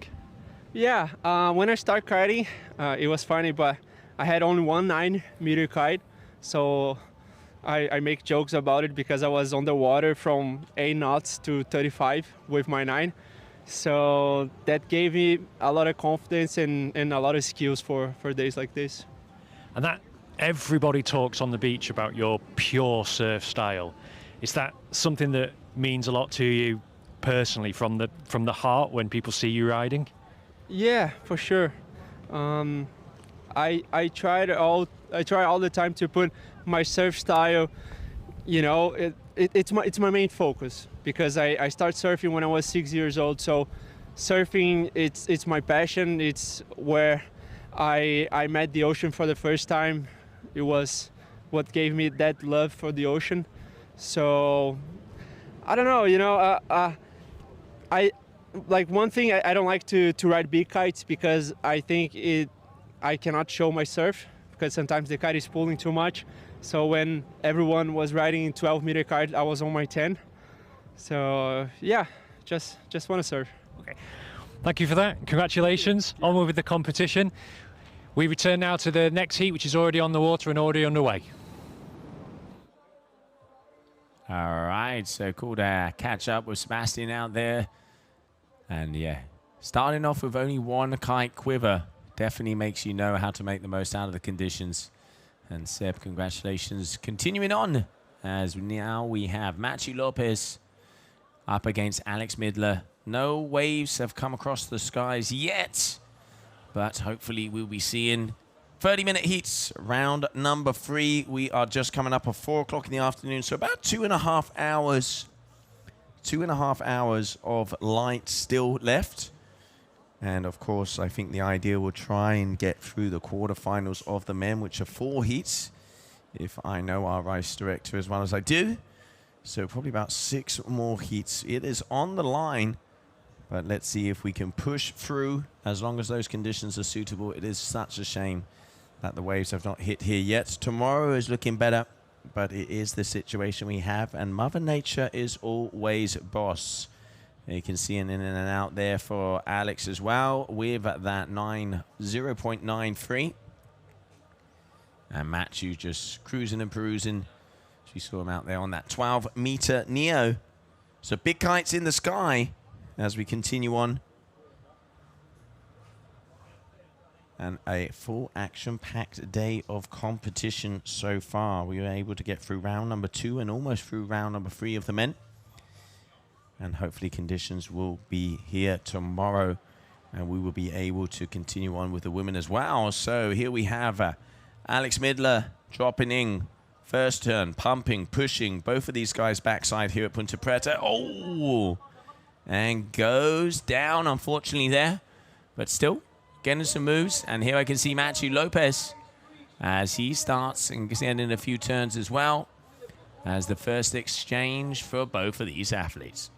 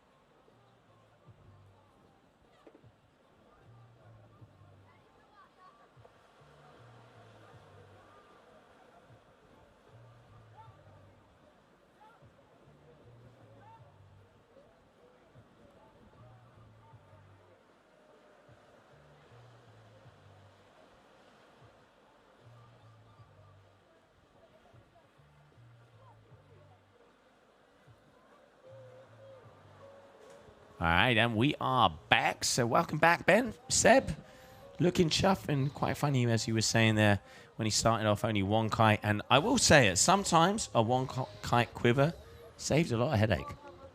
It is. You know, get to the beach. What kite am I taking? The one I've got. Less messing around. But but really interesting to even talk to him in that short period. That surf style that he has is ingrained in him, means a lot to him, really is. So it's I think to have that inside you, and it's clearly come from a very young age, that's the style that he wanted to adopt. He started as a surfer, he's come into kitesurf and he's kept that, and that's definitely a part of him. Never had the chance to speak to him before, and it's you can just see it in his eyes that style is what really means a lot to him. Yeah, I mean, Seb was a QS surfer, so one of the top competitions, looking at trying to go on, some of the CTs, and then, kiting came along, and he is definitely, I wouldn't have a problem saying that when it's firing and when he's firing, he's probably the most stylish surfer we have out there. Consistency has never been his strong point, but when he does, he is a force to be reckoned with, and always a threat for the podium, always a threat for those top spots. Very intelligent competitor as well. Another intelligent competitor, that man right there. Matthew, Mr. Tropical, as I like to call him, he is always looking at everything and seeing, and I'm not quite sure what he's saying right now. I must admit, I'm not quite sure what he's saying. He looks like he was pointing in the direction of Alex, maybe expressing his opinion on body dragging to the point. Yeah, it looks like he's just questioning the body drag there as to whether or not that's, what we're talking about. You guys do have a responsibility to be out of the way. Matthew is upwind, he is able to take the wave, and currently where Alex is puts him kind of right in that spot. I think it's more about that he wants the wind to be there and not agreeing with him having the body drag up. I don't think it would be... Matthew's about as a cool cat as it gets. I don't think he'd be worried about him being in the middle. It's more the fact that, his fellow competitor is having to body drag because he can't get upwind with the conditions there are right now. But we do know with those long sets, 30 minutes... And there we've seen, I mean, pretty much, Ben, every single heat, there's been lulls. There has been moments of nada. Yeah, the guys on the beach, they've been here through most of the day, keeping chill, waiting for their heat. You have to have worked out that there's going to be a period in your heat of less swell, less wind. So you just got to make sure that you've gone out on kit to adapt for that. Looks like Matthew at the moment is just got that better kit choice at the moment. Yeah, and he's on a 12. He's on a bigger board from what I can see from here. I actually saw him getting ready, if I'm not mistaken, with the blur. But I'd always say that looked like he was on the whip. I would say it did look stubby from that angle. Here we go. Okay, Matthew dropping in. See if we can get a close-up here, guys. Matthew on a wave. There we go. First good turn. Goes for the second, keeping the speed. There he is on the whip. Oh, airing his way past that rock. That was close. Yeah, very close. Air grab. Landed it. Did manage to hold it right up until the last second. And, just agreeing with you. It does look like he's gone out on a whip.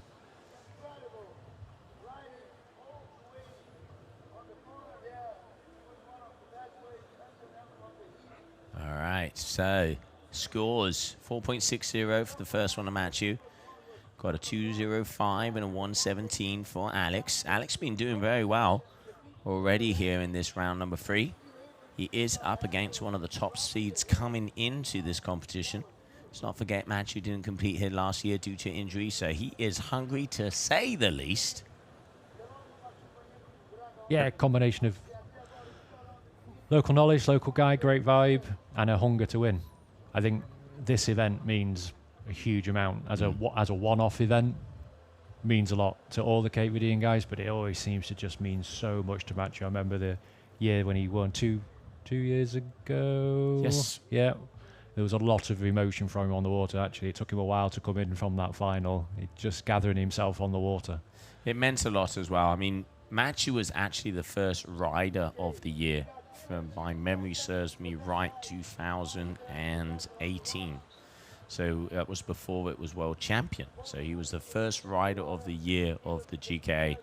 And he has been since the very beginning. You know, together, him and Ayrton have definitely been the pushers of this sport and kind of took the totem pole from Mitu and passing that knowledge down the line of the Cape Verdean champions. And Matthew, you know, a few years back was struggling with some injuries and wasn't in the best place. And for him to come out, and one thing with Matthew, and especially, you know, watching him for so many years and also, you know, fortunate enough to have a personal relationship with him, is you can see it in his eyes. He is such a psychological athlete. If he's going out on the water and he's convinced, and you can see that fire, you can see that hunger, he can take out anybody. You know, sometimes, you know, we kind of say that he is his worst enemy. And that year, nobody could touch him. It didn't matter if it was Punta, it didn't matter if it was Kite Beach. He was going on the water and he was like, this is mine. This is my hometown. This is my location. And yeah, so amazing to see. And, you know, now came off an injury last year and he's here back and you talk to him and I can see that vibe. I can see that energy. And yeah, he's calm, he's collected. And like, you know, the top 5, top 6, top 7 guys of the tour, any of them are dangerous. Anybody can take the title. It just depends if, you know, they're in their right spot, if they're in the right mindset, you know, the right gear. It's little details, you know, and it does, you know, we've had heats won differences of world champions by 0.01 of a point. Like, everything counts. And yeah, Matthew, I have no problem in saying it. He is looking very solid for this competition. I really feel Matthew's a guy that Ponte Preta, with that fact that you can hear the people on the beach, you can hear the crowd. That thrives. If he's on it and that crowd are behind him, that combination is, yeah, it builds in him, that builds the crowd, they hand it back, he takes it to another level on the water. And that final a couple of years ago, he was driving the crowd wild on the beach, and that the noise, given we're in a big open space, quite impressive. No, absolutely. And but also, you know, there's the, you know, the other flip of the coin, the other side of the coin is the Cape Verdeans. They have a lot of pressure here because for Sal, for kitesurfing in Cape Verdean, for the Cape Verdean kite surfers, excuse me, Punta Preta event, it's a rite of passage.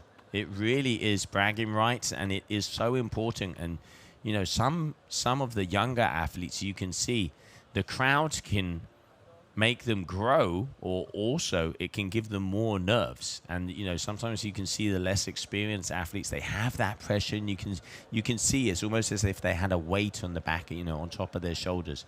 And I think you know, it does take time to grow, to mature, to be able to, even if it's you're not having the heat of your life, to kind of breathe in and breathe out for that one moment, and then, you know, take a look on the shore. And this is the beautiful thing of this location, is look how close everybody is. I mean, you know, that's Matthew's family right there with Didi, you know, and it's to be able to see pretty much the eyes of them is huge. And we can see already the energy was starting to go there. Matthew here, 2 good check turns, goes for a third floater all the way along. Si senor.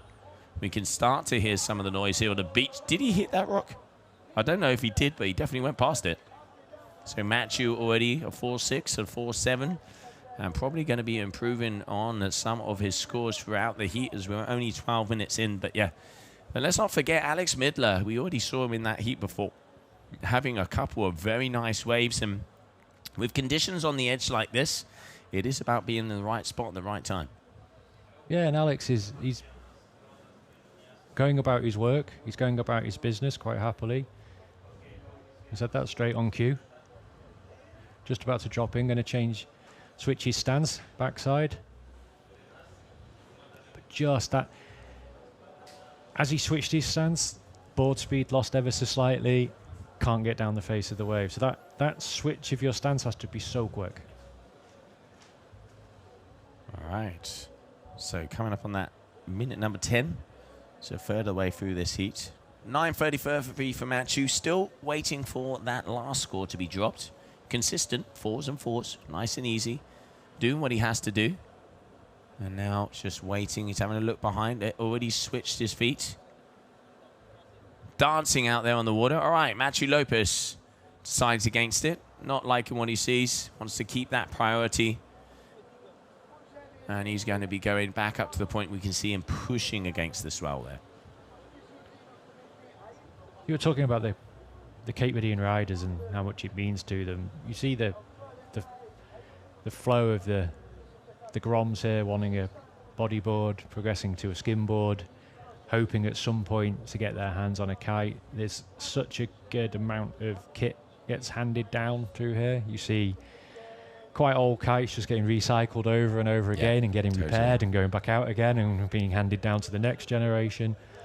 And each time there is another generation come through. Matthew and Mitu have taken on that mantle definitely from Mitu, and I don't think Mitu would mind saying that. I think he thinks they've pushed it on in certain elements as well. And in their own way. In their own way, yeah. And then we're now seeing another generation behind them, Georgie, Arsenio, Robertini, Nathaniel, and then behind them there'll be another generation coming through. And the only ones I really see as closest are the Brazilians, who seem to have also a sort of conveyor belt of talent coming through. Yeah, no, it's definitely, I mean, you know, surfing is a tribal sport, and, you know, the storytelling side of it, and, you know, the veterans, you know, kind of teaching the Groms the right way, teaching them the laws of the ocean, laws of the point break out here, and you can see it. There is respect, and anytime that Mitu is in the water, there is huge respect. There's an aura around him. You see it in surfing. Anytime Kelly Slater's out there, it's an aura. They've earned that. They've given so much back to the sport that it is incredible. And in the end, you know, the future generations, they want to put their, you know, do their parts and show what they're made of, and, you know, put some stones on their own path. And it's really cool to see, because I think it's, you know, when you have those sessions and, you know, you have the younger athletes, the older athletes, and they're just flowing, and that mutual respect. I think it's one of the nicest things about water sports. It really does show you the etiquette, the education, and that kind of community or family, as we call it, out there on the water. Yeah, being someone who tries to spend as much time here in winter as possible, I've been so welcomed by everybody. I have to say that I'm looking forward to see Katie in the women's, and I would like to see more. Obviously, I would like to see more Brits in the competition. Being a Brit myself, so it's great to see at least we've got one person in. But yeah, as a Brit, it's a significant amount of travel if you want to be training in some of the best waves in the world. You know, we can have it on our day in Britain, but, you know, not necessarily at the standard that we're getting here quite regularly, or other spots around the world. Not this sunny, mate. Not this sunny. Good old Canberra Sands, I will say that. Good old Canberra Sands, South Coast. There's always throw some conditions on, but yeah, it is nice to see finally the Union Jack Black. You know, the days, a big shout out to Lewis representing, and of course Aaron Hadlow, probably one of the most successful kiteboarders in the world, 5 times world champion, and then also, you know, giving so much back to the sport. It is very cool to see all the different nations and all the different flags flying, like at the opening ceremonies. It's, yeah, we want everybody from each corner of the world to come in and, you know, throw their 5 cents worths. I know the boys at home would be shouting if I didn't argue that our local spot in the UK is the best on its day. But if I'm being honest, there's something special about Ponta Preta. There is. It is very special. But we want it to be more special. Please send us some love, Punta Preta. We want to see some waves. I will say it again, it's the wind at the moment, which is more on the harder side, because the sets, when they happen, they do, but that wind, I mean, Matthew, he is a very tall guy, but, you know, quite lanky. He is on a 12-meter Neo, and those things pull, and still having a hard time of staying upwind. So I don't want to say it, but hopefully the wind will be coming back. Can he get it on this? He's going to push. Yes, he does. Here we go. Great wave from Atsu as he's dropping in. Probably the best set we've seen of this heat so far. Now it's going to be looping that one around. Here it is. Top to bottom. Boom. Right along, keeping that speed. Here we go for the second. Nice little floater there on the inside, but gets clipped manages to hold it together with the hair whip. There you go. So Matthew in control so far, but still only a 2-hit whammy.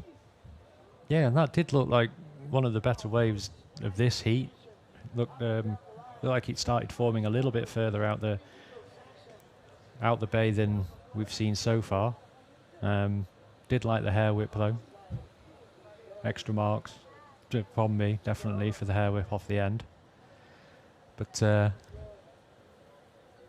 yeah, change a bit of a kit change. I think it's more run up the beach and get back in position. Unfortunately, Alex is all the way down the end, and you can see his face. I mean, nobody wants to go out like this, and he's not out yet. But he is he need an 8. So he's almost comboed, and unfortunately the wind, he's gone so far down that he's having to run back up the beach. He's, you know, we've seen the likes of Matthew just staying right in that section. And here Alex just trying to get back in, but to be able to get back out there in time and in position, that clock is ticking. Yeah, Matthew's on a whip, so slightly shorter board. So conversely, you'd think smaller, but actually less rocker, slightly more volume. So ability just to squeeze out a knot or two more. And as you said, on a 12-meter neo, you know, powerful kite on itself. Very rarely have I seen 12-meter kites out at Ponte Preta, but all of the modern wave kites all can do the job in the lighter winds. That's what they're built. That's what they're built for. They're built for this function. So, you know, no question at all about using them.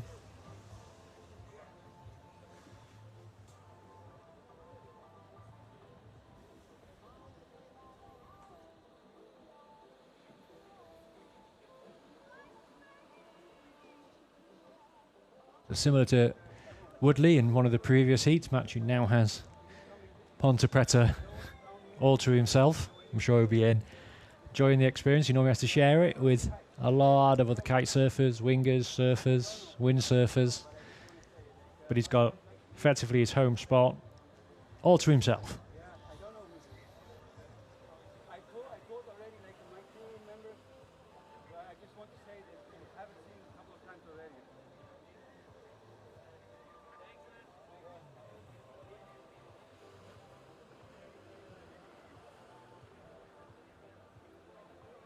You can see Matthew there, he is in the swell lines, but he is able to pick which one he wants to select. So he's left the first and now picking up the second.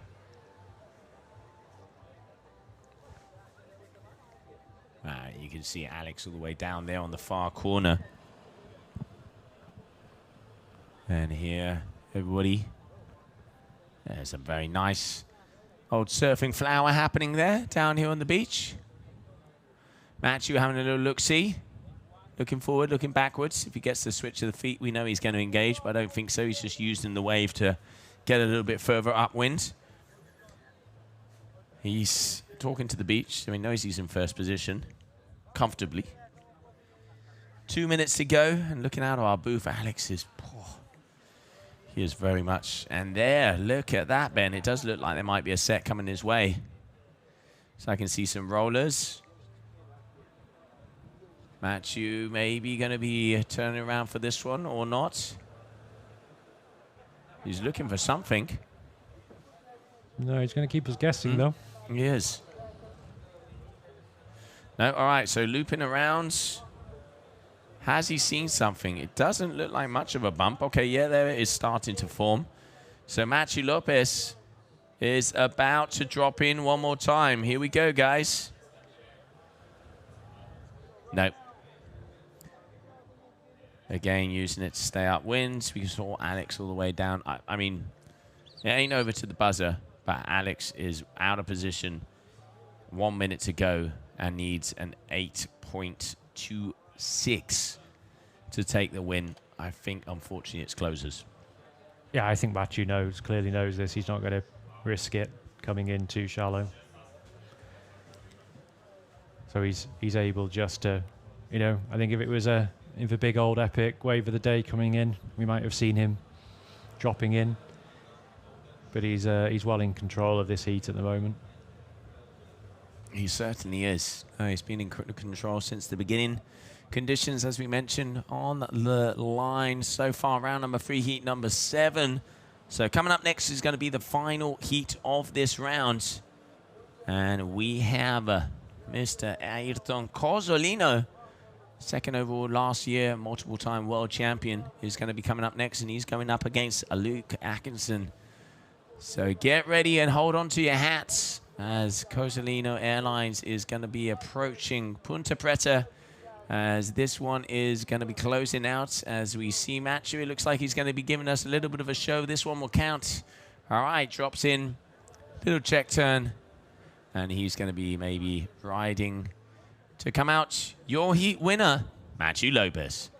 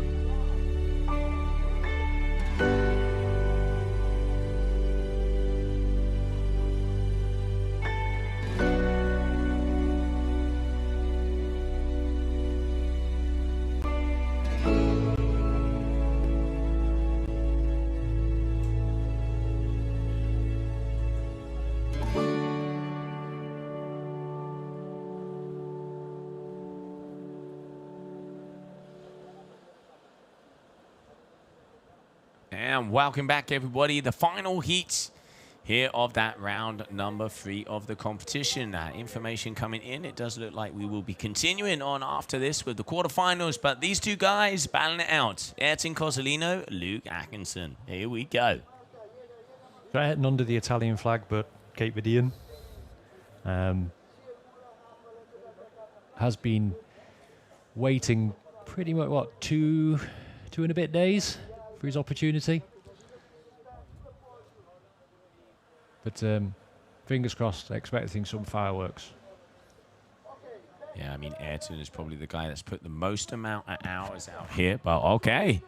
He's going to be starting off strong already, front straight off the bat. Ayrton Coalino dropping in right next to the rocks. Big carving hack straight into it, not losing the beat. And he is right on the rocks there. It's incredible to see how Ayrton, how he just throws that first turn and then straight lightning speed continues on down the line. Yeah, 100% difference there. First turn straight into the second turn. No delay, no waiting for the kite to catch up. One straight into the other. Talked about flow.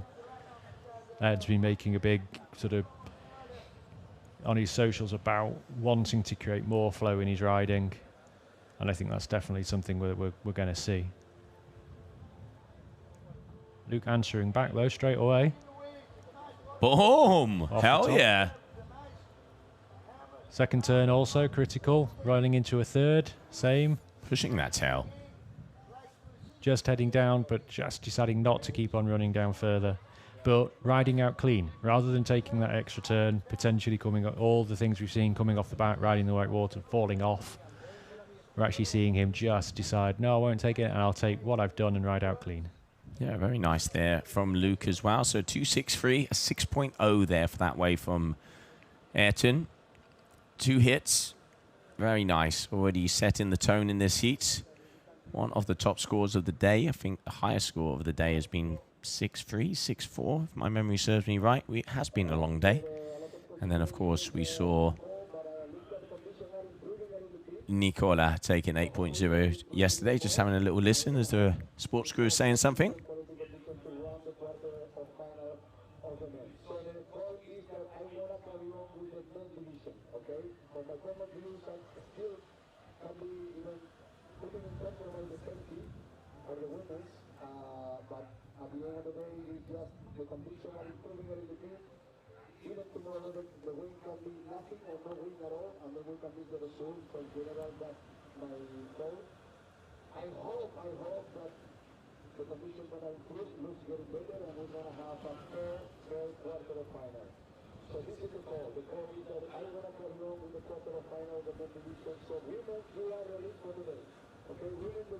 Okay, so yeah, sorry for the silence. We're just listening in. So women are released for today. So women are released, so that is official. Women are released for today. And it is looking like we are going to push to see if the quarterfinals of the men are going to be able to be achieved. Those are 4 heats already, as we mentioned before. In those quarterfinals, we have a Hendrik Witschi up against James Karu. Arthur Morazz is going to be going up against Gabriel Benitin. Woodley Hall against Sebastian Ribeiro. And then it's going to be Matthew Lopez up against either Luke Atkinson or Ayrton Coalino. Ayrton is definitely on the hunt for the waves. He's at every tack. He's looking to see what he can take. On the last set, decided not to. Looking more interested on this one. And here we go. Off the top, heading straight back to the critical section into his second wave. Again off the top, sliding out the fins, but only a two-turn wave on this one. But good, powerful, and variety just within the 2 as well. Here we can see Luke as well going to be dropping in also. Not being able to get that speed, you can see just getting the lull there. I mean, Ayrton, he just squeezes every drop of juice out of the fruit. It is incredible how he goes from 0 to 100 on when it just comes to speed.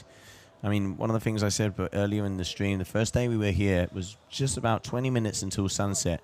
Ayrton turns up, pumps his kite, and goes out. And I was like, dude, but there's like 10 minutes left. He's like, hey, one more wave can make the difference. I'm here to train, and I'm here to take the title. So that motivation from one of the guys that probably has more hours out on this wave than anybody on the planet just says it all of the mindset that Ayrton has right now. Yeah, it's not happening by accident. He's putting in huge number of hours early morning through to the evening, alongside a lot of the other riders, but Ayrton certainly just has put in huge numbers of hours.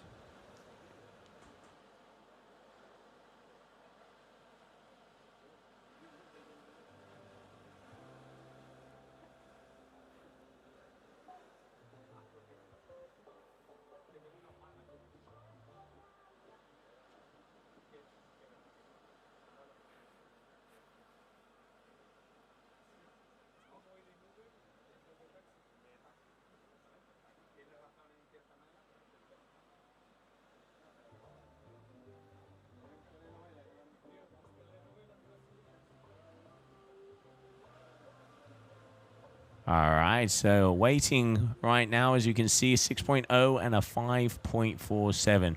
And to show you guys the motivation that Ayrton does have, we caught up with him earlier on in the contest, and I tell you, this boy is fired. Last year's season was amazing. I was really stoked about it.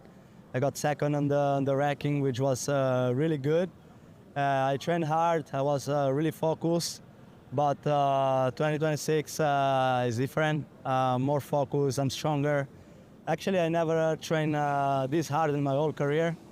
I've been straight from Brazil, from the final from last year to here.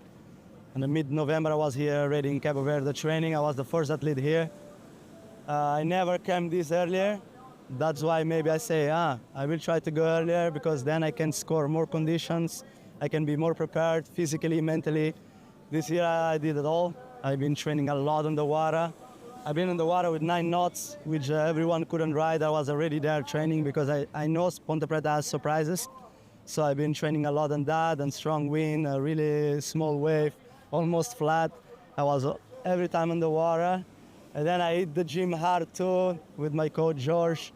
That's changed the game for sure. My mentally, like really focusing and relaxed. You know, I'm in the good environment now, and I had a good vibe. You know, so yeah, this year I have to say I'm ready for it, and I will let no one take it from me. I will make it hard to them to take it from me because I think I'm the most prepared here in Ponte Preta.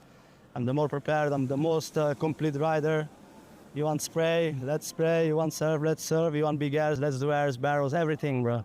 I'm gonna put all in one day, and it's gonna be Ayrton Plus you guys have never seen. Let's go for it. Yeah, as you know, I've been traveling a lot since many years, you know. And every time I come in Cabo Verde after New Year's, you know. So for many years, but this year I tried to come earlier. And I feel I was a bit tired 2 years ago of competing. I wanted a year off. But then when I decided to have a year off, something inside me couldn't accept it. You know, I was like, I want to stop, but mentally I don't want to stop, you know? And so that's why I put everything on the table. I sit in the ocean and look straight at the ocean, deep breaths, and something inside me was saying, don't stop now. It's not the time, because I know like if I stop now, it's gonna be harder to come back. So that's why I will give everything this year. So when I'm at my strongest, I have to give it all when I'm at my strongest. I'm at my strongest now, so I have to enjoy it as much as possible. Then in the front, I can decide if I quit or not, but it's not the moment, and it's the moment to show who I am. Well, there it is. More hours on the water and training even harder. Watch out 2026. Back to the action here.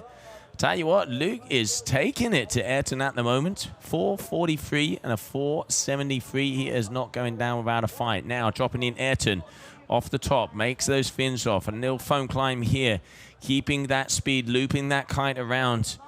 As you can see, your Gong athlete. Just 19 minutes out of the 30 to go. And it's close. It's close. Yeah, while the clip event was playing, we saw Luke had a really nice 4-turn wave, taking it a little bit deeper than we've seen from his previous waves. I think that's been reflected maybe in that 4.73, I think, that came through. Yep. You know, if you're going to need a bit of motivation to raise your game, then coming up against Ayrton is going to do that. You have to be at the top of your game.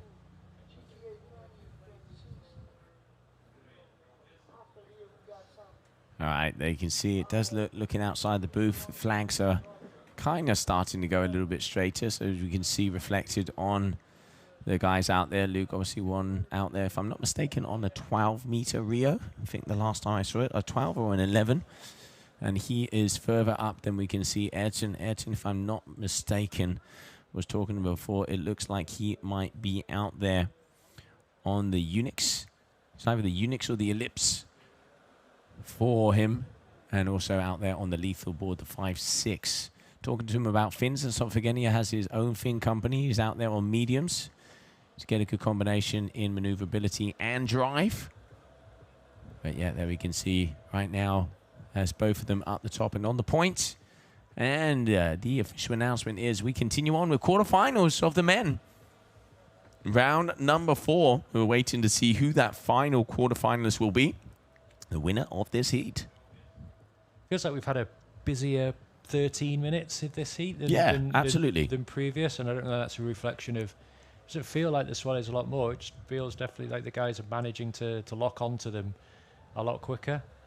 We've had I don't know what wave score the guys are up onto, how many waves they've had, but they definitely seem to have gone wave for wave pretty much for the first 13 minutes. It doesn't look like it's slowing down in the wave count, but I think what the guys are now doing is just starting to be a bit more selective. So they've gone out early, got some good scores at the beginning of the heat, and now it's being a little bit more selective over the wave that they're going to take. Yeah, Ayrton with a 6, a 5.47, and a 5.58. Then we have Luke there, starting with a 2.63, a 4.43, 1.76, a 1.07, and a 4.73. So consistent, both of them. Ayrton at the moment in the lead, but not even halfway through this heat. As we can see now, starting to make a move as they come back towards the shore. And that's actually probably the furthest I've seen athletes go out. They're actually not staying on the inside and tacking. They've actually gone for a long tack out to the back. Potentially is an indication the wind has picked up just a little bit, or it has switched just a little bit more northerly, so they're able to tack more out and in. Okay, Luke taking his wave, just a check turn on the first turn while he waits for the wave to pick up so he can get his board speed, dropping in a second time, up off the top, holding it. Going to try and fight his way round that white water if he can before he runs out of space. Just going with the floats over the top on the white water and riding it out clean. Yeah, foam climb there for him, linking it together. I can see Matthew out the corner of our booth having a little look-see. And now Ayrton is going to be dropping in. Here we go. All right, Ayrton making it happen. Boom. Double check. Oh, off the lip now. Can he get past this section? He's trying. He's pumping. He's pushing. And he does foam climb again past the rock one.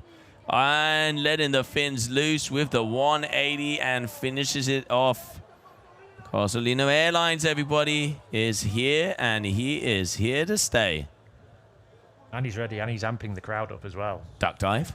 While you're at it. Duck dive. Amping the crowd. He is happy with that. You can see that. He's amped by that one. Are we going to see here with the scoring the reward for the trick coming in addition to the wave riding? Because it started off as a clean surf ride and then bringing in the little trick at the end to get the fins out and loose and riding fins first. Yeah, I mean, it was a bit, great to see it happening, mixing it up. It was a bit mid-face. It wasn't completely off the top, so obviously not going to get as high a score as if he was doing it off the top and wrapping around. I've seen Ayrton, convert those into full 360s. So it is, again, adding flair, adding style, showing control. It's obviously going to add a few points, but I think it's, like we've been saying, it's the execution. It's just the thing with Ayrton is the power and how he just really moves it around. I don't think, there you can see a 777, so the second best score of the competition. But I think that's more reflected on the whole story of that wave than just that individual trick at the end of it. Yeah, I think the other thing it does, you can see, it's going to amp the crowd up, which he's going to feed off. Similar to Matthew, he's going to feed off the local crowd. If he can get the noise going on the beach, so maybe, the trick is not necessarily going to, it has rewarded in a good score, which is a reflection of the whole thing, but it's going to get it's going to get the noise coming off the beach, which is something you can feed off. Yeah, no, absolutely. And to see, your friends and family and enemies, it's always good to throw it to the people who aren't cheering for you that close. That's why this is like an amphitheater. It really is. It's like a little coliseum. You can feel it. And, the likes of the Ayrtons and the Matthew, you can see how they thrive off of it. And Luke's going to feel that same energy as well. All the crowd here, there's a little bit of maybe local bias towards Ayrton, but Luke's, they're going to respect the other rider that's out there, and they're going to scream and cheer for Luke as well. So he's also going to get a little bit of a lift off that crowd that's being generated by G'ing him up.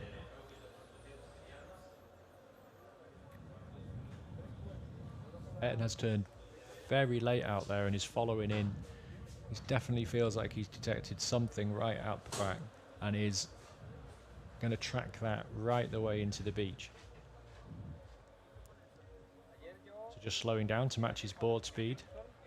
And now you can start to see the wave build. Ayrton all the way up the top as well, isn't he? Both of them.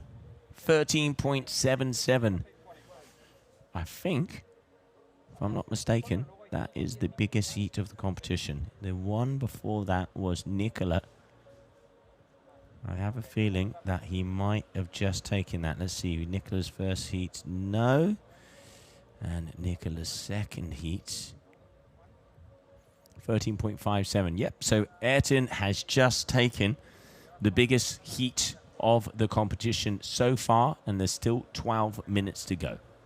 And we said earlier, we thought we were seeing the separation to the top scoring riders being that 12, 13 mark. So Ayrton's just nudged that up now to be the 13 pushing 14 level mark. Absolutely. I mean, let's not forget it. It's off of a 20-point average. There's a lot of room. We've seen 18s, 19s, and 19 pluses on a lot of these athletes. Conditions very hard to be getting those 10s, but in the end you can get a 10 on anything. It's about the execution.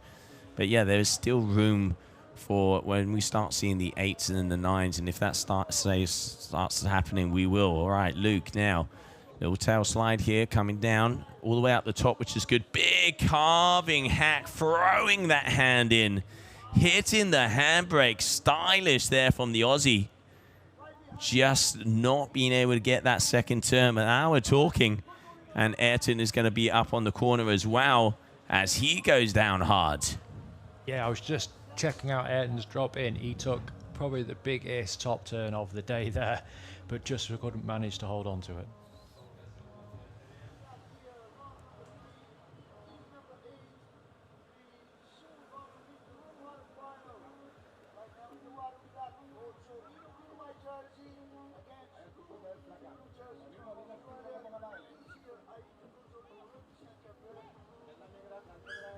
All right, so hopefully we'll be able to see that wave there from Ayrton. There's more action coming our way.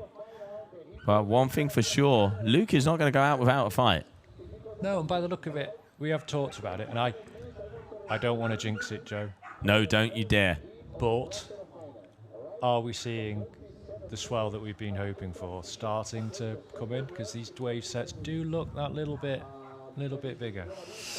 So it's a big claim. It is a big claim, and I think in the comments they'll be saying a few things, mate. Hopefully it will be coming our way. But, I mean, at the moment we've seen one wave. And, yeah, they do say that in the evening it was going to come through. I mean, perfect timing if it does. Quarterfinals just one heat away, and then there's 4 heats. Let's not forget we're just 4:45. So we got 2 hours pretty much until dark, which is pretty much smack on the middle of the time we would need to complete those quarterfinals if the wind stays, if everything goes according to plan. And I'm pretty sure that is going to be the plan of the sports crew right now. But Ayrton, again, you can see. And one of the things with Ayrton, he's on a 10-meter. He is on a small kite. Yeah, the single strut kites do tend to have a little bit more power per size. Just getting into technicalities of it, but that's just the reality. They do tend to work that way. They're quite drifty kites as well, because they're generally quite lightweight, 2 less struts. It's another one. It's just personal choice for the rider as to what they feel comfortable on at that particular time with that particular wave in front of them. Yeah, you can see there with the links there from Gong. They have their single strut here, and let's not forget also those double canopies and double skins that are coming around as well, especially on some of the big air kites. They're mixing it up and coming in strong into kiteboarding. I mean, hearing very good things about their surfboards as well. But I mean, the likes of Ayrton is heavily involved in the R&D of those products. They're going to come out. But I will say, mine doesn't work like it does under Ayrton's feet. I don't understand, mate. No, I think certainly a lot of us wonder that. How come if I've got that piece of kit, am I not the same? But I think we're a sport that's been built on innovation and constant development, across the years.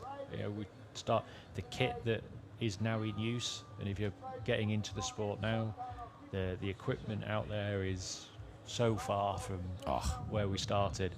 And to think back to the guys that first started riding at Ponte Preta on older kit,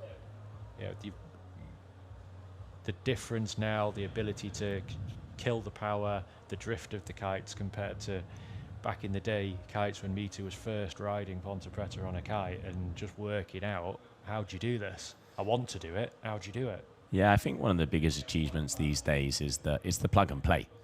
Someone can open a bag, open a kite, connect your lines, and it is set to enjoy. Of course, some people might fine tune it or depending, but it is really set to enjoy. That was not the case before. You almost had to, mess around with the lines, mess around this to get it into that sweet spot. And the sport is becoming more and more accessible. So cool to see so many groms, so many different, people getting out there. You've got kiters, everything from, I think the youngest kiter I've met is a 5-year-old, and probably one of the oldest kiters I've seen is an 84-year-old. So it is so cool to see. And yeah, I think the R&D and the development of the sport, and especially the safety side, like you're saying, being able to be able to let go and it stops, that is a huge thing. Everybody did the old windmill back in the day across the beach, and very cool to see how it has evolved, and it's very cool to see how much it's going to evolve year on year. And hopefully that encourages more people to come along and take up the sport with that safety aspect. And that, the more people who come and take it, the more people go do the sport, the more opportunity there is for that next world champion to appear.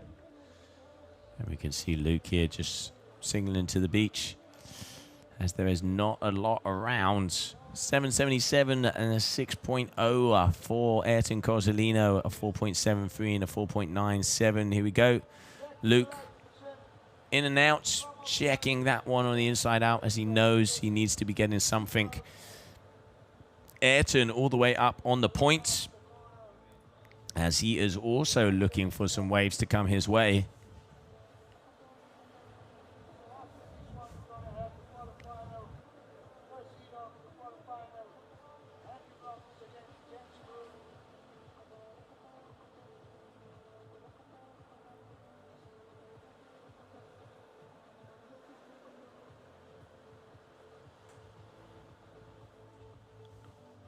All right, so there we can see Luke going back out. See if he can continue and come back upwind. With less than 2 minutes to go, there we can see Ayrton as he is hovering, circling, waiting to see if some sets will join him. And he is all the way up on the point. He is pretty much, you could almost say he's almost at the left.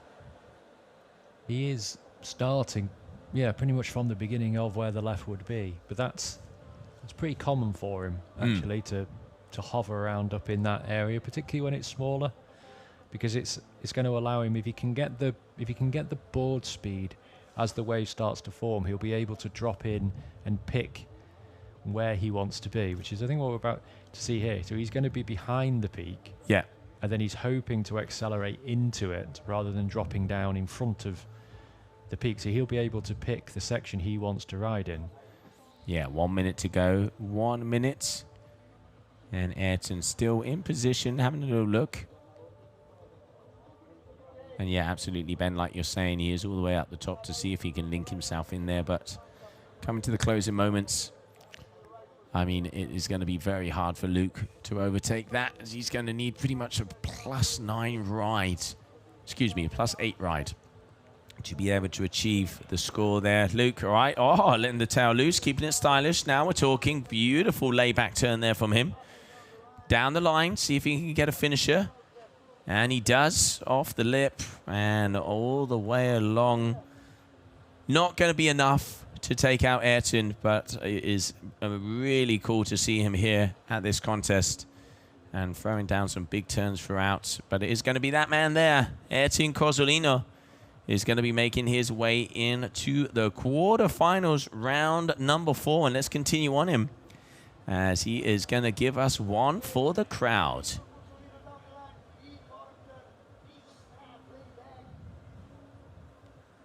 A one-hit wonder. But yep, so that is official. Ayrton Coalino, the winner of this heat.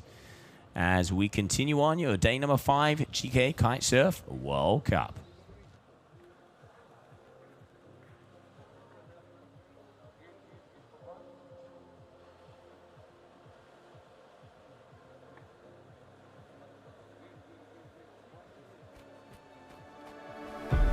True strength doesn't come from only muscles. It comes from balance, from connection, from knowing who you are. These lessons still ride with me.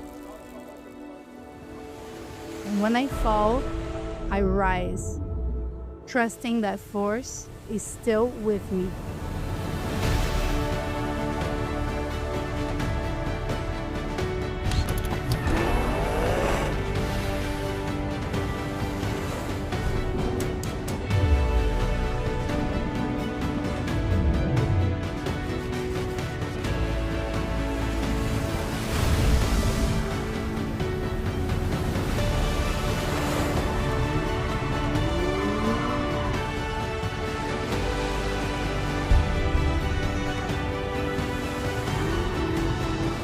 I'm not chasing titles. I'm chasing my limits. What I believe to be true.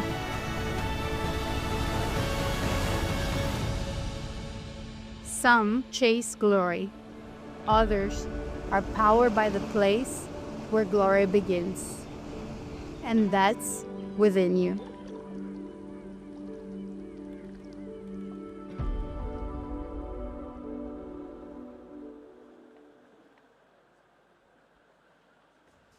All right, everybody, so welcome back as we continue on with the competition of your quarterfinals. Ayrton here just giving the crowd a little bit of a show, even though he has taken the win of this heat, as we will wait for him to come down to the beach and grab a short interview with him. But getting back onto the action at the top of the field, coming up next, these two men. Hendrik Witschi is going to be going up against James Karu for the first quarter-final of the competition. Here we go.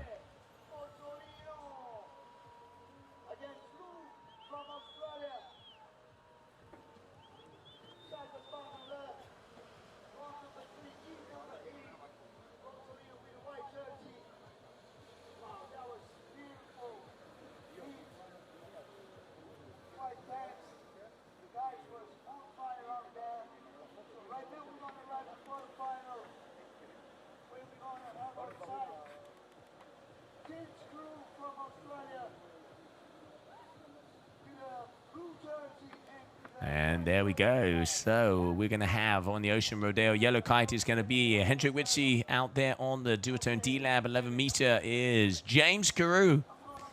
Big heat. But I mean, hey, this is a quarterfinal. The idea is to finish the 4 quarterfinals today of the men. Both of the boys surrounding that mark, waiting to see who has that priority and who is going to fire off that first bullet. Big heat, big heat. As we continue on.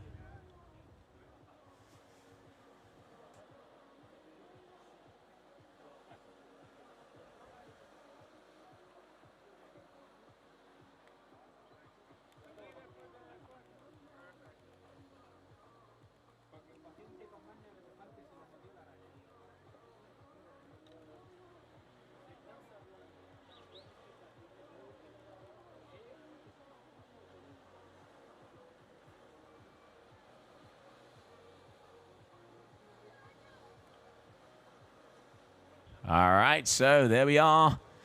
30 minutes as we are ready to rumble with these two men. Your heat number 1 of round number 4.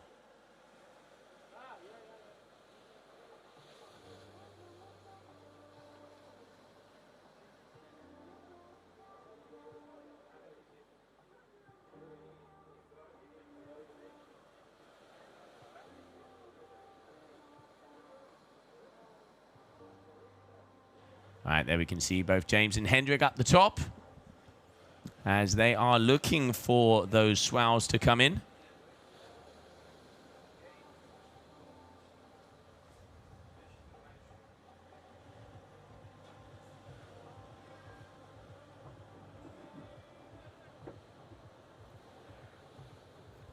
James out there on a wave as he is going to be starting with that first exchange. All the way down the line there for him. And we can see Hendrik in the background.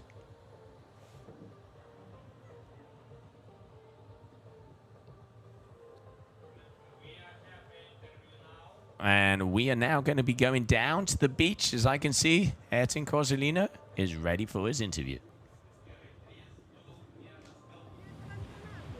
Down on the beach with the winner of the last heat of round 3, Ayrton Coalino. You've talked a lot about the time you've put in over this winter. Are you now feeling the reward of doing that? Yeah, I mean, it's paying off, you know. I've been training a lot here, bro. These days is normal days on Ponte Preta, you know. But yeah, I put the smallest kite of the event. Everyone with 10, 11, 12. But I'm putting the small kites because here the wave, you go full speed. I don't like to use the power of the kite. I mean, the strategy, the judges, they don't want you to use the kite. So I put the smallest kite as a possibility to do the turns more tight, you know, and powerful. And I don't need the kite. I want to surf. I change my flow to show the judges that I can. Last year I didn't been rewarded, you know, but this year I'm ready for it, man. Let's go. Yeah. You used the word there, flow, and you've used it. I've noticed that you've used it a lot on your social media. Is that something that you've been specifically working on? Yeah, because they say I don't have flow, bro. This is kiting, man. I thought kiting was like a powerful turn, like the smack, you know, but no. They want surfing, but whatever, man. I've been training. And you're taking a different route with everybody else with a single stroke kite. Yeah. You're willing to share the thinking on that, or is that just a little bit of the secret sauce? No, I mean, I can share. I mean, the one-shot kite is the future, you know. Gonga come with this unique thing. And Patrice already told me that this kite will work amazing. I was like, oh, really? I would try? Man, the first time I tried this kite, the drift and the power and the stability in the hair is crazy, man. My kite doesn't collapse when it's light. When it's huge, you know, if the kite collapses, you're in the trouble. But this kite, I just stay there, I sink a bit and try to go upwind, and my kite stays there in the sky clean. So yeah, I really love this kite, yeah. So heading into the quarterfinals, Ayrton Coalino, thank you. The first of the quarterfinals is on the water now. Hendrik Witschi against James Karu. Yeah. And always cool to catch up with Ayrton. Congratulations to him as we continue on, waiting for scores to come down for both of these athletes, as both Hendrik and James have had a wave each. Your quarterfinal number 1, round number 4, heat number 1. Hendrik Witschi, coming out of Switzerland, representing Cape Verdean blood in his veins. And James Karu, Aussie, Aussie, Aussie. Let's have a look at the overall standings of last season for these two. James 4th overall, Hendrik 7th overall.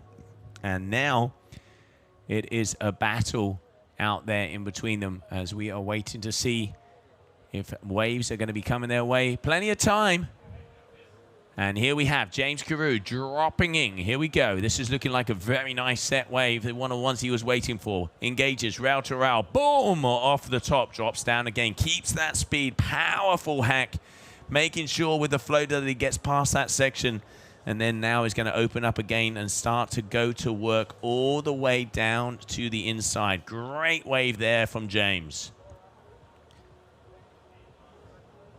There we can see also that Hendrik is going to be dropping in and going against that wave, unfortunately. So we're waiting for scores. But so far, both of the boys keep him busy. And I'm going to say it, it does look like the swell is starting to appear. Okay, Hendrik deciding to go on this inside roller. He's going to be going for this wave. Nice open face, carving hack, letting that tail loose, stretching out that arm. Now we are talking as the boys definitely mean business. It looks like Hendrik may be looking for some of an air maneuver, but no, going against it for 2 for 2. 2 good waves there. Karu with a 5.73 for the first one from before, and still waiting for scores on another wave. And there it is, a 4.43. One more wave to be coming his way. So he's at a 10.16. Hendrik waiting for a score as well. But so far, James Karu in the lead.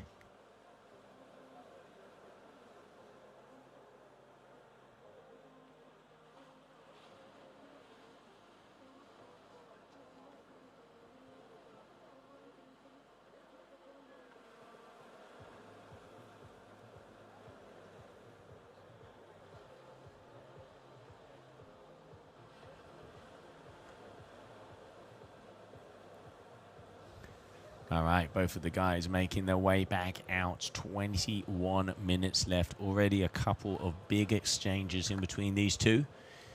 James known for his power. Hendrik known for his technicality, but is one of the riders that really knows this break, and he is hungry. But you also know he is up against one of the top athletes in the fleet. 10 meters there for his Ocean Rodeo as he's getting ready to go out there, if I'm not mistaken, on the charge. And then we have, of course, on the Neo D-Lab is going to be James Karu. Still waiting for a score from Hendrik, but so far in the lead, Aussie Karu already. And we can see the wind has increased, hasn't it, Ben? Yeah, it feels like it. Even down in the corner on the beach there's slightly more breeze than there's been throughout the day. Really looking forward to seeing this one pan out. Good friends on tour, both James and Hendrik, really good friends. So there's bragging rights up for grabs on this one as well. Yeah, so Hendrik out there on the Ocean Rodeo Crave. Oh, smiles to the camera. That's what we're talking about. Just keep our distance ever so slightly. And James, boom, shaka laka. 8.33, biggest score of the competition so far. Hendrik answering back. He has such a good style, this young man. Look at that, big carving, open face cutbacks. But James putting in that 8.33, throwing down the hammer early on in this heat. And he's gone past the 14 mark as well. Yeah, and we talked about that in the last heat, that we thought 12 to 13 was the top end scores, and that had been pushed up to a 13 to 14, and now we're over the 14-point mark. So the level of riding is increasing as we're going through the heats and through the rounds, and that's what we want to see. All right, so there we can see Karu also making his way back up. I mean, wind does increase. They're going upwind.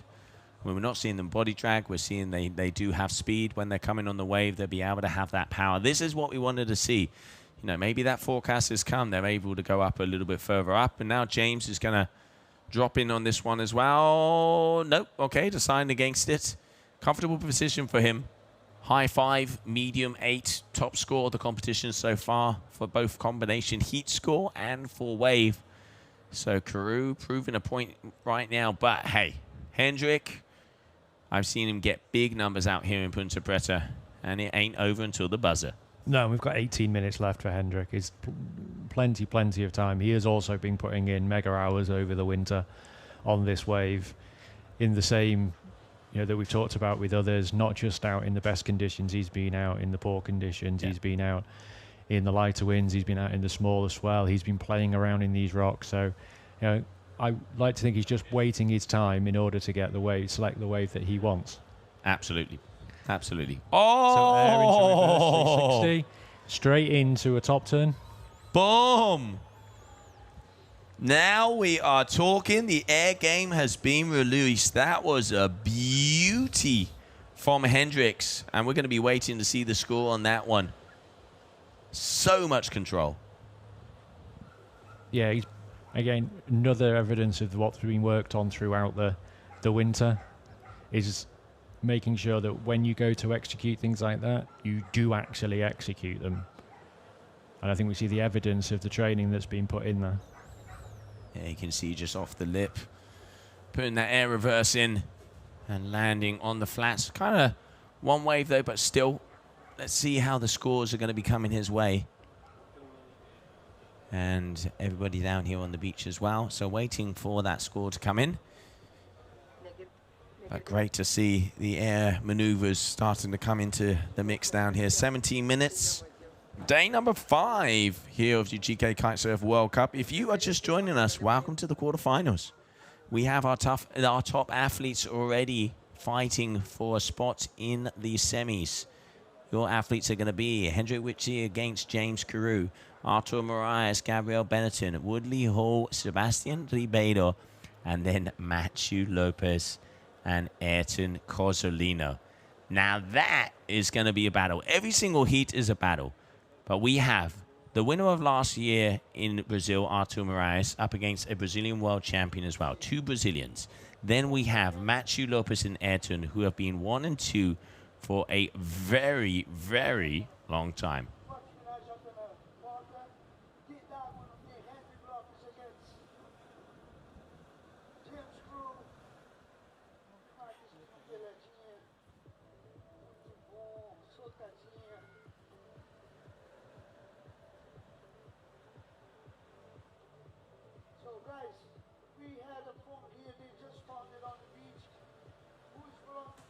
All right, big bottle turn, rail to rail there for Hendrik off the top floater down the line. Cut back here, throwing that arm loose, and you can hear the people on the beach, Ben. Yeah, the crowd has definitely built. They've come through, looking out the window.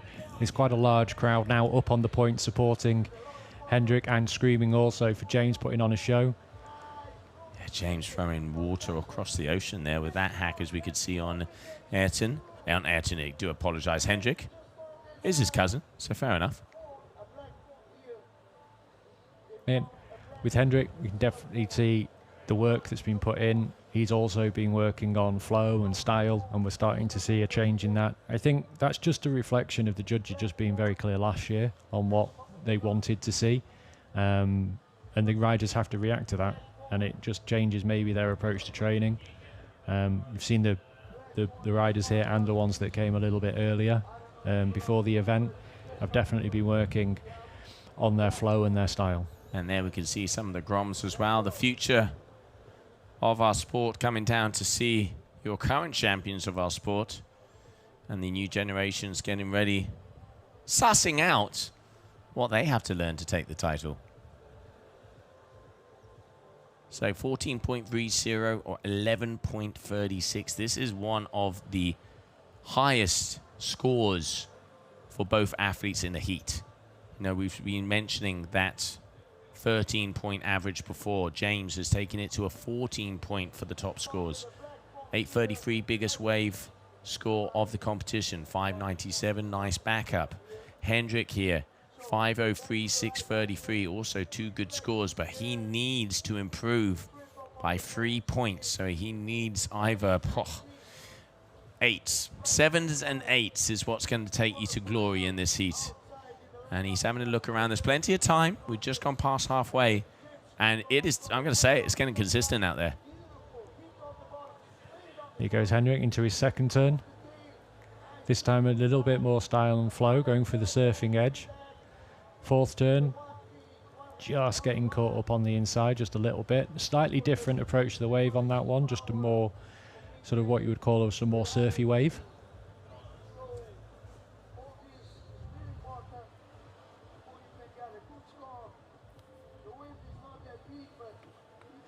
And a big shout out to Omo over there in Denmark.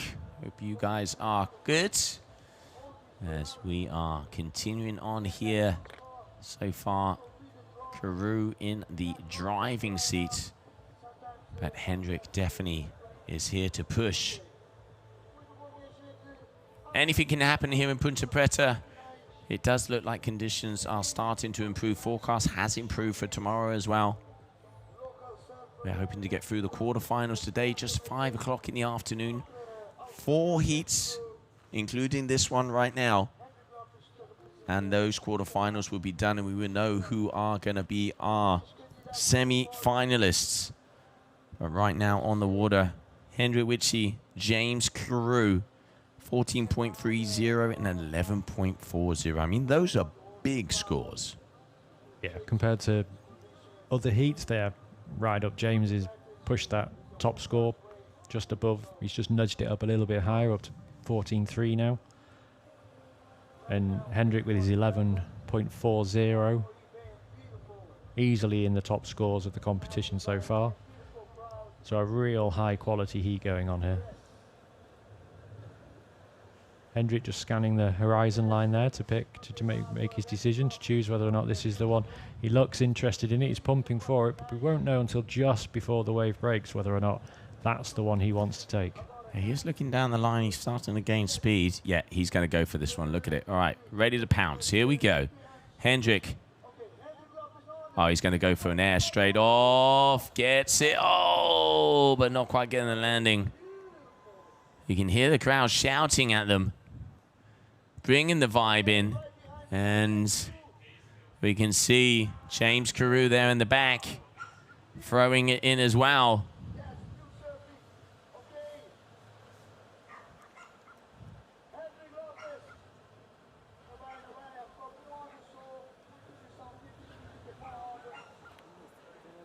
There he is, but yeah, so not quite making.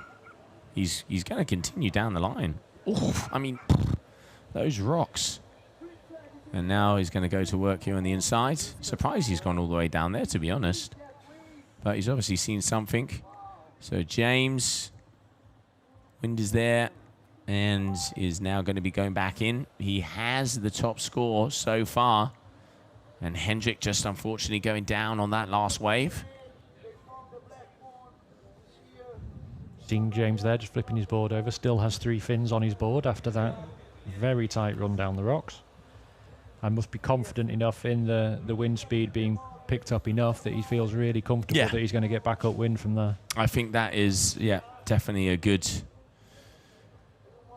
assessment, because you can see they are coming all the way down and they're looking more comfortable. They'll be able to get more speed. We're seeing more water fly across. We saw it with the heat of Verde. So, you know, maybe the forecast finally has decided to show its colors. And quarterfinals would be a good time for it to do that. Yeah, we're starting to see the riders now not having to wait that long between the sets, and actually the reason that they're not taking the riders is through selection, not because the waves aren't necessarily there. I think in previous heats, waves were taken because of lack of. Someone would have taken a wave like that in the previous heats because there would have been so much between them, but now the guys are now being able to be selective on the ones they want to take.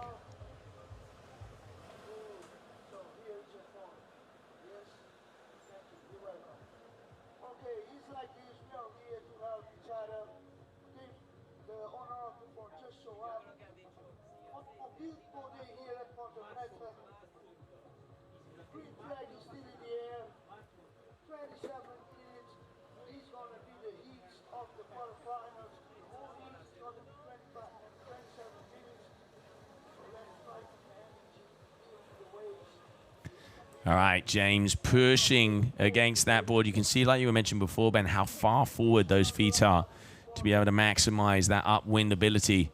Because again, he is, he's down the end. So he's going to run up. So he is going to run up. He's comfortably in the lead with that 8:33. Decided to come around, and yep, he is going to run his way up the beach. Hendrik is in position. 8 minutes on the clock, plenty of time. Hopefully for 1 or 2 sets. As both of these guys throwing down 11:40, 14:30, 2 big scores. And Hendrik getting some signals there from the beach. We can see his mum there. Didi there in the mix. A lot of the locals supporting him.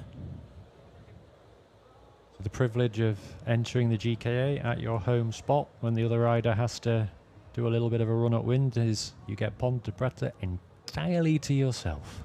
Yeah, and especially now that the conditions are improving, you're going to be happy. So there we can see Bruna and James as they're running up.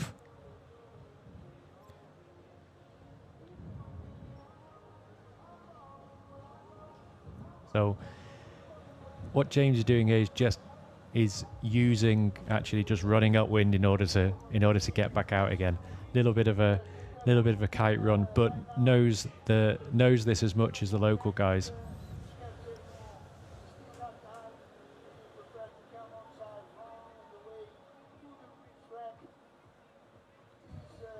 All right, so Hendrik has it to himself. Yeah, you can see the kite in the background. So James already up the top, so he still has to get in the water. But he has definitely sprinted his way along. 7 minutes. Hendrik does look like from here he's seen something. But he's going to want to keep that priority because he knows. I mean, he knows he needs a big score. He's got that 6:33. Needs to be around an 8. Is he going to go for it? No, he isn't. He's going to decide to keep it. Because he would have, let's do a little math here. 6:33. So he would need, definitely in the vicinity of an 8. High 7/8 is what he would need to be able to overtake James with that 6:33 as his, if it was turned into his backup score, coming up on 6 minutes. He does have priority. He is in position. Anything can happen. We've seen him throw down scores like that. James knows that. That's why he sprinted back up, because it is anybody's game in a quarterfinal, as everybody has the level to make those top scores. James doesn't look like he's in the water yet. Yes, he's just going in the water on the left-hand side on top of the scoreboard, isn't he there? Okay. He's decided to go way up on the left. So you'd expect that James being on the beach has had the news, so he knows what position he is, he knows his score, but therefore he'll also easily know that that 14-3 does not guarantee a win here with Hendrik at all. So he has to get back on the water, and he has to go again. Hendrik equally, hopefully working out. And I think what we're seeing here is Hendrik making wave choice, because I think he knows he does potentially need a big score. So he's got to make sure he picks the right wave in order for him to deliver that big score. No, absolutely. So James going back out on the water.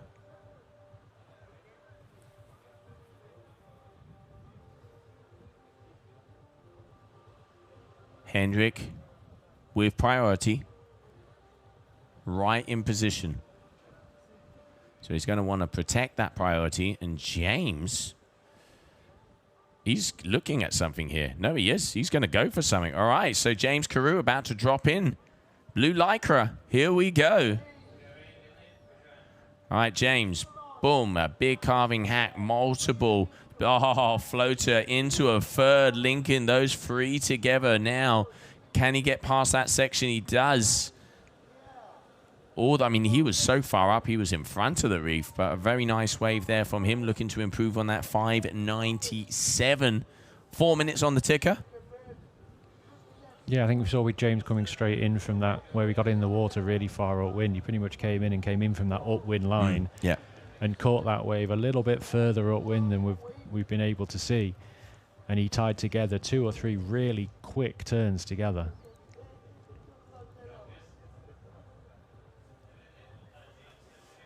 All right. You can see Matthew just coming in here. I know that fire. I know that hunger. Tropical power.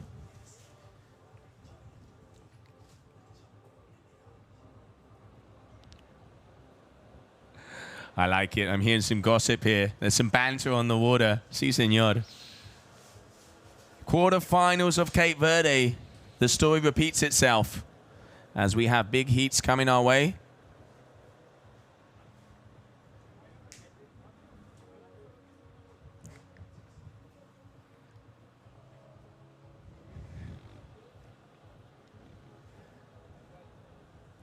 $15.10, Ben.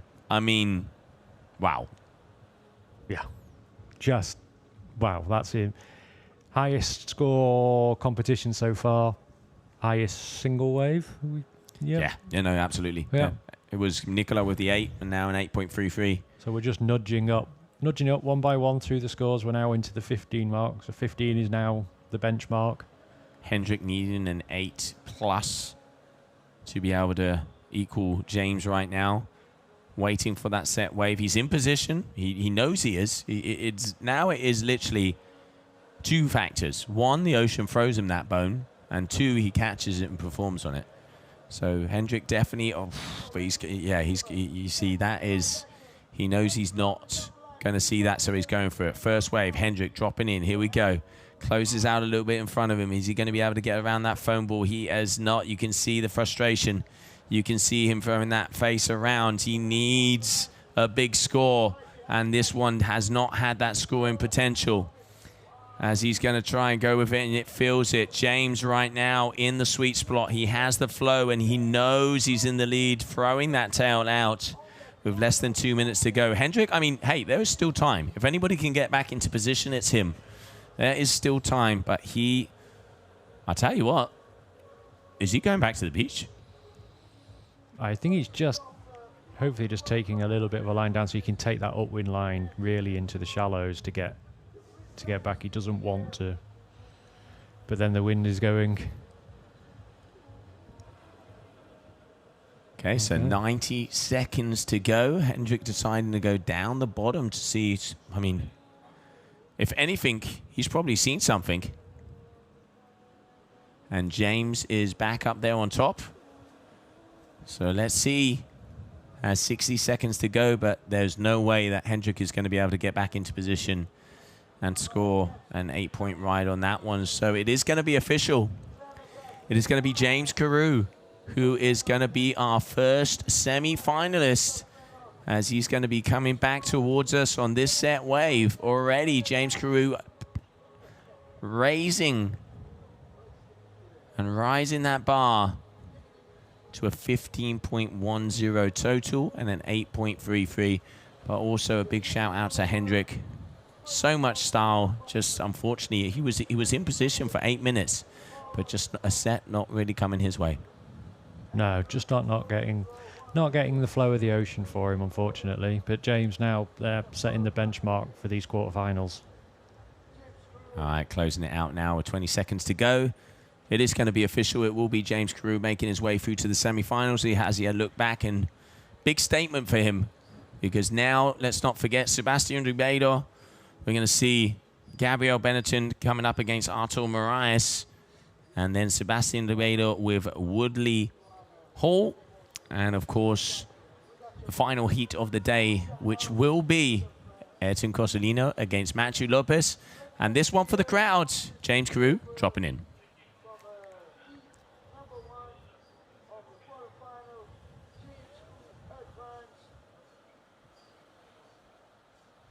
And that is it. So yes, it is official. James Karu continuing on. And next up, Artur Morazz, Gabriel Benitin. Your day number 5 here, GK Kitesurf World Cup.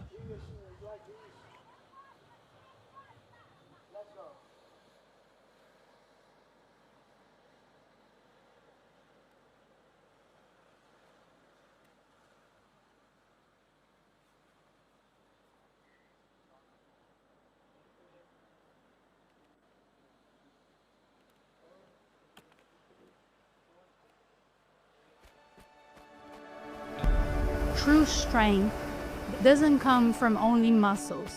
It comes from balance, from connection, from knowing who you are.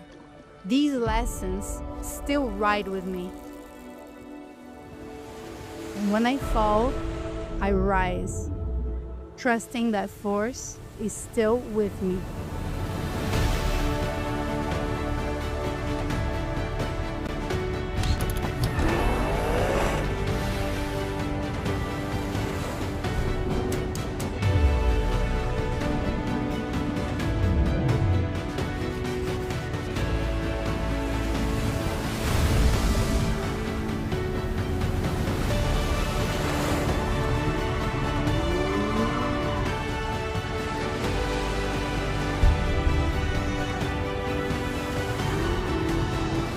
I'm not chasing titles. I'm chasing my limits. What I believe to be true.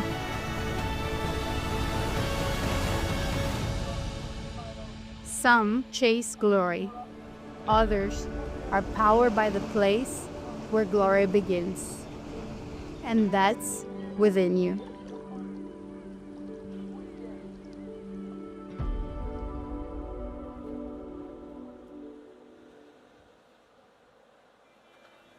And welcome back, everybody, as we have a Brazilian standoff coming to you.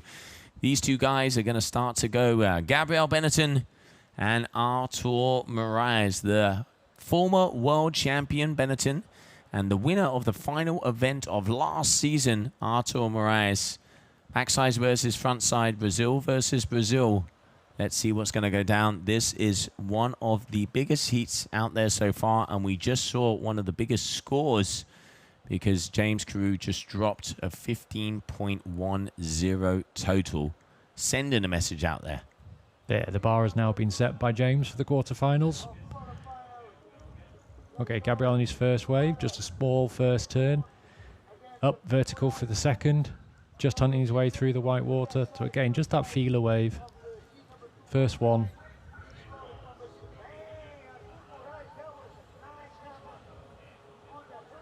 And there we can see Artur just getting ready there.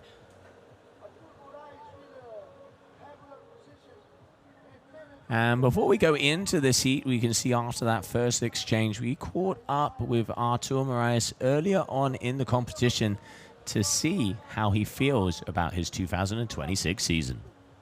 Olá, me chamo Arthur, sou brasileiro. Eu estou aqui no Cabo Verde para a primeira etapa do circuito mundial do Tour do GKA. Muito feliz do ano passado eu ter ganhado essa etapa lá na minha cidade. E este ano vim representar novamente, né, o meu local, São Gonçalo do Amarante, vindo ao Cabo Verde, nesse paraíso, e tentar fazer uma boa performance durante o Tour, mas principalmente quero muito fazer uma semifinal, ou talvez umas quartas de finais aqui em Ponta Preta. E é isso, estou bem focado. Esses meses que eu vim para treinar aqui, fiquei um pouco recente em casa, me guardando, me cuidando. E quando eu vim, voltei a treinar novamente e vou levar isso no foco até chegar o dia de eu mostrar para vocês que é o campeonato. O ano passado foi uma sensação incrível ganhar o Tour pela primeira vez, uma etapa logo na minha casa. Foi uma sensação que Deus me mostrou, né, um caminho, uma coisa que eu estava quase para desistir, porque eu tinha tentado várias vezes e não estava dando certo. Então, coloquei tudo na mão dele e foi um sentimento muito incrível, sabe?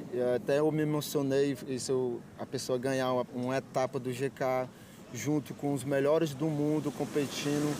Isso para mim é incrível, é um sonho ser realizado. O Ponta Preta é um pico bastante difícil, ondas desafiadoras, quando tem o swell. Tem muitas pedras, mas as pedras deixam assim, um pouco da mente assim, do atleta com muita adrenalina, né? Naquela questão assim, de poder passar por cima das pedras, mas assim nas ondas. As ondas são rápidas, aqui a gente precisa de prancha grande para poder pegar e é isso. E esse ano eu trouxe um equipamento, uma prancha maior para poder tentar velejar melhor do que o ano passado. Esse ano a minha expectativa é correr todo o Tour. Eu tenho isso programado na minha agenda, né, que é um propósito que eu tenho para esse ano.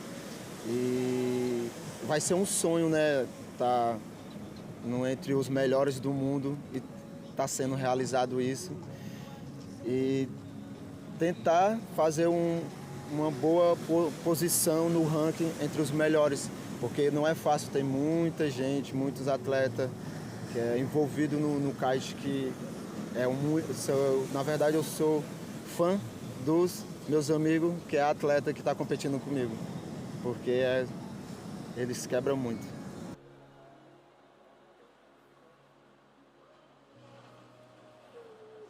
And we are back. So cool to see the story there of Artur, and so cool to see him here. Going to be the full tour this season, and he is going to be a force to be reckoned with already. 540, 317. You can see Gabriel Benitin there with a 487. And we're already seeing big heats coming their way. Artur there looks like he was having a little look-see. Gabriel a little bit further out, as this is heat number 2, round number 4, second quarterfinal. We already know that James is our first semi-finalist. Who's going to be our second, Ben?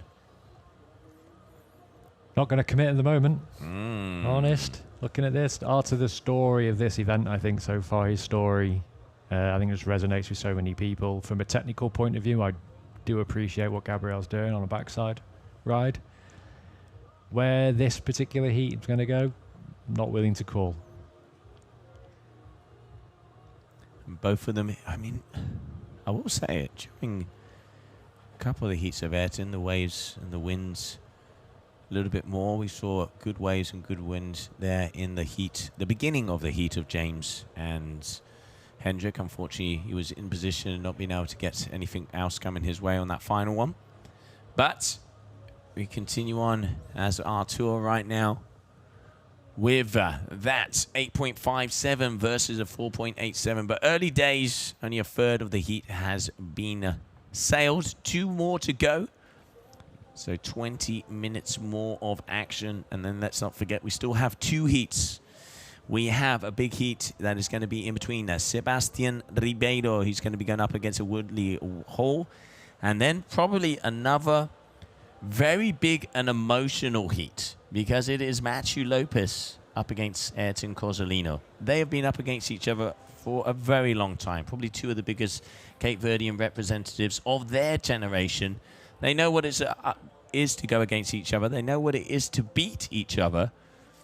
I mean, there's going to be fire out there on the water, to say the least. Those guys have been competing against each other since they were kids. So it's going to be good. If that's the last, are we saying that's going to be the last quarter-final towards the end of the day? The crowd is going to stick around for that one. There's, where their support is going to lie, hard to call. I mean, I think in the end they're going to be shouting for both sides. One of the things you can see about the Cape Verdeans, even you saw Hendrik and they were shouting for him. He finished his wave. Then James comes in and puts on the show and they're shouting for him. I think for the people who respect the locals and for the people who look after the locals, they will get their love. Yeah, and the locals are, they appreciate the sport and they appreciate the skills. Yeah, they want to support their local riders and their local guys. But, anyone who's putting on a really good show and is of a high standard, the local people, the watchers, those guys on the beach, they know what they're seeing is of a high standard. No, absolutely. Absolutely. And now here we can see, looks like a few bumps are coming their way. Out there on the core, the Gabriel Benitin. We can see on the Ozo, Artur Morazz. Artur close to the shore. Looks like he's going to be going on a bump. Yes, he is. All right, dropping in. Here we go. Artur, before what the judges were saying were rail to rail. Boom! Getting underneath and throwing it around. Beauty there for Morazz. Off the top again, just not being able to get in. Gabriel's going to be behind him. Here we go. So Gabriel dropping in as well. Nice top turn. You can see the sun starting to shine through the back. Snappy off the top there from the Brazilian. And closing it out with control. Wave for both of the athletes. Yeah, going wave for wave there. Both of them getting good first and second turns in. I think Gabriel just finishing off the wave in a cleaner fashion. Working hard to get that verticality backside that we know he's capable of. Artur, however, taking in a really nice top turn, holding it together in that first turn, but then just getting caught up just a little bit on his last turn and getting Gus just stuck in that white water. Didn't fall, but just not as clean on the exit. Yeah, no, exactly. And that is what has been marking the difference here. Waiting for those scores to drop. But yeah, I mean, pretty much as those sets can see, you can see both of them waiting for the waves to come their way, and then they will pick off. Pretty sure it's going to be Artur with the priority right now, as he took the first wave. Gabriel took the second and probably had enough time to get out there. And Matthew here right next to us starting to get ready. Ayrton down on the beach. As big moments coming our way for these quarterfinals to see who are going to be our semi-finalists. So far, Ayrton Coalino will be in that last heat against Matthew Lopez. Woodley Hall, quarterfinals, been absolutely killing it. So happy for him. Sebastian Ribeiro there wants to stop his run into the semis. And then, of course, we can see the heat we have here. Artur Morazz and Gabriel Benitin. And then James Karu taking the win over Hendrik Witschi. So just coming up on a halfway through this heat, as we have two more to go after this. 5:30 in the afternoon. This one's going to come down to the sunset, mate. Great one for Woodley. Came through Very second round. Yep. Into the third, through his third round, into his quarters. I might go as far as saying I think that's his best result. Let me double check here. Got the old notes. I got a feeling that is going to be his best result. It's definitely his best result because he didn't have a quarterfinal. Yeah, I think that could be his best result. So out there in the quarterfinals here. And what a way to start off the season for him. Yeah, I do love a run. I do love a little run through the second round, through the second chance round, and through.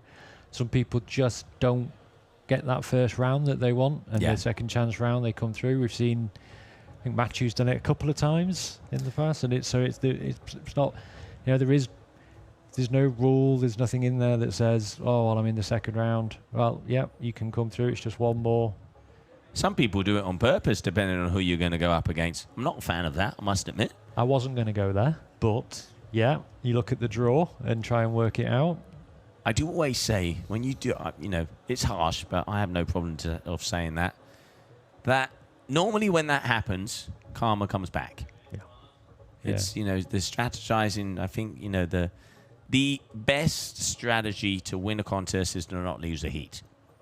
And I think, when a lot of them start to do these technical turns, is you are betting on things that you think will happen. Like, yes, the next heat might be rank number 25 against rank number 2, but rank number 2 can also lose, and then your strategy is completely gone out the window. So I think the safer bet would be to just go in the water, ride your heat, and win it to continue on. Yeah, 100%. To put a tactic together that's trying to bet on you just looking at someone's seeding to say that we know that isn't guaranteed. We've seen top seeds before, and if you try and sort of pick a path, that's not going to come. At some point, you're going to come up against the top seeds. If you want to win the thing, you've got to beat whoever's put in front of you. So just try and think, well, I'll delay it. Not necessarily a tactic that works. Yeah, no, absolutely. But hey, in the end, everybody chooses their path, and not all of the paths do make their way to Rome. But now back on the water, as we can see, Artur Morazz, 11:43. Gabriel with an 11:14, 6:27 for that last wave from him. So putting himself up. Here we can see Gabriel is going to be dropping in. What's he got? Artur right behind him. Gabriel, boom. Oh, release that tail, losing the fins. Let's see Artur behind him as he was just about to enter on a wave, if I'm not mistaken. No, had a little look-see, decides against it. Very close in between these two guys, and we are just 30 minutes to go. So I think, Ben, probably time for 1 or 2 more sets. Yeah, I seem to have a little bit less number than the previous heat. I think we were definitely gifted in that last heat with the quality of the riding and the quality of the sets that came through. But in this heat, they're pretty much going wave for wave. There's a lot of tactical riding going on in this particular heat. They're sticking pretty close to each other. They're turning at similar times. They're both riding on the same set. There's not a lot of separation between them. Scores are close. Really tight quarterfinal. Yeah, absolutely. I mean, we knew they would be tight. So 11:43, 11:14. 0.29 of a point difference in between these two. So that's anybody's money when we've got scores of 4s and 5s. Both of these athletes more than capable of putting some big numbers down.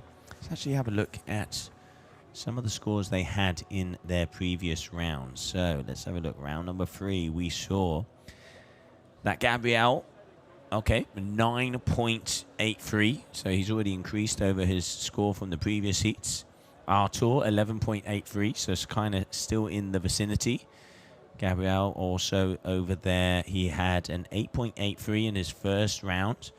And we can see Artur with a 10.40. So Artur definitely has the more consistent high scores. But Gabriel, that would be a mosquito down my throat. Yeah, so Gabriel gradually has steadily increased his score as he's gone round by round. Artur started at a higher point and has kept pretty steady, but Gabriel definitely round by round has increased his score, coming up to something similar. We know now from the previous heat that the bar has been set at over 15 as being the mark to aim for. These guys, again, more than capable of that. They both have come through. Gabriel just taking to another wave. Oh, really good top turn. Coming into his second turn, fighting for that verticality on his backside, but just tripping the edge on that inside section. Well, I know I said I was hungry, but that mosquito took it to heart. Ugh. A little bit of protein to keep the afternoon going. Damn. All right, so we continue on still. Artur in control. Looks calm as well. Yeah, looks comfortable and looks relaxed. And that's important. It's his first full season. It's hard to tell whether or not, it's hard to work out whether people, how they're feeling the pressure of it, but he looks pretty chill out there.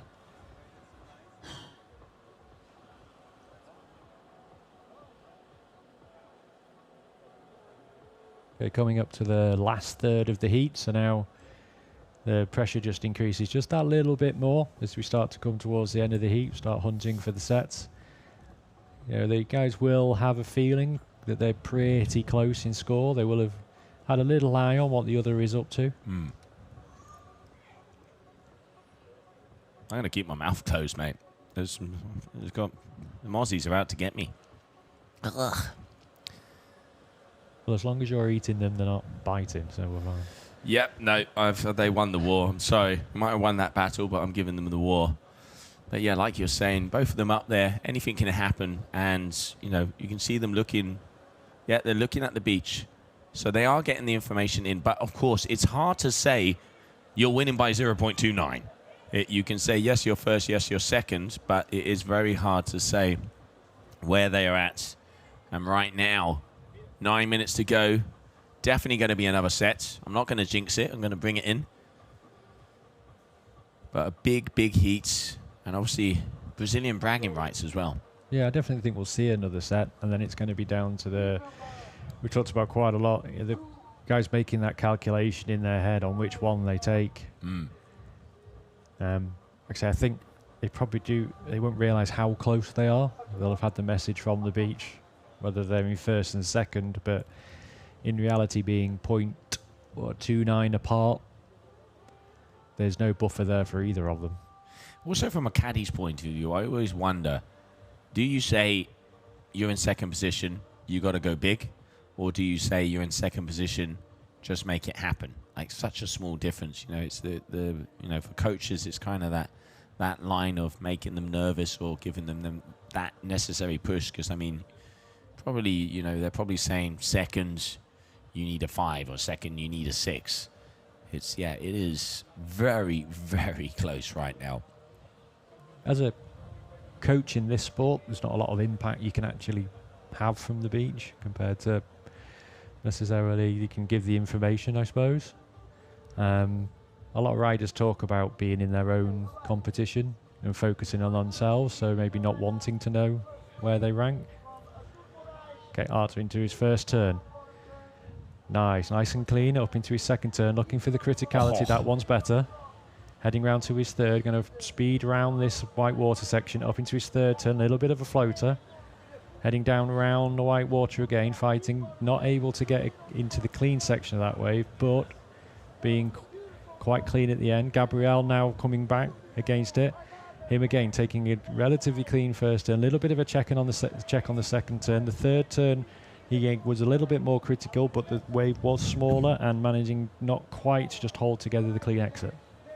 Yeah, it did look like we didn't see the first turn there from Gabriel, but Artur really pushing on that first and second turn. And then you can see him looking off to his left because he's looking at the rocks, because that's where you really only see the local Cape Verdeans not concerned about those rocks because they know where they are. So, but still, you can see that sun is starting to shine as they are pretty much going right through. And there, at the moment, Gabriel Benitin making his way out. 6.5 minutes to go. Let's have a look at the scores. Have the Wheel of Death right now. Still do have the remnants of the dusty haze we had in the earlier part of the week, from the dust and the sand coming over from the Sahara. So at sunset, we are just getting a little bit of a haze, which is, you know, giving our cameramen a little bit more of their own challenge. Yeah, and unfortunately the tower is right in front of the sun as well, so they're gonna unfortunately having to manage. There's not much you can do to walk around the sun, unfortunately, but still action coming at you here. Day number 5, your quarterfinals of the men. Tomorrow it is going to be the women, and then hopefully through all of the different disciplines to see who are going to be our top champions here, the 2026 Cape Verdean GKA World Cup. So far on the water right now, it is Artur Morazz in the lead with Gabriel Benitin in second position, and it is a hairline fraction in between the two of them, and they are both waiting on a score from that last wave. Now, that dog looks comfy. I mean, he's even got his own beanbag. That's the life. But he is chill. If you want to know what chill looks like, there it is. All right, so still waiting for those scores. Judges obviously taking that into account, making sure, because every decimal can count. I mean, we can see here 0.29 of a point right now. Artur back and up on the point.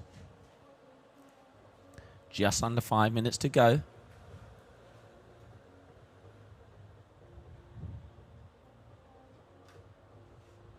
Still scores staying the same. And waiting for them to drop. Judges are definitely taking their time on this one. As I mentioned, crucial moments, quarterfinal, the World Championship.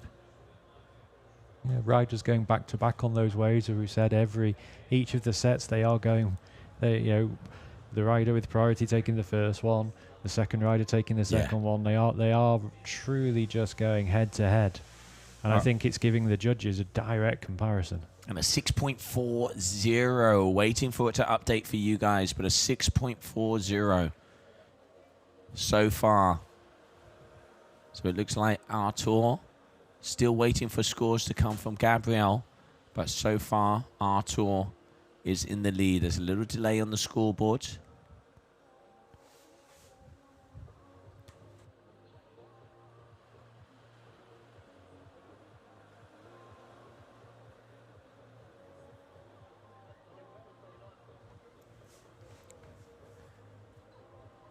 And just hitting the old refresh button there because the scores have been dropped for us, but waiting for them to appear on screen, as it looks like they are waiting for one number of Gabriel. I can tell you guys it's close. As it stands, 12.43 versus an 11.14.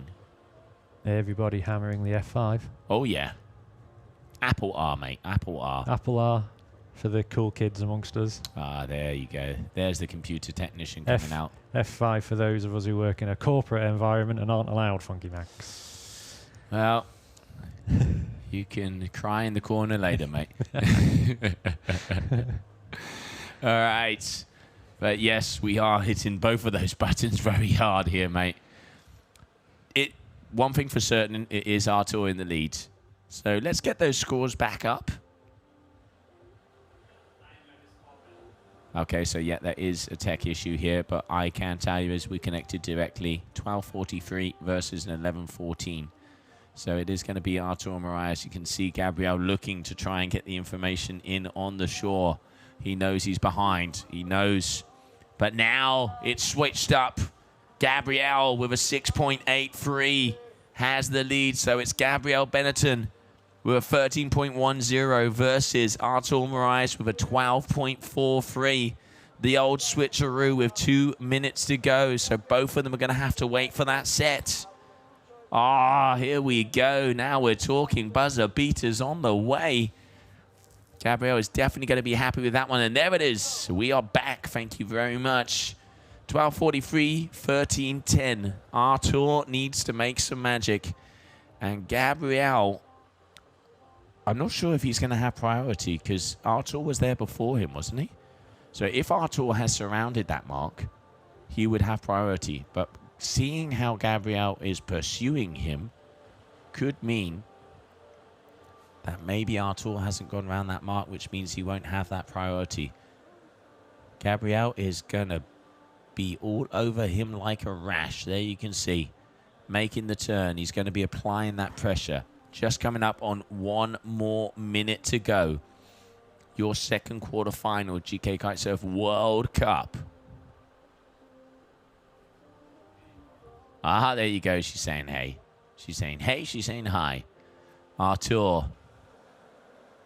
I mean, looking out the window, Ben, it doesn't look like much ocean. Not much motion in the ocean. But we know that Ponte Preta can kick up a wave when you really can't see much. But we've just seen in the last sort of minute of this heat, just the lead there changing from the information as we saw it coming through and now up on your screens. We said that the 12 to 13 mark was what was deemed to be a good score, both of them in that range. But we're just, is someone got in this last 10 seconds the chance to drop onto something that's just going to push them up into that 14-point mark? And is he going to be able to get on something? No, he isn't. And that is going to be it, ladies and gentlemen. It is going to be Gabriel Benitin who takes the win of this heat, the second quarterfinal of the evening. So Gabriel Benitin continues on. As coming up next, we're going to be seeing Sebastian Ribeiro up against Woodley Hall.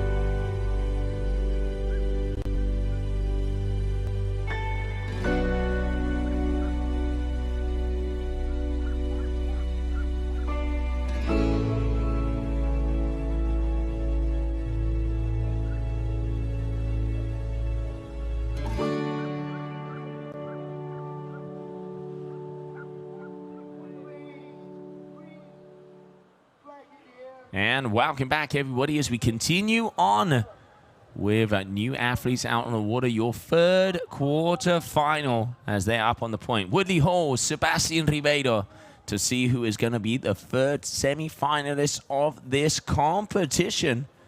As we get ready to rumble, as we can see sets are starting to fill in. The wind is definitely on the light side as that sun is starting to go down. The golden hour here, Punta Preta, day number 5.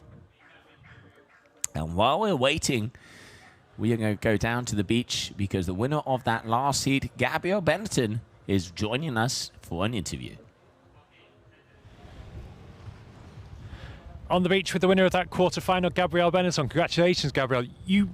What we want to know is, we were watching from the commentary booth and the crowd watching, you were going wave for wave against Arthur. Could you sense that out there?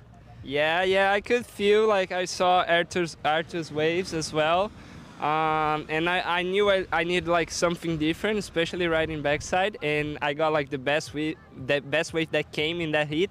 I was lucky and so happy to get it, and that wave made my heat, you know, made the total difference.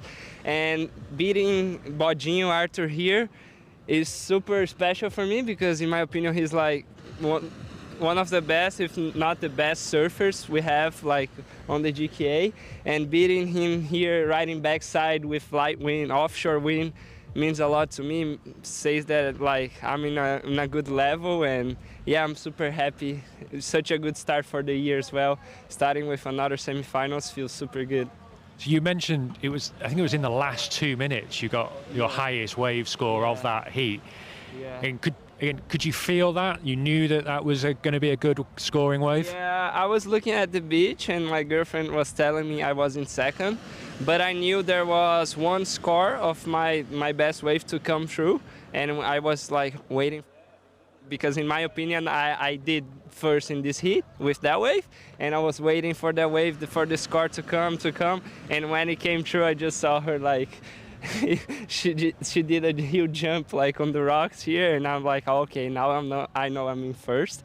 And then at the end I just tried to control the heat, and that was it. Super happy. Congratulations on to the semi-finals. Thank you. The next quarter-final is on with Woodley Hall against Sebastian Ribeiro.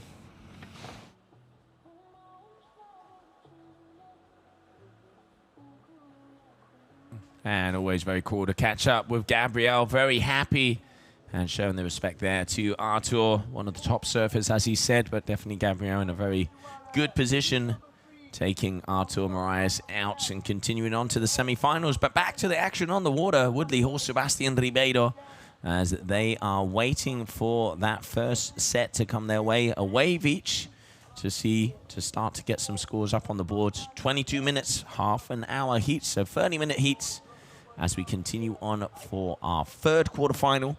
And the idea would be to do all of the quarterfinals. So one more heat after this, which is going to be a very big one. This is going to be Matthew Lopez against Ayrton Coalino. Woodley dropping in, nice wave, 2 good schmackers going for the third, setting that round. Now this is where they go past those rocks. Can he make it all the way down? No, he doesn't.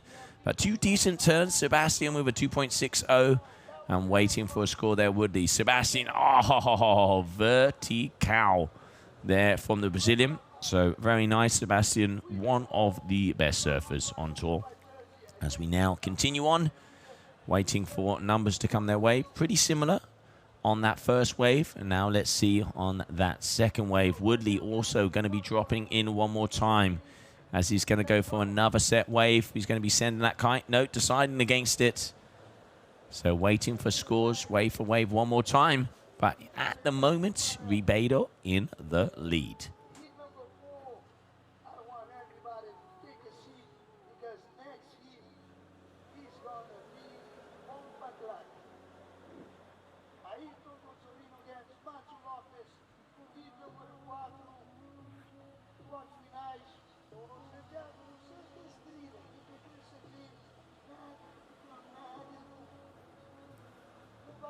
All right, we're waiting for a score to land here for Woodley. There is definitely a little bit of a delay compared to what we are seeing here.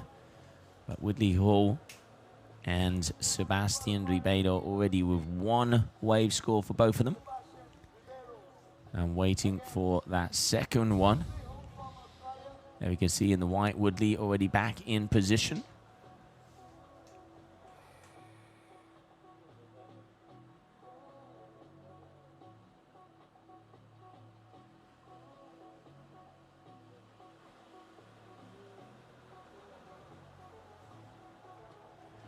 And Gabriel definitely looking very happy from South down there after taking out Artur. Yeah, really happy. He said he could sense that the rides were good, and was aware how close they were. But yeah, paying tribute to Arthur as well, which I thought was a nice touch. Just sort of quoting his surfing style and his quality level of surfing, and particularly on his first year. So I think actually sort of beating him meant quite a lot, but in a quite a humble way. Yeah, absolutely. As you can definitely see respect out there in between the two of them, and a beautiful wave there just from Ribo as he's starting to throw down that hammer. As it is, we can see it's going to be Sebastian Ribeiro with a 9.87 and Woodley Hall with a 6.99. We do apologize for the tech issues here with the scores, but I'll keep you updated as we are connected directly. So I do get them a little bit earlier than you guys. But yeah, your third quarter final. And then I did just see getting ready is going to be Ayrton Coalino, Matthew Lopez. Yeah, just walking back from talking to Gabrielle, you could see the two of them. Yeah, just getting in the zone. Headphones were off. But yeah, getting ready. I think they're both going to head up and get their minds in the right place with the time left in this heat. And let's see if we can those scores are back up. Yeah, we are back in action. Thank you, guys. So under 20 minutes to go. Seb, 5-6, 4-2. Nice and consistent. Woodley has a better backup if he improves on his score. So that's always in a good position. You don't want to have two smaller scores than the backup of the athlete you're up against, especially the likes of Sebastian Ribeiro. Seb looking like he's out there on the 10, if I'm not mistaken. Having a little look-see at this bump. No, he's going to be using it to go back upwind, and he's going to pivot himself around.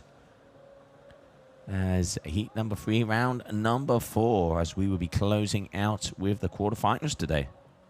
Feels like in the first two quarterfinals, and hopefully in this one, gradually the individual wave scores have increased through the quarterfinal, so they've gradually just increased the wave scores. So hopefully in this one we'll see they've started off Woodley with a good 4.57, Sebastian with a highest wave score of his of 5.60. We'll start to see those scores just creep up throughout the heat, pushing up hopefully into the sort of high 6s and up into the 7s.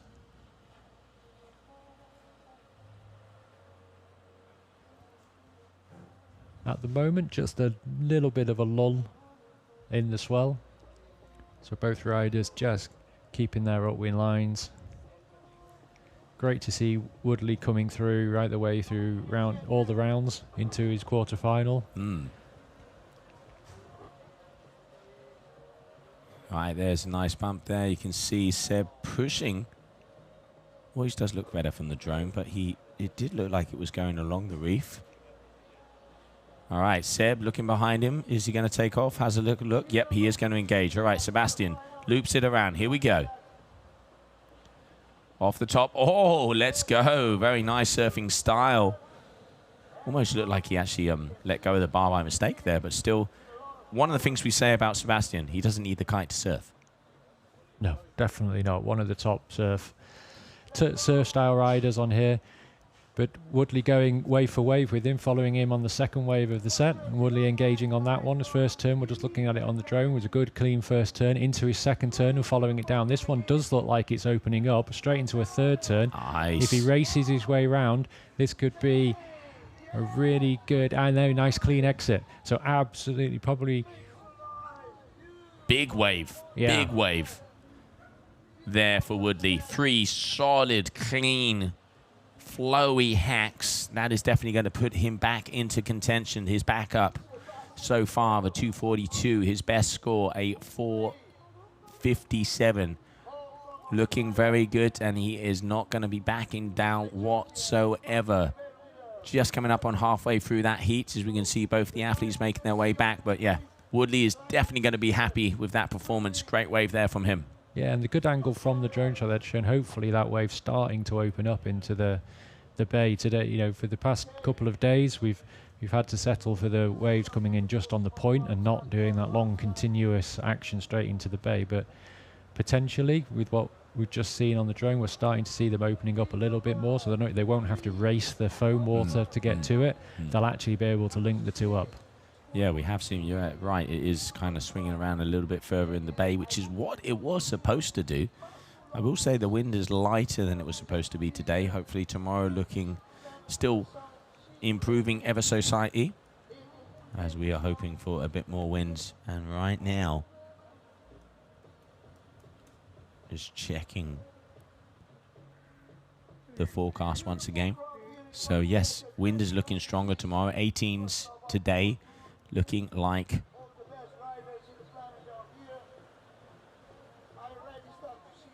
Let's see. I was going to say, it didn't look like 30 knots coming our way. But it is. Okay, so yeah, similar. No, a little bit stronger. A little bit stronger tomorrow, but one thing for sure is the period of the waves. If today's was 13s and 14s, tomorrow's looking 20s and 18s. So definitely the wave, the swell's going to go up. Winds, a couple of knots more, so probably in the same vicinity. But no, definitely looking forward for some better conditions to come our way tomorrow. We're waiting for that score to be dropped and to appear here for Woodley. And still waiting for confirmation, but it's looking like a very nice wave there from him. Can put him back into contention. 13 minutes. We've seen it with Hendrik. We've seen it with a lot of athletes. We saw it with Artur and Gabriel. It ain't over until the buzzer, and every warrior has one last fight. And now Woodley putting on a solid performance, and he's taken the lead. There you go, 10.60. Seb still waiting for a wave score as well. I mean, every set it's back and forward, and Seb protecting him was priority. You can see him there, holding that line. Yeah, I was just about to just said that for me. The drone shot showing us a lot of times the fact that there's a lot of priority holding going on whilst we wait for the sets to come in. So the guys that are good at that game of priority are just managing to hold themselves and matching the other rider turn for turn, tack for tack, so that when the set does arrive, they're in the prime position. Yeah, and I mean, we've seen it is so important positioning here on this wave, and especially when conditions are on the line and when heats are on the line. But now Woodley, a 6 and a 4, 2 solid scores. He's in a good position. He knows he needs to hold until the very end. I mean, let's have a little look at what Sebastian was putting in to the competition in those previous rounds. In his previous heat, 12.33. He had a 6.9 and a 5.43. In the previous, in round number 1, Sebastian coming in with a 13.13. He had a 6.4 and a 6.73. So very consistent Seb throughout the whole competition so far. Now, let's have a little look-see of the results of Woodley. He's come all the way through the ranks. Woodley in the previous round, so in that round number 3, coming with an 8.27, and also in that round number 2, because he's come all the way up, he had landed an 11.10. So Seb a little bit more consistent, but I mean, hey, it's not how you score the ball, it's when it hits the back of the net. No, and Seb looks really quite relaxed out there. He's got over 11 minutes left. He seems, yeah, quite happy just to wait. You know, he knows that when the set arrives, he's got the quality. Woodley as well, though. He's earned his position in this quarterfinal. So Seb there just looking interested. Yep, so dropping it. No. Looked interested, then just took a little duck dive under the wave. Now doing the right thing, just moving out of the way to let Woodley take the second wave. Woodley dropping in. First turn. Little bit of a check turn on the first turn, more critical on the second, just heading down the line to try and pick up the next section. Little bit of a floater, quite a lengthy floater, right the way over the engine up coming off the back.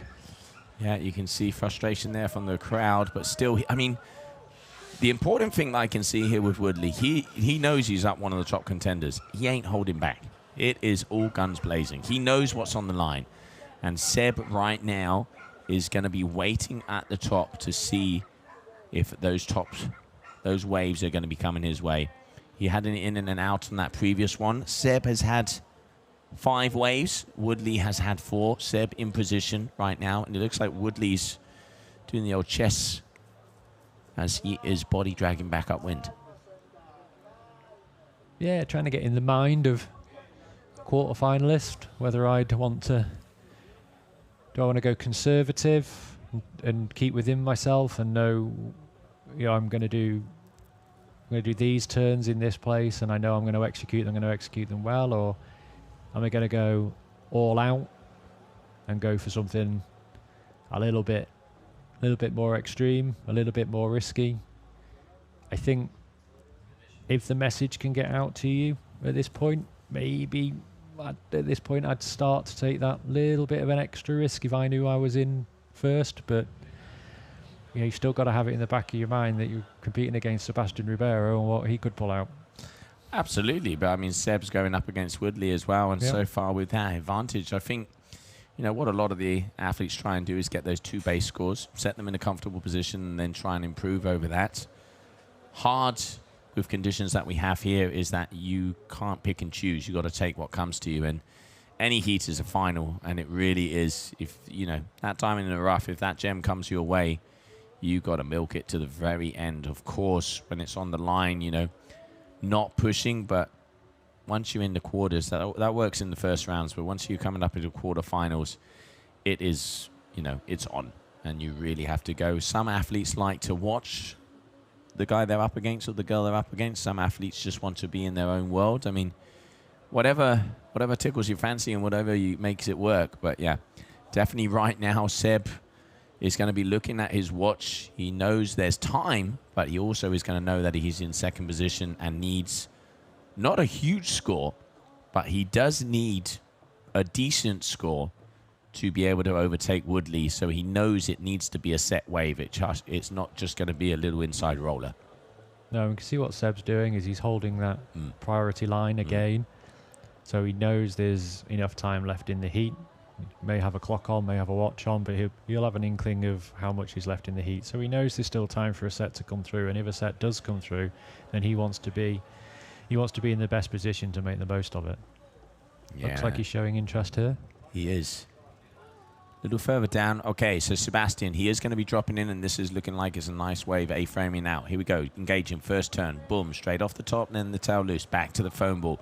Clean, smooth, rail-to-rail surfing here. Going to be close to the rock, so he's going to be able to get a finisher, but he's going to have to abort mission. Whoa! I mean, abort mission and eject is the word. Oh, definitely. But those first 2 turns... really clean and cutting back fully back to the critical section as opposed to what we're having to see the guys do. They all want to do that, but we are seeing people taking a bit more of a shallower line in order to keep the speed up. But Sebastian now on those 2 turns did look like he was taking full cut back to the critical words out. Full cut back to the critical section. Yeah, and we can see the judges here. Obviously a higher vantage point than us. Very nice wave there from Seb. Woodley now, Housey has priority. I think I saw him go around that mark, so he has the upper hand. And now he also knows that if he's going to take out Seb, it needs to be a set wave. He knows he's in the lead so far, but I think he also probably thinks that after that wave, he might be going back into second, because Seb would only have to improve over a 0.8. Yep, there you go. So 667 is going to be updating for you guys very shortly. So Sebastian now at a 12.27, which is going to be happening with 6 minutes to go. Somebody throw the internet hamster another carrot. But plenty of time. We saw it before. We saw it with Artur. And there it is, that score updating. So 10.60, 12.27. With 5 minutes on the clock. Woodley has the advantage. He's had it. I mean, look, he has that 6.03. If he got another one of those, he would be very close to having that advantage. He needs it to be a 6.24. 6.24, 6.25. So he needs to be in that 6 range if he wants to have the possibility. Seb there, turning around in front of him. Drone plane dodge. But now the priority game is switched. Yep. This time Woodley now holds. He does. The priority, so he now gets to choose. Now as long as he keeps the game going, so as long as he matches Seb wave for wave, turn for turn, he will keep that priority. And Seb is going to pressure him. I can tell you that. And Seb is going to push him on every single one of those sets. As you said, mate, the priority game has begun. Just saw Ayrton and Matthew getting ready as well as they're getting ready to go out for the final heat. Woodley starting to show an interest in this wave. Yep, definitely committing in. So bottom turn, nice and critical up to the top, but just closing out on him. Can't take any further turns. Such a shame because he was right up there and that was a very nice first turn. Seb, is he going to go on this one? Okay, Seb is. So Seb likes what he sees. Okay, here we have Sebastian Ribeiro dropping in, rail to rail, off the top, links it down, keeps that speed. Can he get around it? Yes, he does. And you can see just slacking out and having to abort on that turn coming back down. But still a very nice, solid... Oh! Having a little look at the nose of his board. It looks like it might have gone against the rock. Less than 4 minutes to go. Wave for wave again on that set. This set just a little bit more in line with the shoreline, so closing out on both riders. Sebastian just making a little bit more on that second turn.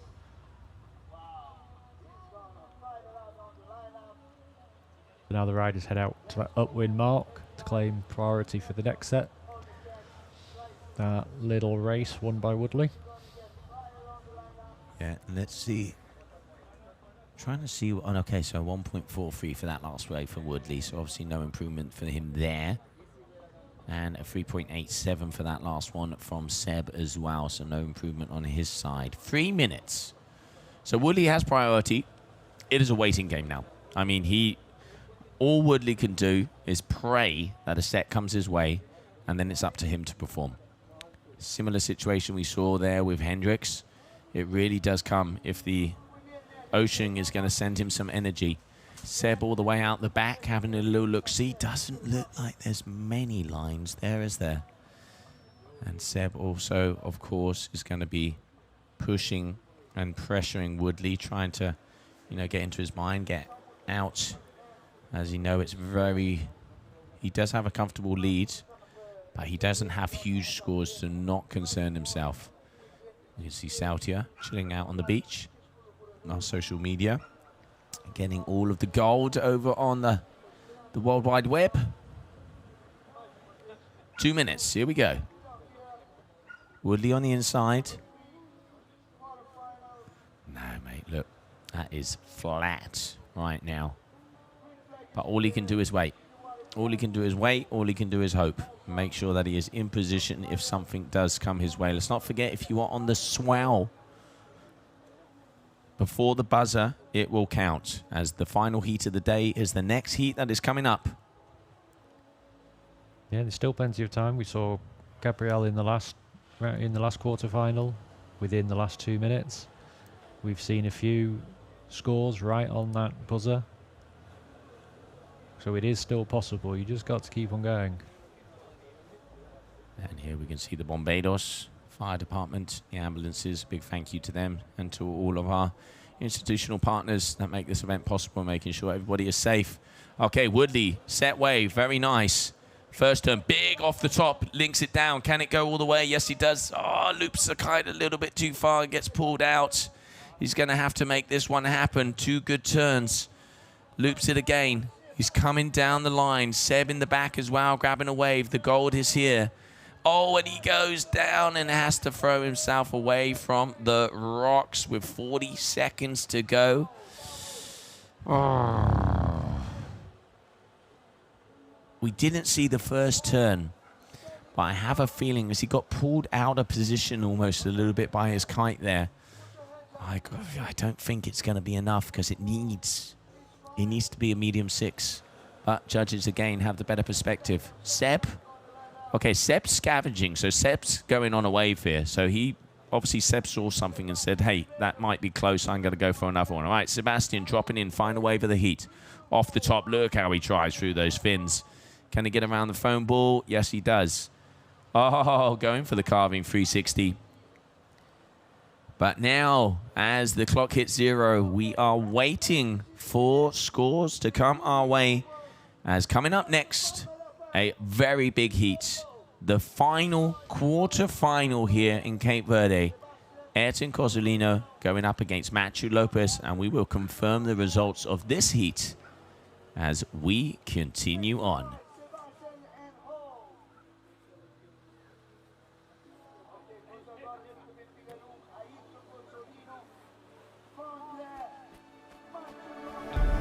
True strength doesn't come from only muscles. It comes from balance, from connection, from knowing who you are. These lessons still ride with me. And when I fall, I rise, trusting that force is still with me.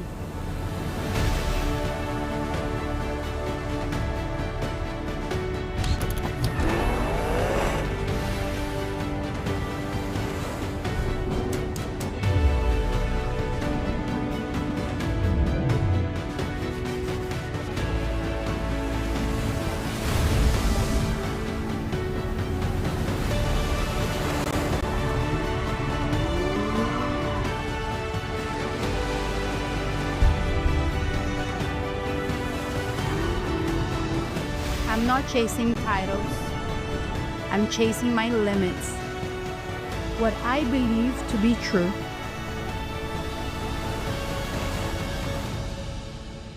Some chase glory. Others are powered by the place where glory begins. And that's within you.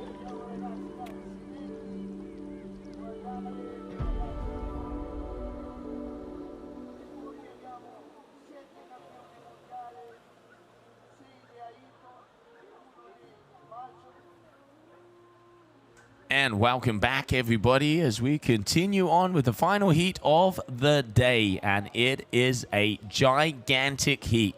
Those two men, no need for introductions. Matthew Lopez, Ayrton Coalino.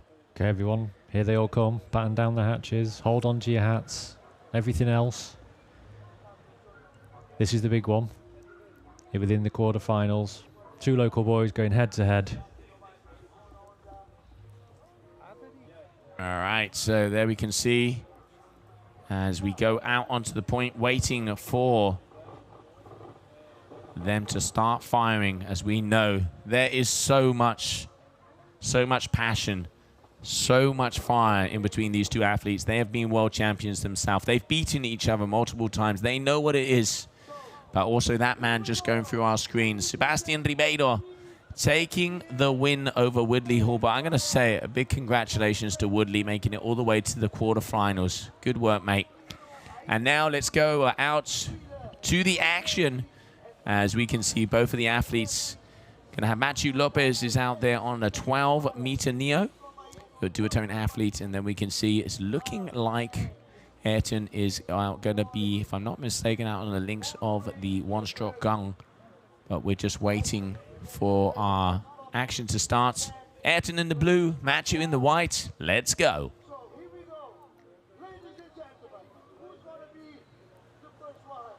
All right, Ayrton, okay, dropping in. Here we go. Here's the speed. First turn, boom, straight off the top, right back engaging. Again, now, little floater drops down, ollies across a rock, and goes out. So Ayrton's going to be firing off that first bullet, mate. Yeah, I love it, Joe. Ollies across a rock, as if that's just the easy thing to do.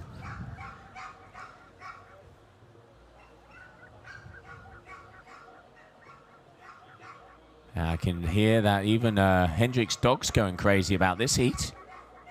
All right, Matthew having a little look-see, so we can see something there. Is he going to be going in? Maybe he is. Yep, okay, so Matthew Lopez dropping in. First turn, a little bit of a floater. Now going down, it's going to start to get vertical. Okay, nope. Goes against that as it comes very close to the shore. Both of these guys know it's about waiting for that set. Ayrton Coalino again. I mean, this is going to be a busy heat. Let's not forget, only 10 waves for these guys. Ayrton, boom, tail loose. Again, timing perfectly. And just 2 for 2. I think Matthew is on the wave behind as well. No. I was just looking out the window, keeping... Did look like there was another wave behind it, so I was looking. Joe said we were going to get very busy. You can hear the rubber starting to make sure that the crowd gets the vibe out here as we continue. So far, waiting for scores to be dropped. Ayrton, 2 good numbers coming his way, as we'll wait for them to update here on your screen. And Matthew waiting for his wave score to come in. 2 waves to 1 so far. 10 waves, top 2 ones are the ones that count. Final heat of the day.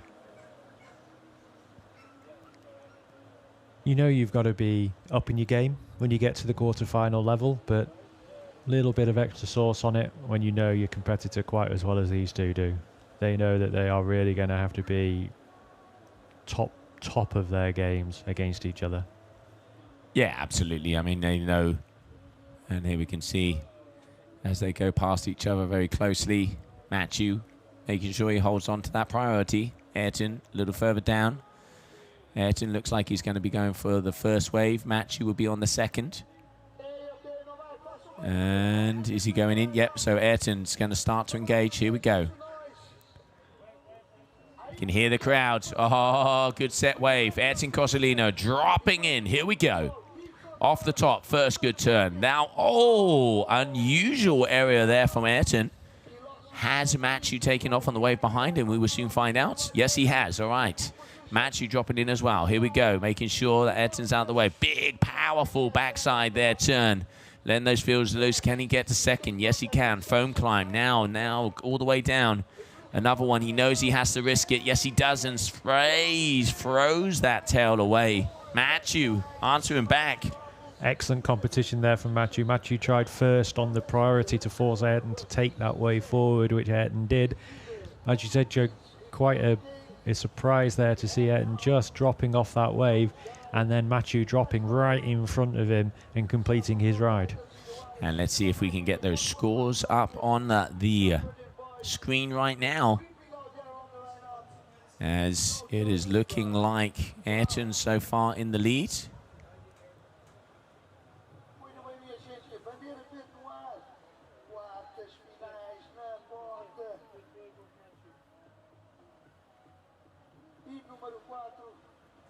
All right, so it looks like that glitch is back. So what I can say is a 9.30 for Ayrton Coalino versus a 2.10 for Matthew. Waiting for Matthew's second score so far. We can see as well how important it is for the two guys to get up to that priority position again that we've been talking about. They both know how important that is to be in control of the wave selection. But now we have a little bit of separation between the two. All right, so a 6.10 for that last one for Matthew. So Matthew with the best wave. 8.20 Matthew total. 9.30 total of Ayrton. So hopefully these scores will be coming up very soon.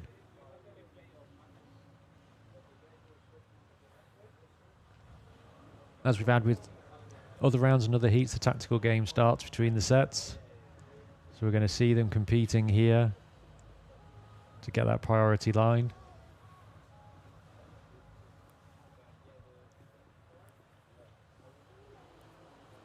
And actually switched to his 3-stroke kite by the look of it.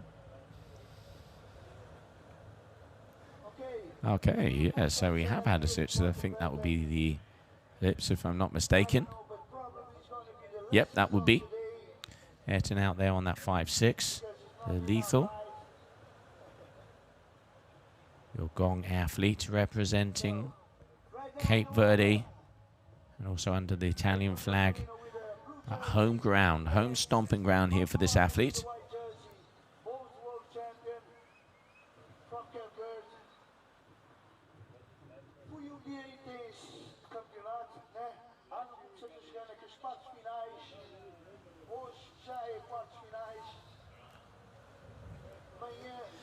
And now the calm before the storm. So waiting for scores to update. But what I can tell you, Ayrton Coalino a 4.50 and a 4.80. Total of 9.3. Your leader. Matthew Lopez a 2.10 and a 6.10 with a total of 8.2. There we can see Ayrton just about to drop in. Here we go. Style. Very nice. All right, goes off. Big, powerful hack. Matthew behind him looking. You can see making every turn possible, but they are really not opening across the bay, are they, mate? No, not as we've seen, and we were hoping we'd see a bit more from the previous heats, that they're just not opening up. The swell has seemed to have just come a little bit more on shore, which is closing out on them. But Matthew now showing interest in the one behind. He's dropping in, taking his first turn up, carving around, trying to head back to that critical section, but where he's got to work down. Second turn, nice and clean, heading smoothly down and just running out of space. Yeah, Matthew, he has that top score, that 6.10, so in a nice position. Going to be improving with that second one. We can see Juan Antonio having a little look-see down there as well, as we wait for that wave score to drop. But yeah, definitely, hopefully we will see those scores coming through. We do have the information here because we direct. It does seem like it is an internet issue. We do apologize for that. But Ayrton Coalino, 9.53. And Matthew Lopez, an 8.20, but waiting for the score of that last wave. Matthew would need to improve by a 1.34 to take the lead. So he would need about a 2.5, 2.5 on that last wave. I'm going to say he probably got that with those 2 turns on the backside on that one. Yeah, they were super clean. Super clean, nice and clean on the exit as well. We've talked about a number of times that you want to ride out the wave nice and clean. And Ayrton already on 5 waves. Sorry, mate, but 5 waves. So he's actually starting to rack up. Let's not forget, only 10 waves possible for each one of these athletes. He's got to be careful. Yeah, he's had a couple where he's just, not normal Ayrton style, where he's tripped off an edge on one, had to take a duck dive on another. That eats up 2 of the 5 that he's had. 5 more to go with, more than half of the heat left as well. So going to have to be a little bit more selective for Ayrton, I think. Yep, and he is. He is being selective. He knows that. He does know that. All right, Matthew in the lead. Matthew with a 4.0 on that last wave. So 10.10 and a 9.53.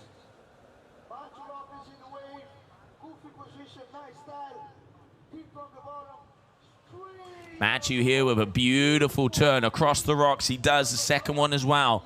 Matthew, floater all the way down. I tell you what, Matthew is on fire right now. Matthew is lit. He is really going for this. I think he's just sniffed an opportunity here. I mean, we know every single heat comes down to the wire. And Coalino, watch out. Wait a minute.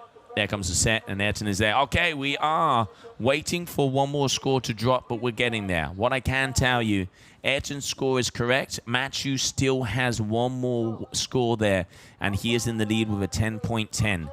So Ayrton is going to be looping this down. Here we go. This one's opening up all the way. He knows it. He wants it. He feels it. Big carving hack, but only 2 turns again as well, closing out in front of him. That is going to be wave number 6. Feeling the frustration building a little bit. In fact, he's just turned and taken the wave behind, so he's off again.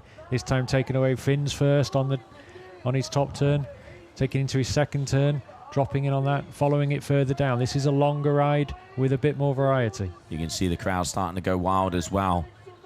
Matthew has improved as those scores are going to come out. Let's take those scores off, because unfortunately aren't right, and I do apologize about this, guys and girls. So I'm going to have to be informing you about scores. So I've just been told that there is a big internet issue and they're not coming anytime soon. So Matthew is your leader with an 11.40, a 5.30 and a 6.10. He has had 4 waves. Ayrton, second position. He has a 4.80, 4.73 at a 9.53.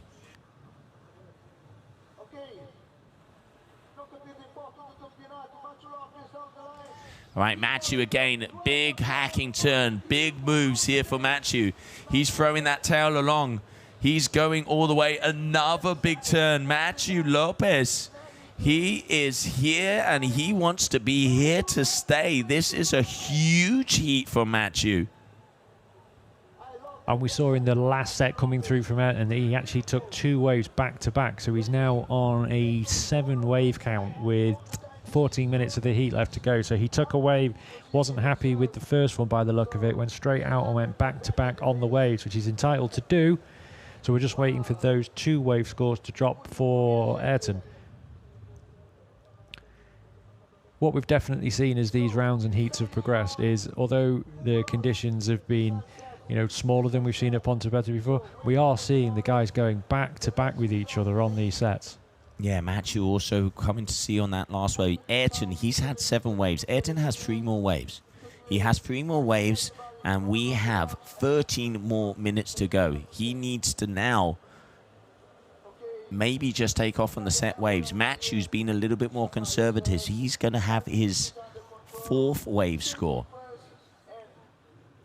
I mean, this is as close as it gets. But as it stands, Matthew with an 11.40, Ayrton with a 9.53. 10.03 as scores just coming in for Ayrton as well. 1 more wave to be confirmed, but still Matthew Lopez, your leader.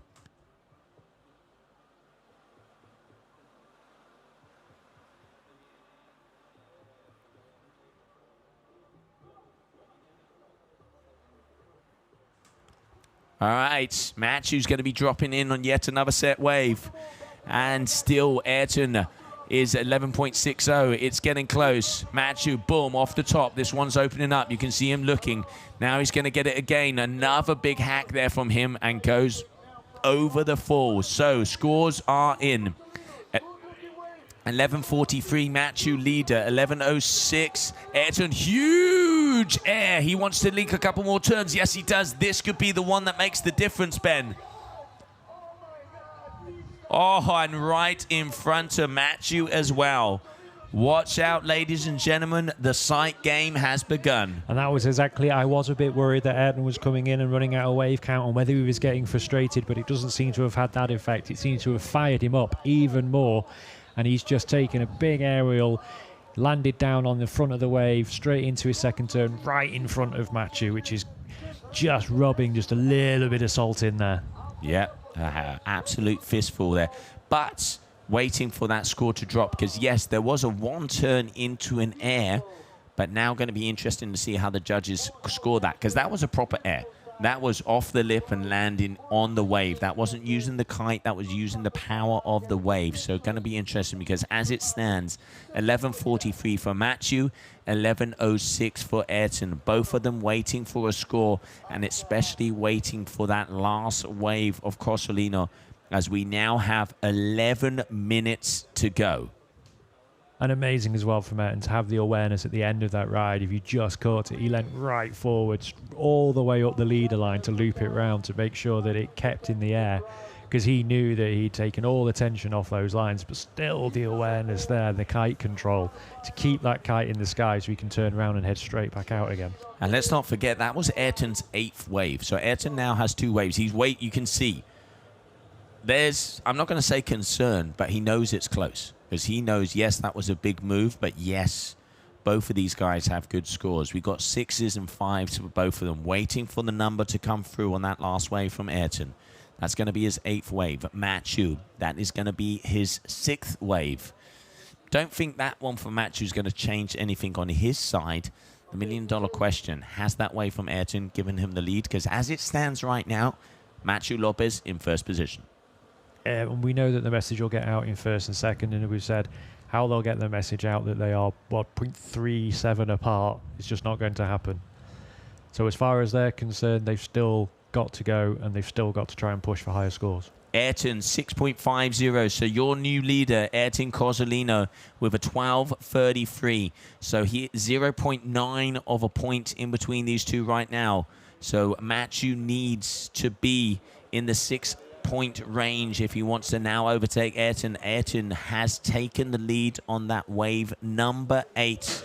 We have still 9.5 minutes to go. Oh, and this battle is going to go on until the final seconds.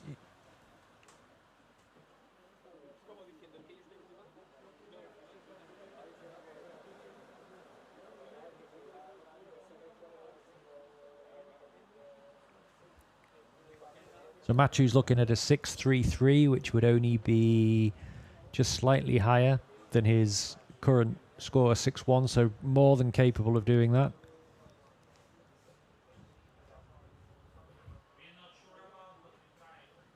All right, so we can see both the athletes going back out as 8 minutes to go.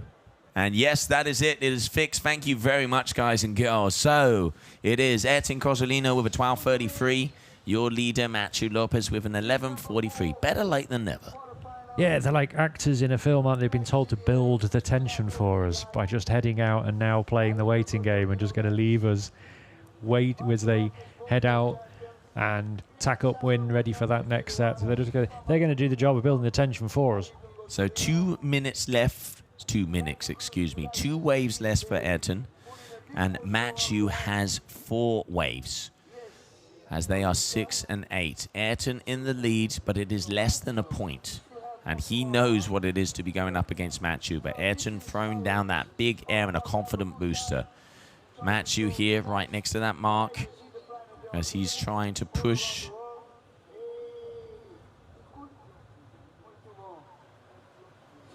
And there's the switcheroo. Oh, no, he hasn't made it around yet.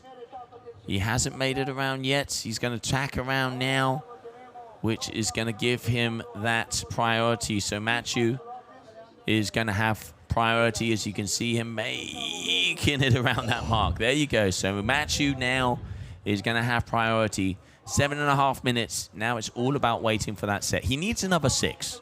Let's do it. Let's do the math out. We've got the time here. Let's get the old calculator out here. All right. So what is it going to be? He is going to need... Matthew needs a 6.24. So he needs a 6.24 to take the lead. He's got a 6.10. More than capable of getting those scores. That means a set wave for both of them. They know it. They know that they have to wait for that energy to come their way. Round number 4, heat number 4. The last quarterfinal, Ben. And already we have seen waiting, as tomorrow we will have those quarterfinals. We already are going to be seeing athletes, James Karu, Gabriel Benitin, the winner of this heat, and Sebastian Ribeiro.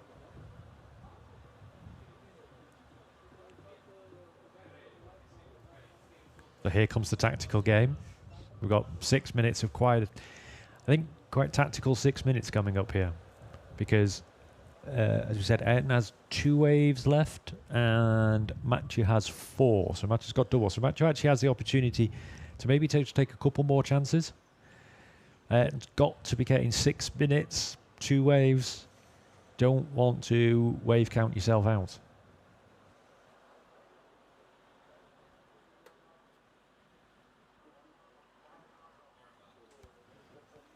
All right, Matthew.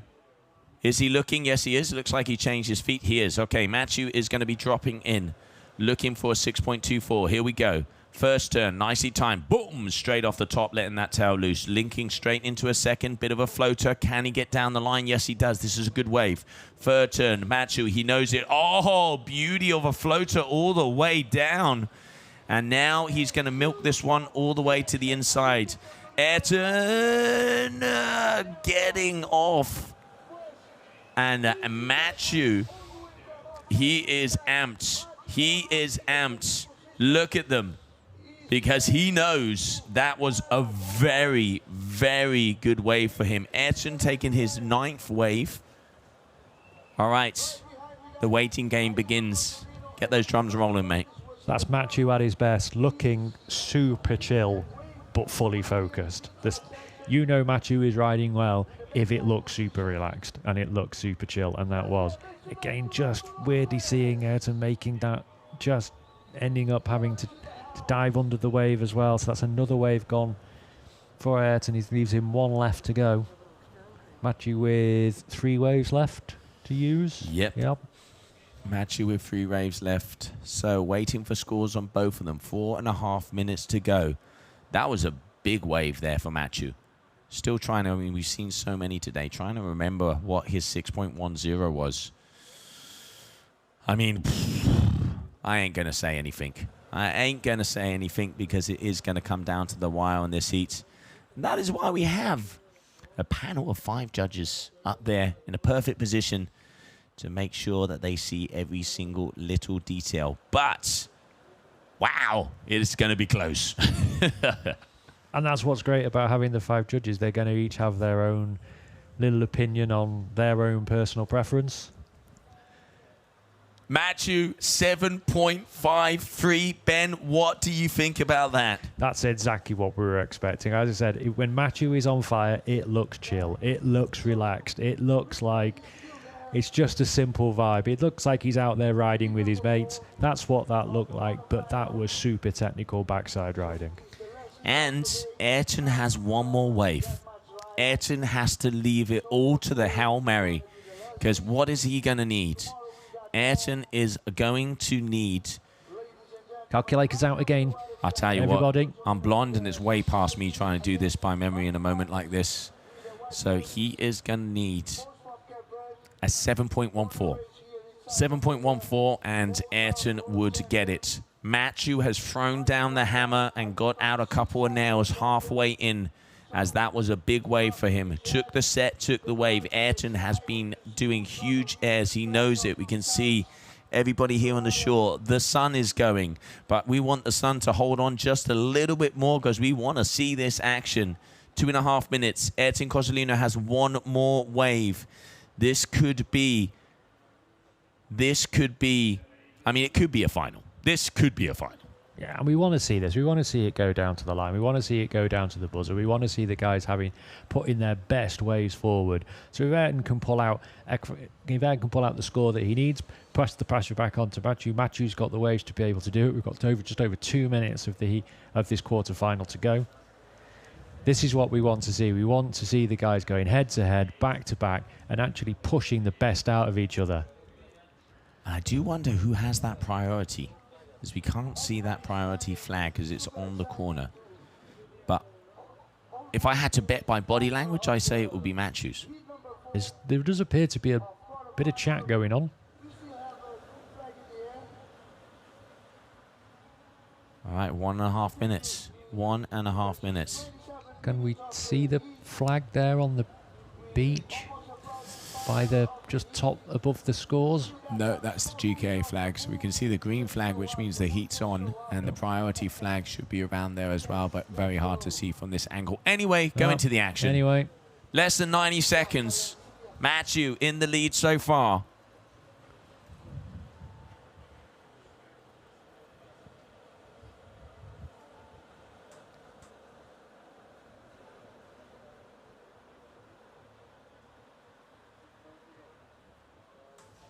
All right, Ayrton waiting. Less than a minute. Final minute. Last heat of the day. Matthew in the driving seat. 13.63. Ayrton, 12.33. Ben, look out the window. Can you see any lines coming our way?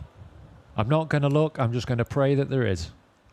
Matthew just coming into the shore there just to check where his placing is, I think. Just to confirm there is something. A little bit of motion. Taking your... coining your phrase, Joe, there's a little bit of motion in the ocean. Yeah, and look, Matthew he's hunting. Okay, no, Ayrton's gone. So, Ayrton is on it. Is he going to go for this wave? It does look like he is. Yes, he is. Okay, Ayrton's going to be dropping in. Final wave for him. He's got to be big. He's got to make it happen if he wants it. He knows what's on the line. One turn. He is right next to the rocks, and he's going to tell the rocks to get out of the way, but it's going to close out in front of him. Matthew is going to be there in the behind as he keeps pushing forward as we're coming. This wave, I'm not sure if it was on the buzzer or not, but it is going to count. We are going to be holding on and waiting for the results to come our way because it is going to come down to that final wave.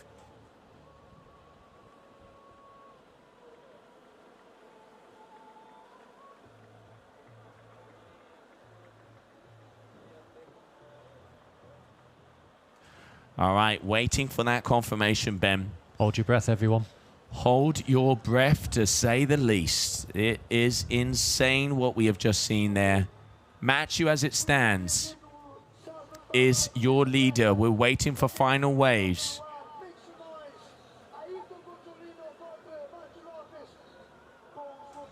Matthew, I got a feeling he knows he's got it. I'm still waiting for the official confirmation. And the official confirmation, ladies and gentlemen, it is Matthew Lopez who is going to take the win over Ayrton Coalino, as we are going to follow this man all the way in. Your quarterfinal winner, and a huge heat because Matthew has taken out Ayrton and he continues on. A big congratulations to him. Also a big shout out to Ayrton, throwing down some big moves. But today, right now, that man there, Ayrton and Matthew, throwing in the one of the most nail-biting heats. Matthew is going to be over the moon. He is going to be absolutely stoked. We've had 4 quality quarterfinals there. James with some big scores. The other guys putting in some amazing performances. But that was one hell of a competition. They took it right to the last seconds.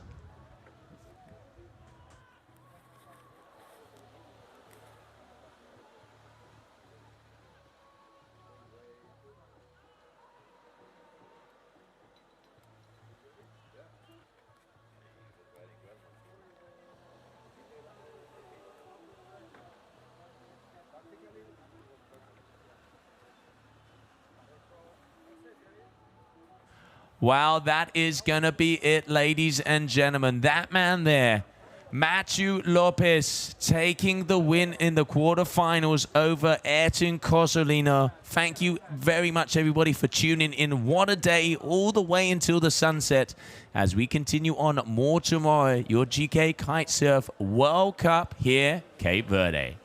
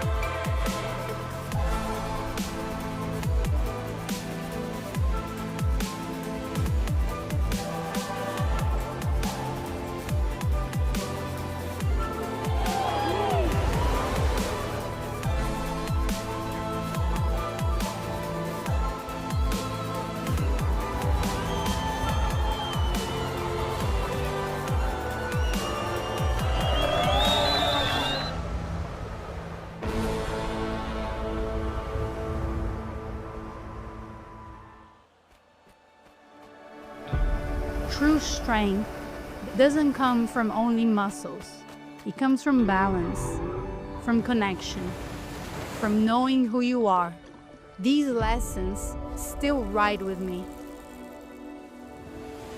And when I fall, I rise, trusting that force is still with me.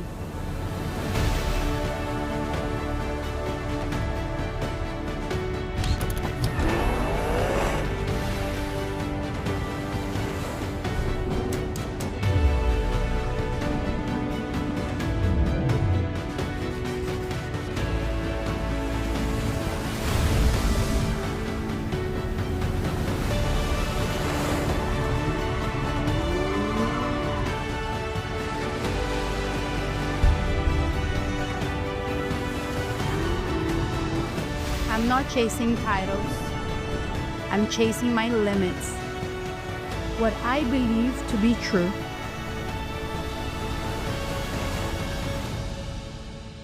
Some chase glory. Others are powered by the place where glory begins. And that's within you.